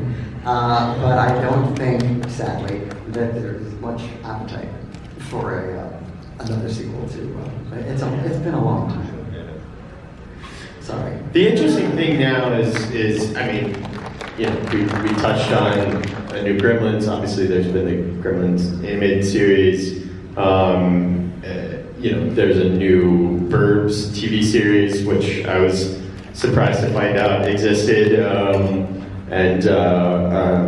What is it like to kind of see these? Gremlins was a huge success, and that's obviously lived on. But something like the Burbs, which was not appreciated and has become more and more appreciated with time, being now kind of remade in a new way. Well, it was kind of a surprise because, as I said, when Burbs came out, it got the worst reviews of my career.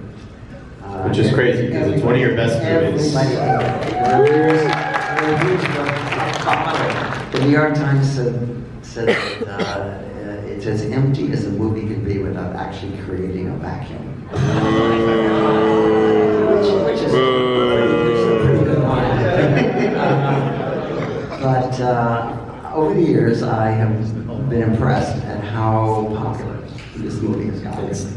And just from being here and talking to people, a number of people who come and say, "Oh yeah, I love Gremlins, but the Burbs, boy, that's the one we watch. That's the one we know." My mother was blind, and she knows all of this. It's pretty amazing. So I wasn't surprised that they were going to eventually figure out a way to do a TV series.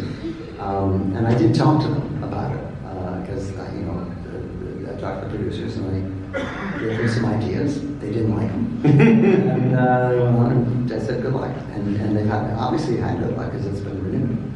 And also, I think Wendy Shaw has got a part of it somewhere. It's so interesting to me because for a movie like that to be a big Universal movie with Tom Hanks and Carrie Fisher and not be successful, but then build an audience to the fact that studios are making things because they see a viable franchise, and so it's almost like an acknowledgement of the fandom around Burbs to say we are going to invest in this TV series. It's an acknowledgement of fandom in general. I mean, fandom is the smart people know that fandom is running the business. It's all that's left. Is the fans. And if they don't cater to them, they're gonna have nothing. So they don't call these movies or TV shows. They call them IPs. International intellectual property. And so they just, well, what have we got in the IP section here? What can we do? They look through things. Even from the first time I went to Hollywood, I remember there was for years they were looking through big catalogs of what can we remake? What do we already own that we can remake and won't have to pay for? But now it's, the business has changed so much. I mean, it's so indescribably different than it was when I first got into it. That all bets are off, and that's one of the reasons that there's a lot of panic in Hollywood, where they just literally, Hollywood is not even where they make the movies, but they just literally don't know what to make or how they're going to show it, or who's going to watch it, or so it's an interesting time. But I think it may, as you know from looking at various independent horror movies that have come out recently, it's a good time to sort of sneak in and go and do something subversive and different. Yeah, for sure. Hi. After Gremlins came out, there were several blatant rip-offs of it, like Critters and movies. Did you ever sit down watch those? Besides being rip-off of your own work, what did you think of those B movies and like Critters and movies? Well, the best one is Critters. Yeah. And it's also got the Chiodo brothers, doing the stuff. And I think looks great. And Mick Garris, my friend, did the second one. Yeah. I wasn't too crazy about Munchies, which was directed by the editor of Don't forget about Spooky. From Roger Corman. You got it. And then there was the Ghoulies. You know, the one, is that the one? Ghoulies, yeah. From the toilet, yeah. I didn't think so for you, but I'm not a big John Buechler fan, so I don't think his stuff looks good. It was okay with me. I mean, okay, you know, the more the merrier. But it's the idea of making, you know, movies about little things that bite your ankles. I've been doing that, you know, and I did Small Soldiers. More things that bite your ankles. Ankle biters are right behind it. Thank you.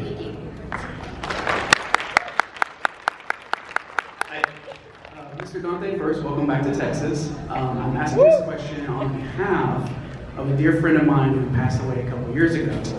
You might remember him. He is the voice of Salacious Crumb in some of the Gremlins. His name was Mark Dodson. Sure. And he's been here a few times, but I remember having dinner with Mark, and he would always found this conversation was fascinating. I wanted to ask you this question before Mark.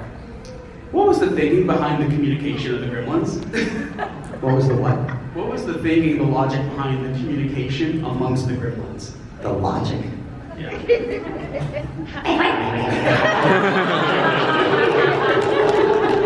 That's it. Thank you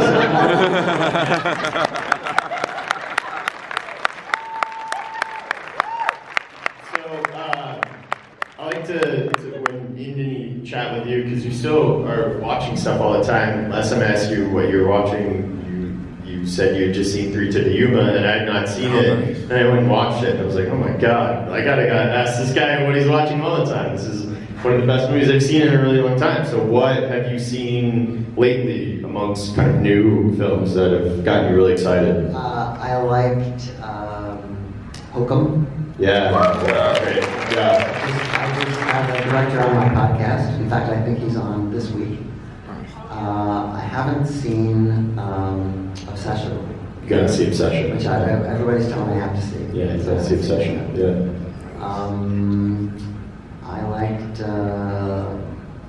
most of it. I never read these titles. Like Last Night in Yuma County. That's what I meant when I said 3 to the Yuma. I meant last stop in Yuma. Last stop in Yuma. Last time I asked you this question, 3 to the Yuma was 1957. Yeah. Last stop in Yuma was anyway, great. that was a good picture. Yeah. There's good things out there. The Lord of the Flies remake on Netflix is actually quite good.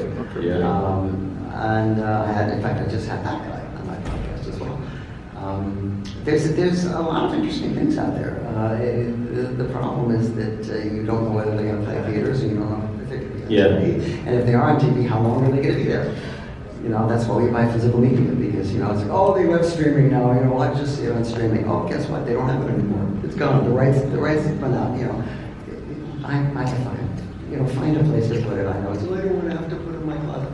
Put it in your closet, I'm telling you. Otherwise you're not going to have it. It's a perfect plug for Interspace. I gotta recommend something to you since you always recommend something to me. Have you watched Widow's Bay yet? I'm in the third episode. I can imagine you're loving it. I love it. It is so Joe Dante coded. And it starts off so deceptively. Yeah, it's so great. Well, I'm glad you're watching it. If you haven't watched Widow's Bay, that's our mutual rep. Go watch that. Ladies and gentlemen, boys and girls of Texas Frightmare, huge round of applause for our friend Joe Dante.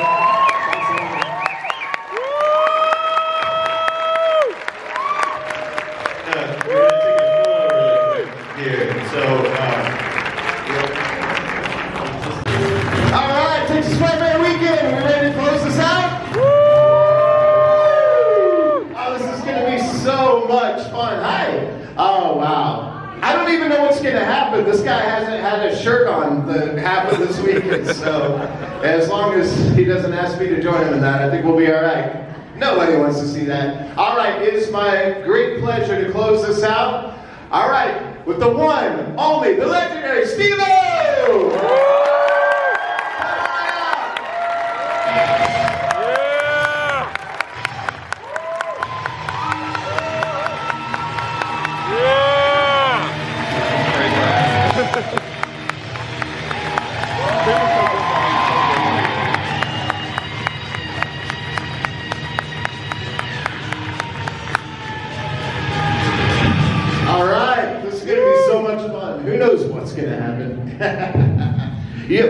Texas Frightmare Weekend is so fun. Oh yeah, look at that. Hi, everybody. All right. We were so excited when we saw you added to the list. I know we don't always get to see you, but you look like you probably had the most fun of any guest here, right? Sure. I mean, I resisted doing a convention like this for a long time. People were always offering me go to this thing, and I was just the idea of charging people for photos and autographs, I was like, I don't want to do that, and so I didn't do it for the longest time, and I just kept putting, and then finally I decided, you know what, fuck it, I'll try it, because nobody can be mad at me if I'm going into this environment where that's how it works, and that's just what people do, then I'm just a visitor in this environment checking it out. And so I did it, and I've just been super grateful to even be blessed with the opportunity to do it, and if I'm honest, it's a lot of work to get through an airport. It wears me out, going around in public, and here I get to do this with you guys, and it's such an honor, man. So thank you everybody for coming down. Yeah. And I really did make an effort to try to just kind of make people feel good about, coming to my booth and stuff. For the photo ops, I said, hey, I want everybody to get a photo with my back tattoo and me facing forward. So everybody needs to get 2 photos. And they told me, these photos cost so much money, and I was like, whatever the second photo costs, let me fucking pay for it for everybody, And so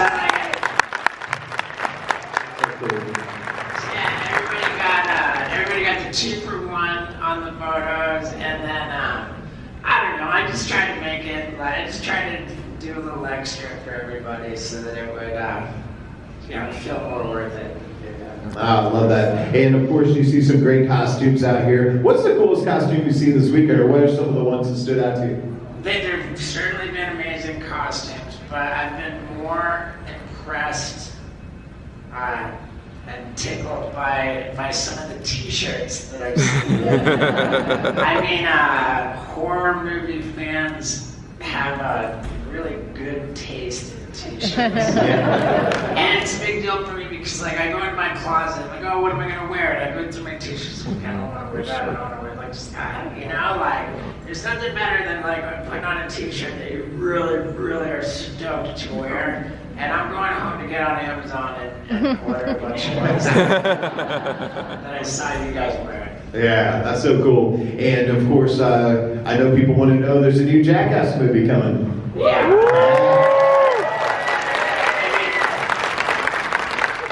Be careful about calling it a new Jackass movie because technically it's like a greatest hits movie. Yeah. Okay. I'm sure it has some new stuff in it.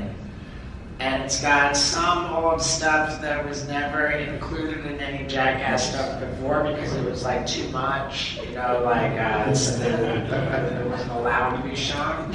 Now they've found a home for a bunch of stuff that previously could not be shown. Nice. And there's a bunch of stuff that everybody's seen before, kind of like a greatest hits movie, but it's edited in a new way, And overall, man, I saw it a couple weeks ago. I went to film some pickup shots in Los Angeles, and while I was there, I went into the edit bay and watched the current cut of the movie, and I was just completely overwhelmed with emotion.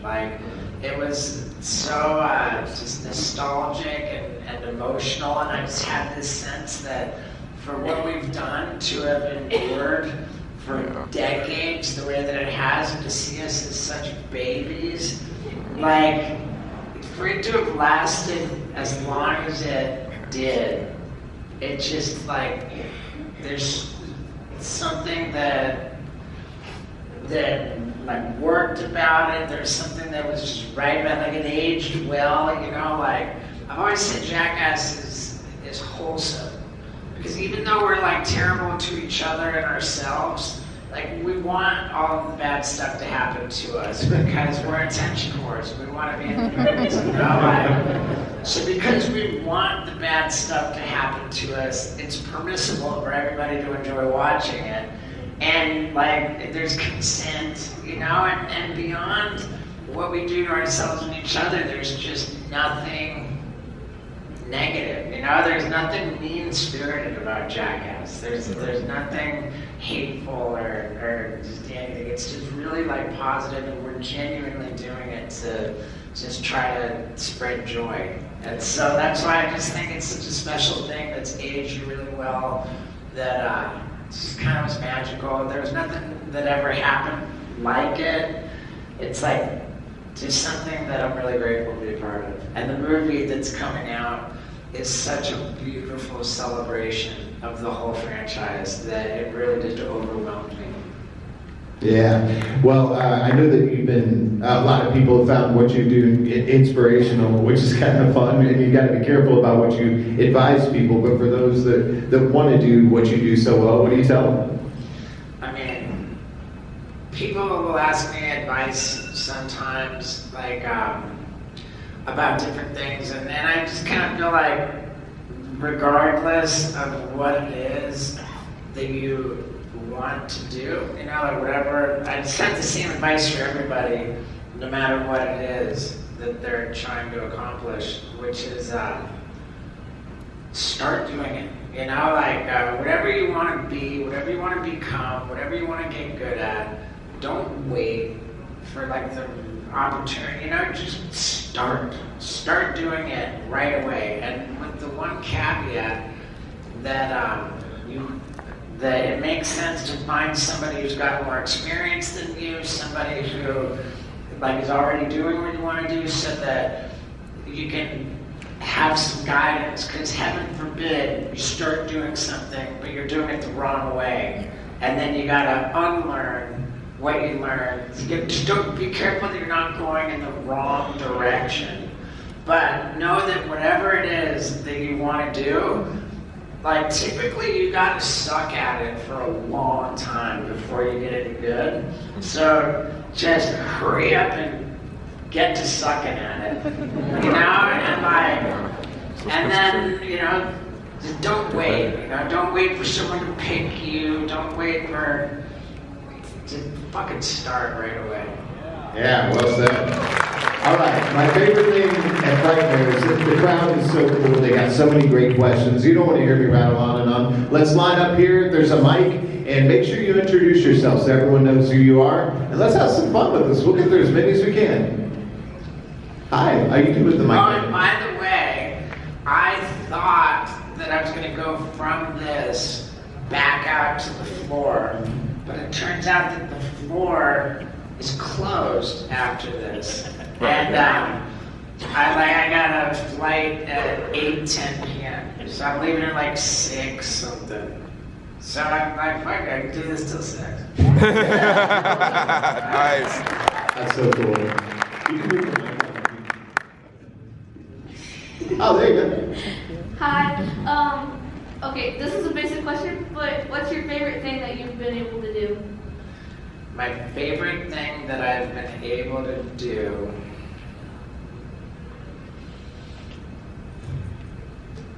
I mean, this is probably like a very broad and overgeneral thing, but I think that in a very general sense, like, as I've grown up and grown older, I feel like I've become a better person, which is, like, kind of makes sense that if you go through life and you make a bunch of mistakes, and you learn from your mistakes, and you kind of learn from like your experience, that you will improve in your approach to life. But man, I just made such gnarly mistakes. So like, I like, and if anybody's like a big fan of mine, they watch me like do interviews and stuff, you probably heard me talk about this a bunch. But I'm obsessed with a phenomenon called near-death experiences. Okay, like there are thousands and thousands of people who actually had the experience of dying, being on the other side of death, like in the spirit realm, and somehow like their job as humans wasn't done and they had to come back into their body. These people come back to life, there's so many of them, and they share their experience of what they had. They describe what happened to them on the other side of death. And the consistency across these accounts of the experience it's just remarkable. And just about across the board, everybody describes that when they die, when they reach the other side, that they're just embraced by like a pure love that they just can't even describe, like a bliss, a love. They say that they felt like that they were home, and it's so comforting, like to hear people describe that. And at the same time, there's also something that they describe which is called life review, where there's the saying that when we die, our life flashes before our eyes. And according to these people who have had the near-death experiences, this life review is super, super real. Not only just real, but the way they describe it on the other side of death, time does not apply in the way that we know time in this experience. Like, so when your life flashes before your eyes, it is without the constraint of time. So you have like unfathomable immersion in this review of your life. And you're not reviewing the life that from your own perspective, but rather you are experiencing your life, your actions, the consequences of your action as everybody who you have an effect on. So everybody who like you are a jerk to, you're gonna feel their feelings that you made them have. Everybody that you are really kind to, that you spread joy to, you're gonna feel that love, that joy. And everybody describes this life review as not whatsoever being for the purpose of like punishment or anything like that. It's just the ultimate experience in reaping what you sow. It's completing the experience. And the way that they describe this, just the unfathomable detail, like to me, it's just such a big deal, especially because, again, it's not for punishment. It's not like eternal. It's not like going to hell or heaven. It's just like, it's what it is, you know? And I just know that in my life, I've had like a bad temper, I've been really angry, I've like lashed out, I've been like petty and spiteful, you know, like with all my drugs and alcohol, I was just a fucking nightmare, you know? And I know that in my life review, like I've done a lot of harm and I'm gonna, you know, experience that. And I just view the remainder of my life as opportunity for me to stack the good, you know? And like, the one thing to answer your question that I feel really good about is the fact that in the big picture of my life, the trajectory is like I became less and less of a piece of shit.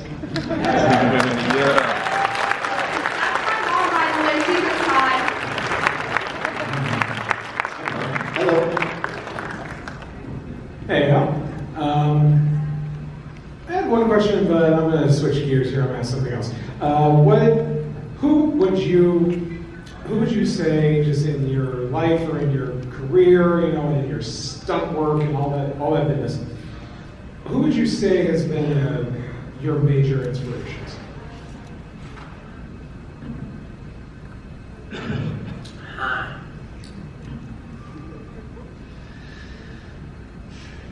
There's a guy who wrote a book called Conversations with God.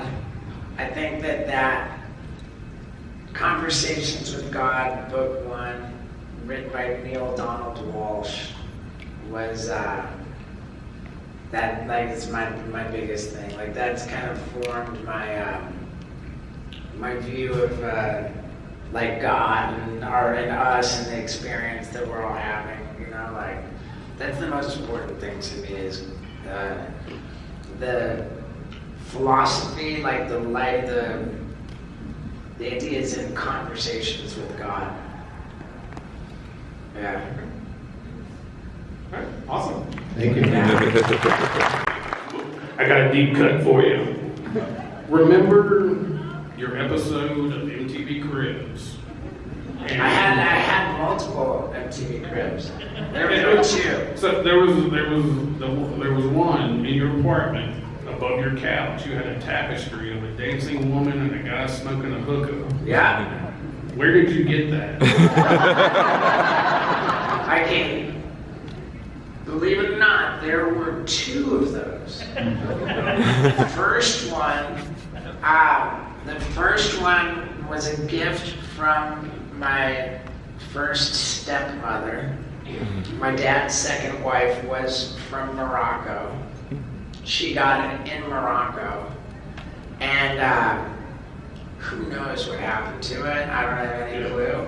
But then, many years later, there was like a yard sale out, and it was like just on someone's lawn as a yard sale, and I'm like, holy shit, that's exactly the same one. So I got it.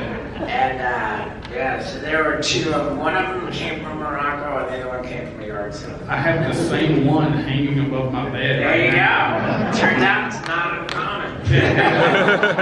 And so the story how I found it, 2002, my mom passed away, and when I was going through her possessions, I found it hanging in her closet. Yeah. And I'm like, she was holding out on me. She had it the whole time and never gave it to me. Yeah. So it's hanging on the wall now. And when I saw your episode, I was like, how did he get that? Right. You know, how'd you get it? Second question, how much would it cost for you to tattoo my schmeckle? Wow. I don't know, man. Like, throw me a number. I don't think you want your schmeckle tattooed. I got my ball sack tattooed. It was the most fucking horrific pain I've ever. I agree. I'm gonna strongly urge you to not get your schmeckle tattooed. I would if it's by you. 100%. Talk to me later. That's a Q&A first, right there.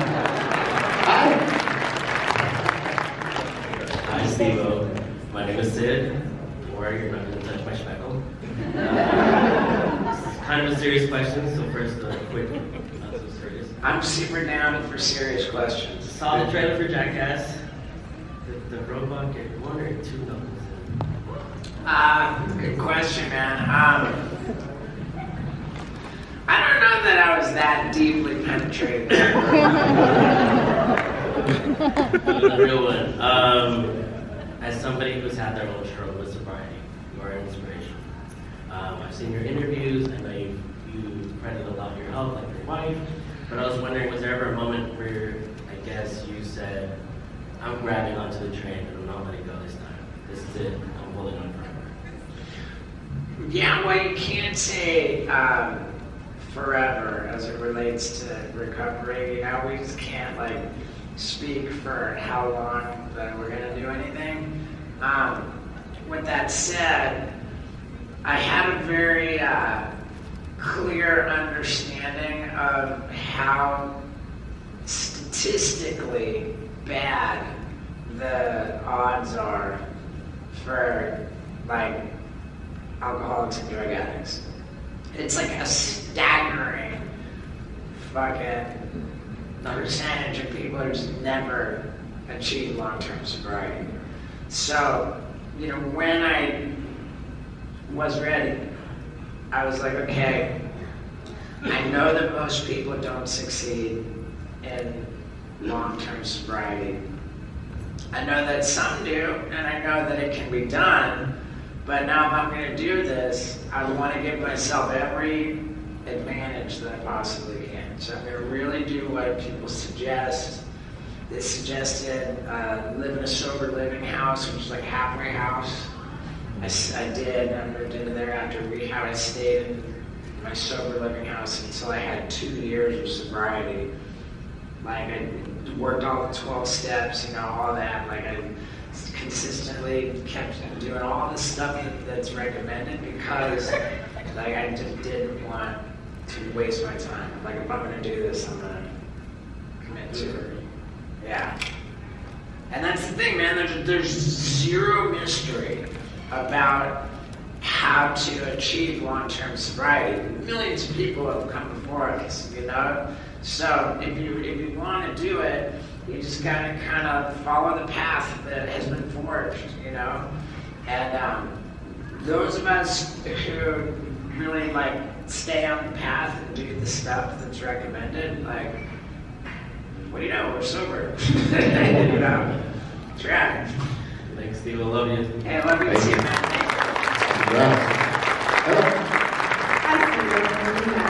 I'm really glad that you're here and I get a chance to ask you. I was going to ask you a question that somebody had already asked you, so I had to come up with one. Did you ever have a stunt where mid-air you thought maybe this wasn't a great idea? In mid-air. Now, I mean, it's right before getting into the air, you know, that like where it's like, you know, like standing on the roof or whatever like it is, you know, and I gotta like jump or like whatever it is, and I'm just like, you know, like this could just be so bad. And then there's like a process where I'm like, I just kind of assess how to do it, you know, or like whatever, and like I just have this ritual. I count on my fingers, 1, 2, 3, go. And once I've done that, I've never backed out of anything after I went 1, 2, 3, go. That's like the secret to doing super gnarly stuff. Now, with that said, like I've procrastinated the fuck out of the 1, 2, 3, go. But once I count 1, 2, 3, go, like it's already happened, and then my body just follows through. It's been a very, very helpful, useful tool too, and I've applied it like I'm way more than like physical stunts, you know, like when I gotta like admit that I'm wrong, you know, like or like go and try to make amends for something, like that's a super gnarly. Can I use that? Yeah, well, if you got like 9 steps to make and you're like yeah, 1, 2, 3, go. Thank you, Steve. Yeah, sure. Hello. I just wanted to ask what you think the possibility is of you either coming back next year or the following years with Johnny Knoxville. I would have trouble picturing Johnny Knoxville being at one of these conventions. I had a super good experience. Like I don't see any reason why I wouldn't come back. I can't speak for Knoxville, but I'd say the chances for me are reasonably good. Unless they're like, oh dude, maybe they're gonna tell me like, because I was here this year, there's not gonna be demand for me to be here next year, and so that maybe they'll tell me skip it and go someplace that you haven't been. But whatever, like I had a good experience, and I have no reason not to come back.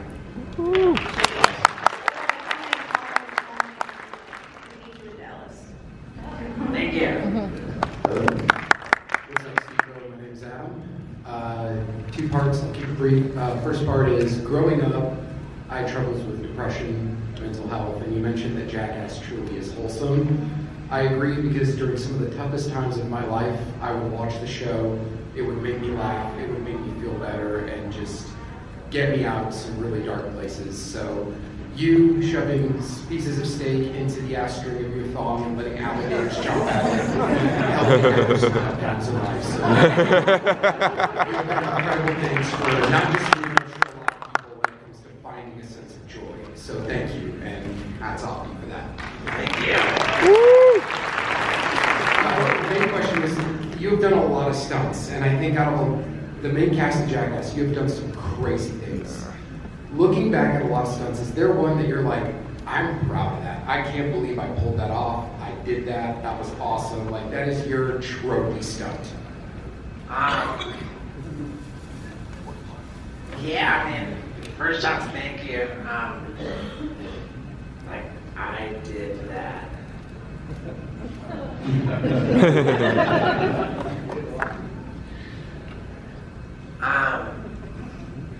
He's from the fish. That's probably like crazy. The one like a really involved one that was just so fucking ludicrous, man. Like for the longest time, like 20 years, like every so often people would say, "Oh man, you should go skydiving," and I just always scoffed at it. I thought, like, man, skydiving, come on, like everybody does that, like grandmas do that. In fact, I actually have like a really irrational fear of roller coasters and bungee jumping, and I was just scared to do it.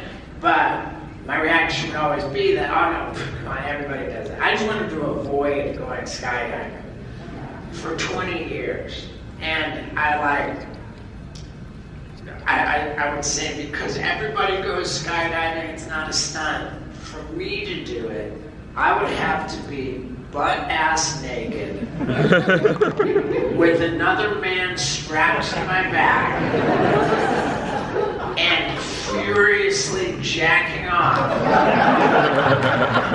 And I would time it so that as I fell out of the airplane, I was blowing a load.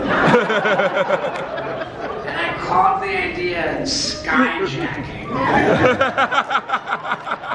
So what happened was, like, 20 years went by, and then all of a sudden now, like, with my live comedy, it's like a multimedia thing, and I'm gonna like put together a show where I got to film all new stunts and make like live comedy out of it. So it's like a Jackass movie meets a stand-up comedy show. And I was like, oh, well, what am I gonna do? And I was just like, oh, well, there's this, there's that, like these ideas, these absurd ideas that were never intended to happen. Okay. But I was like, oh, like now I gotta go fucking skyjacking. You know? So like there were so many layers to it. Like it was the most perfectly ridiculous thing. Like I went on my Instagram, I'm like, hey, I'm trying to find a professional skydive tandem, instructor to do a stunt with me. Like hit up my guy. So they're flooding in. We had 75 responses. My guy tells me I got 75 of them. I'm like, cool. Now tell them the idea. How many of the 75 do you think were down to be on my back for skydiving? Not there were 20 of them. 20 of them. So now we got to figure out, of these 20 guys, which one we pick? Couldn't have been easier. Because only one guy said, please. Oh my God, yeah, that makes it easier, yeah. Thank you so much. How much you just made me cry from laughing is definitive of the sense of joy you brought me throughout. Yeah, so right on, dude. That's all you need. Wow, skydiving. Skyjacking. All right. I did that. website, right on the front page, there's a show called Steve-O's Bucket List. Amazing. Yeah. Art the Clown. Hello, Steve-O. Man, this is a fantastic costume, dude. Thank you so much, Steve. It means so much. I love you so much. My name is David. Young David would not believe this. You're the best. Anytime I'm afraid, I think about you. 3, 2, 1, go. My question is. I did 1, 2, 3, go. Sorry. So my question to you is, I'm meeting a pretty big celebrity, and this is awesome. I'm sure you've met some pretty big celebrities. So if you could name off a few of like that, you were like, how cool? And also, if I could get a fist bump at the very end, so I can tell my grandkids I gave Steve-O a fist bump. Okay, give me a fist bump now, dog. Yeah. Alright, so super famous people that I've met, or technically it's people who I've met. Okay, like off the top of my head, like Jay-Z felt like a big deal. Robert Downey Jr. Then like automatically I go to the people who I had on my podcast.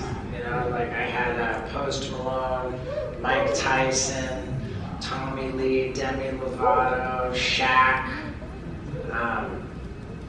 My favorite author, Neil Donald Walsh, wrote Conversations with God. I had the Woz, Steve Wozniak.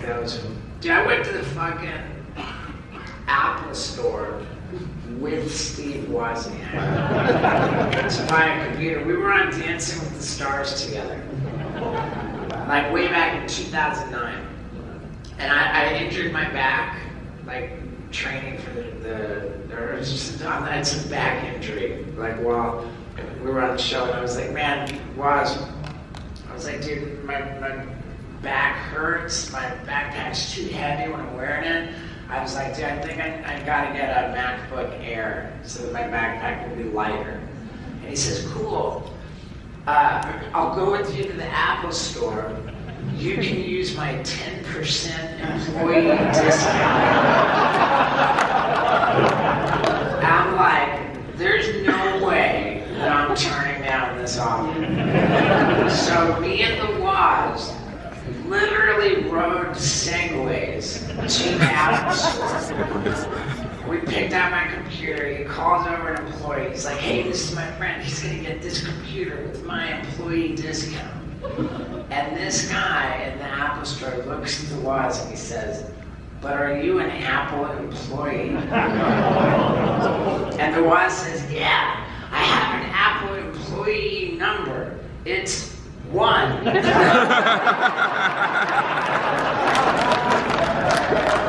awesome. Yeah, and then like many years later, I went to the Apple store with him again and bought another one. 10% off. Thank you so much, Steve. You're the best. I love it. Hey, Steve-O, my name's Francisco. You said this is like your first convention you've been to, right? It is. Yeah. Out of all the ones that you've been offered to go to, why did you decide to choose, Texas Frightmare out of all the others? I never knew like where or what any of them were prior. I think that this was just like the biggest one. They thought that it would be like do the most business. And I guess my other question would be like, are you a big horror fan? And what's your favorite, horror movie or scary movie? My big horror. When I was a kid, I was into it. Oh my god, I can tell you guys the most horror story.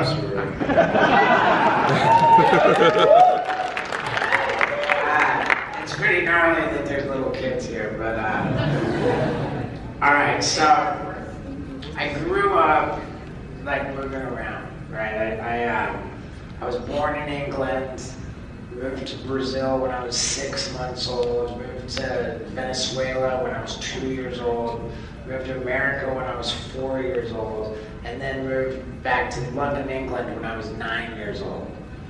Now, it's halfway through 4th grade. I moved to London, England. I'm 9. And we were temporarily staying in this apartment building in like this like nice area of London, England, you know, because we didn't have a house. My parents were like looking for a house. So we're in this apartment building, and in the basement of the apartment building, there's like this creepy handyman guy. Okay, he's just down there like smoking cigarettes, and he rolls by himself. He had this weird chick with him, and like I had very little parental supervision as a kid, so like I'm just like roaming around, and I'm like exploring the building, and I'm like down in the basement, hanging out with this weird, creepy handyman. Okay, and he was all about horror movies. Okay, like he's like, oh dude, you gotta watch this movie, you're gonna love it, right? So he sends me up to the apartment, and you know, at first he was like The Changeling, you know, like The Omen, you know, like kind of run-of-the-mill R-rated horror movies, and I watched them. I thought it was great. And then I go back, and then one day he sends me up with a VHS tape and this movie called I Spit on Your Grave. So the movie had been banned in like, you know, whatever, it was like a horrifying movie, okay?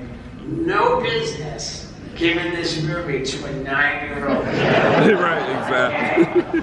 Now I go up to my apartment, I watch I Spit on Your Grave, the one from the 1970s. Dude, like the next day I'm in school, 4th grade, I'm like, I got show and tell. No, no! I'm like, I gotta tell, because then it's like, I gotta tell the whole class and the teacher. I'm like, I gotta tell you guys, so I describe I Spit on Your Grave at show and tell in 4th grade. And I'm like, and the guy gets his thing cut off and then thrown in the sink and like all this like. My parents got a phone call from school because I told them the whole story. This handyman is great. He's in these movies, you know. Like, by the time I got home from school that day, there was no more handyman movies. You know, like, and I told this story. I was on tour, like I was on tour going through Florida, and like with my tour bus, we stopped by to visit my sister, and I was telling.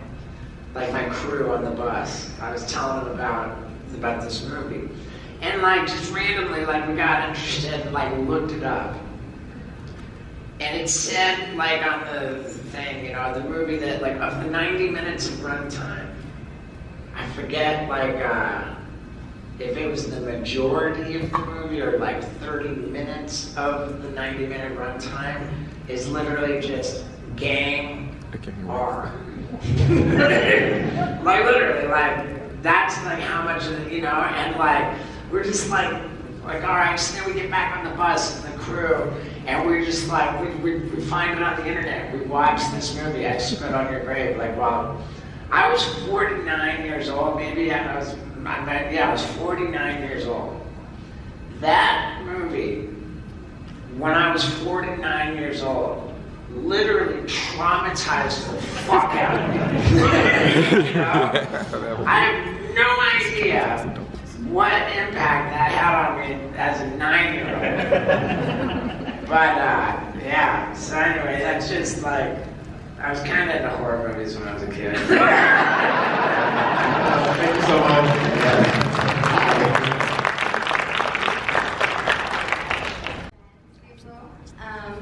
And also my question was, so I love stunts.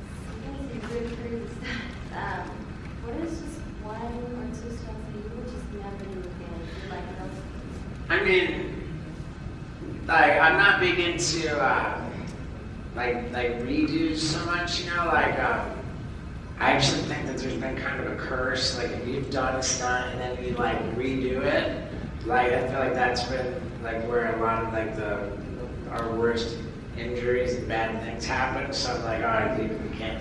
I mean, sure, you can redo something if you're doing it, like, you know, in a grander way, you know, but, like, if you're just redoing it, like, it's kind of, I think, bad juju. So,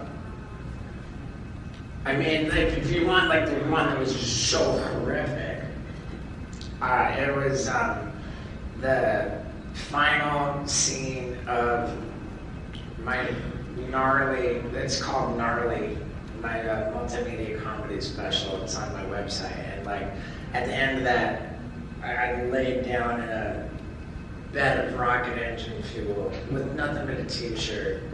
And my buddy just lit the stuff while I was laying in it. And I ended up with skin grafts, like surgery, to have like the flesh of 7 different dead people grafted onto 15% of my body. And 3rd-degree burns are the most painful thing. Like I was on like a tour of burn units after that happened, because I refused to not stay on tour. So I had to go to burn units in each city. And like I just heard over and over, like people who have been shot and stabbed, like will tell you that nothing hurts worse than 3rd-degree burns. Thank you for your answer, and again, I'm a huge fan. Thank you.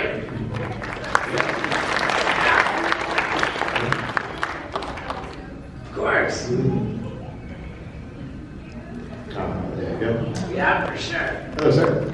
Hey, Steve Rob. Thanks for coming to Texas, and thanks for being genuine in person to your fans. Yeah, for sure. You come into conventions, and you meet people, and you're hoping they're as cool a person as they're going to be, and you're the real deal. So thanks. Well, thank you. 2-part question, and also you beat me on. I thought it was pretty corrupt that I saw The Shining at 10 years old in the theater, but I think I spit on your grave at 9. Yeah, that's expected. You topped me on that. That's pretty heavy. I mean, dude, like, Certain films. so gnarly. Yeah. It didn't even, I don't even think it messed me up when I was 9. Nearly as bad as it messed me up when I was 49. I just remember seeing the box in the video store all the time, going, oh, give me one show. I gotta get this. I gotta get my hands on this. That and Faces of Death, Faces of Death, I think, like, was purported to be, I think most of the stuff in Faces of Death was Yeah, fake. years later I found out it was all fake, but at 12, you think it's all real. Yeah. 2-part question. One of it, I think it's kind of been asked, but my first question was, of everything you've done, movies, TV shows, was there ever one moment where you were the most fearful for your life doing stuff, where you literally thought you were going to die? And the second question is, I love your podcast. What would your best favorite guest be, and your least favorite guest? I think I know your least favorite, but maybe we'll Who do see. you think would be my least favorite? Gene Simmons? He's the first on the pop's mind. And I don't necessarily like say that in a like. He was just being a dick to you the whole time. Yeah, like not like disparaging of him in general. I just think he was in a particularly grumpy mood that day, and it made for like a kind of an uncomfortable. I was uncomfortable watching it. Yeah. Well, thank you for that. My favorite, I feel like the first one that we did with Kevin Smith was fucking really cool. Yeah. I remember because I was just, for me the aging process has been particularly traumatic. I feel like my whole identity, my whole livelihood is hinged on kind of being adolescent, youthful and reckless, and then for Steve-O to get old, just feels like a fucking party foul, and I feel people don't typically want to be reminded of their mortality, so they see old people as party fouls, it's old people they serve as reminders of mortality, and so it's not cool, man, not cool, and I'm fuck, to be an attention whore, and an old attention whore, it's just scary to me, And I remember articulating that to Kevin Kevin Smith, and he was like, no, dude, there are plenty of people who stayed cool, like, as old people. He's like, he says, like, fucking George Carlin. Yeah. He was old as fuck and cool as hell, you know? He said, like, I can totally picture you being, like, a cool fucking old dude like George Carlin. And, like, whatever, like, there's just something, we got all into, like, talking about spirituality, and it was, like, really, yeah, I'd say Kevin Smith, that first one was my favorite episode. All right. And then I guess the most scared you were in a stunt where you thought you were going to die? Then thought I was going to die. I know the closest that I came to actually dying. I wasn't even necessarily aware of it, but I think we were in Australia, and you know, we were trying to film with sharks, and we were scuba diving. They said that the sharks were on the bottom. Something's going down to the bottom. And at one point, someone grabbed up my fin, and they were all down, you know, like, and they were freaking the fuck out. It's like apparently I had gone like down too far, too fast or something, you know, like, and then like the person, they were like, you fucking almost just died. They were so pissed. Like, you almost died, and I almost died trying to fucking save you, like. And I was like, dude, I was like, fucking, I thought the sharks were on the bottom. Yeah, like maybe like my lungs almost exploded or imploded or something like. I figured it'd be one from one of the animal-related shows you did. You know, I had it in. And there were definitely like a lot of times where, like, I mean, when I did big shit to my face, if the mako shark had actually bitten my foot, we were 2 hours away from the shore. It took 2 hours to ride the boat back to the shore. I'm like, if I got bit, even when we got to the shore, it was 2006, and it was the shore, it was New Orleans, like the fucking hospital was shut down from Hurricane Katrina. So I was like, what was the fucking plan if I got bit by a shark? And the director's like, we didn't have a plan. He said, we got God. And I'm gonna believe that's true, man. I genuinely believe that, you know, that somehow, like, it was meant to be, man. You know, like, there's been some divine protection. Yeah, absolutely. That's a perfect way to end it. I'm sorry we gotta go, but hey, this is the end of Texas Frightmare Weekend. We're so excited to have all you doing this. You know what? We're gonna wrap this up in a great way. Let's everybody get together.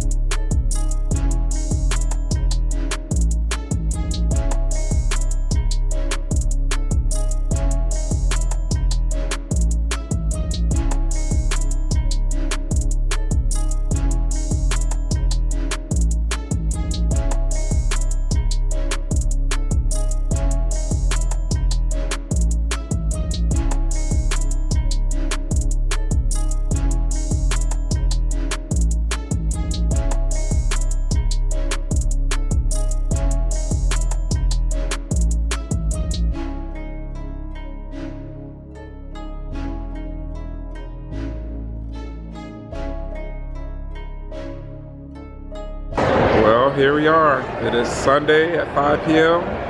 The vendor room is closing. Steve-O just had the final panel.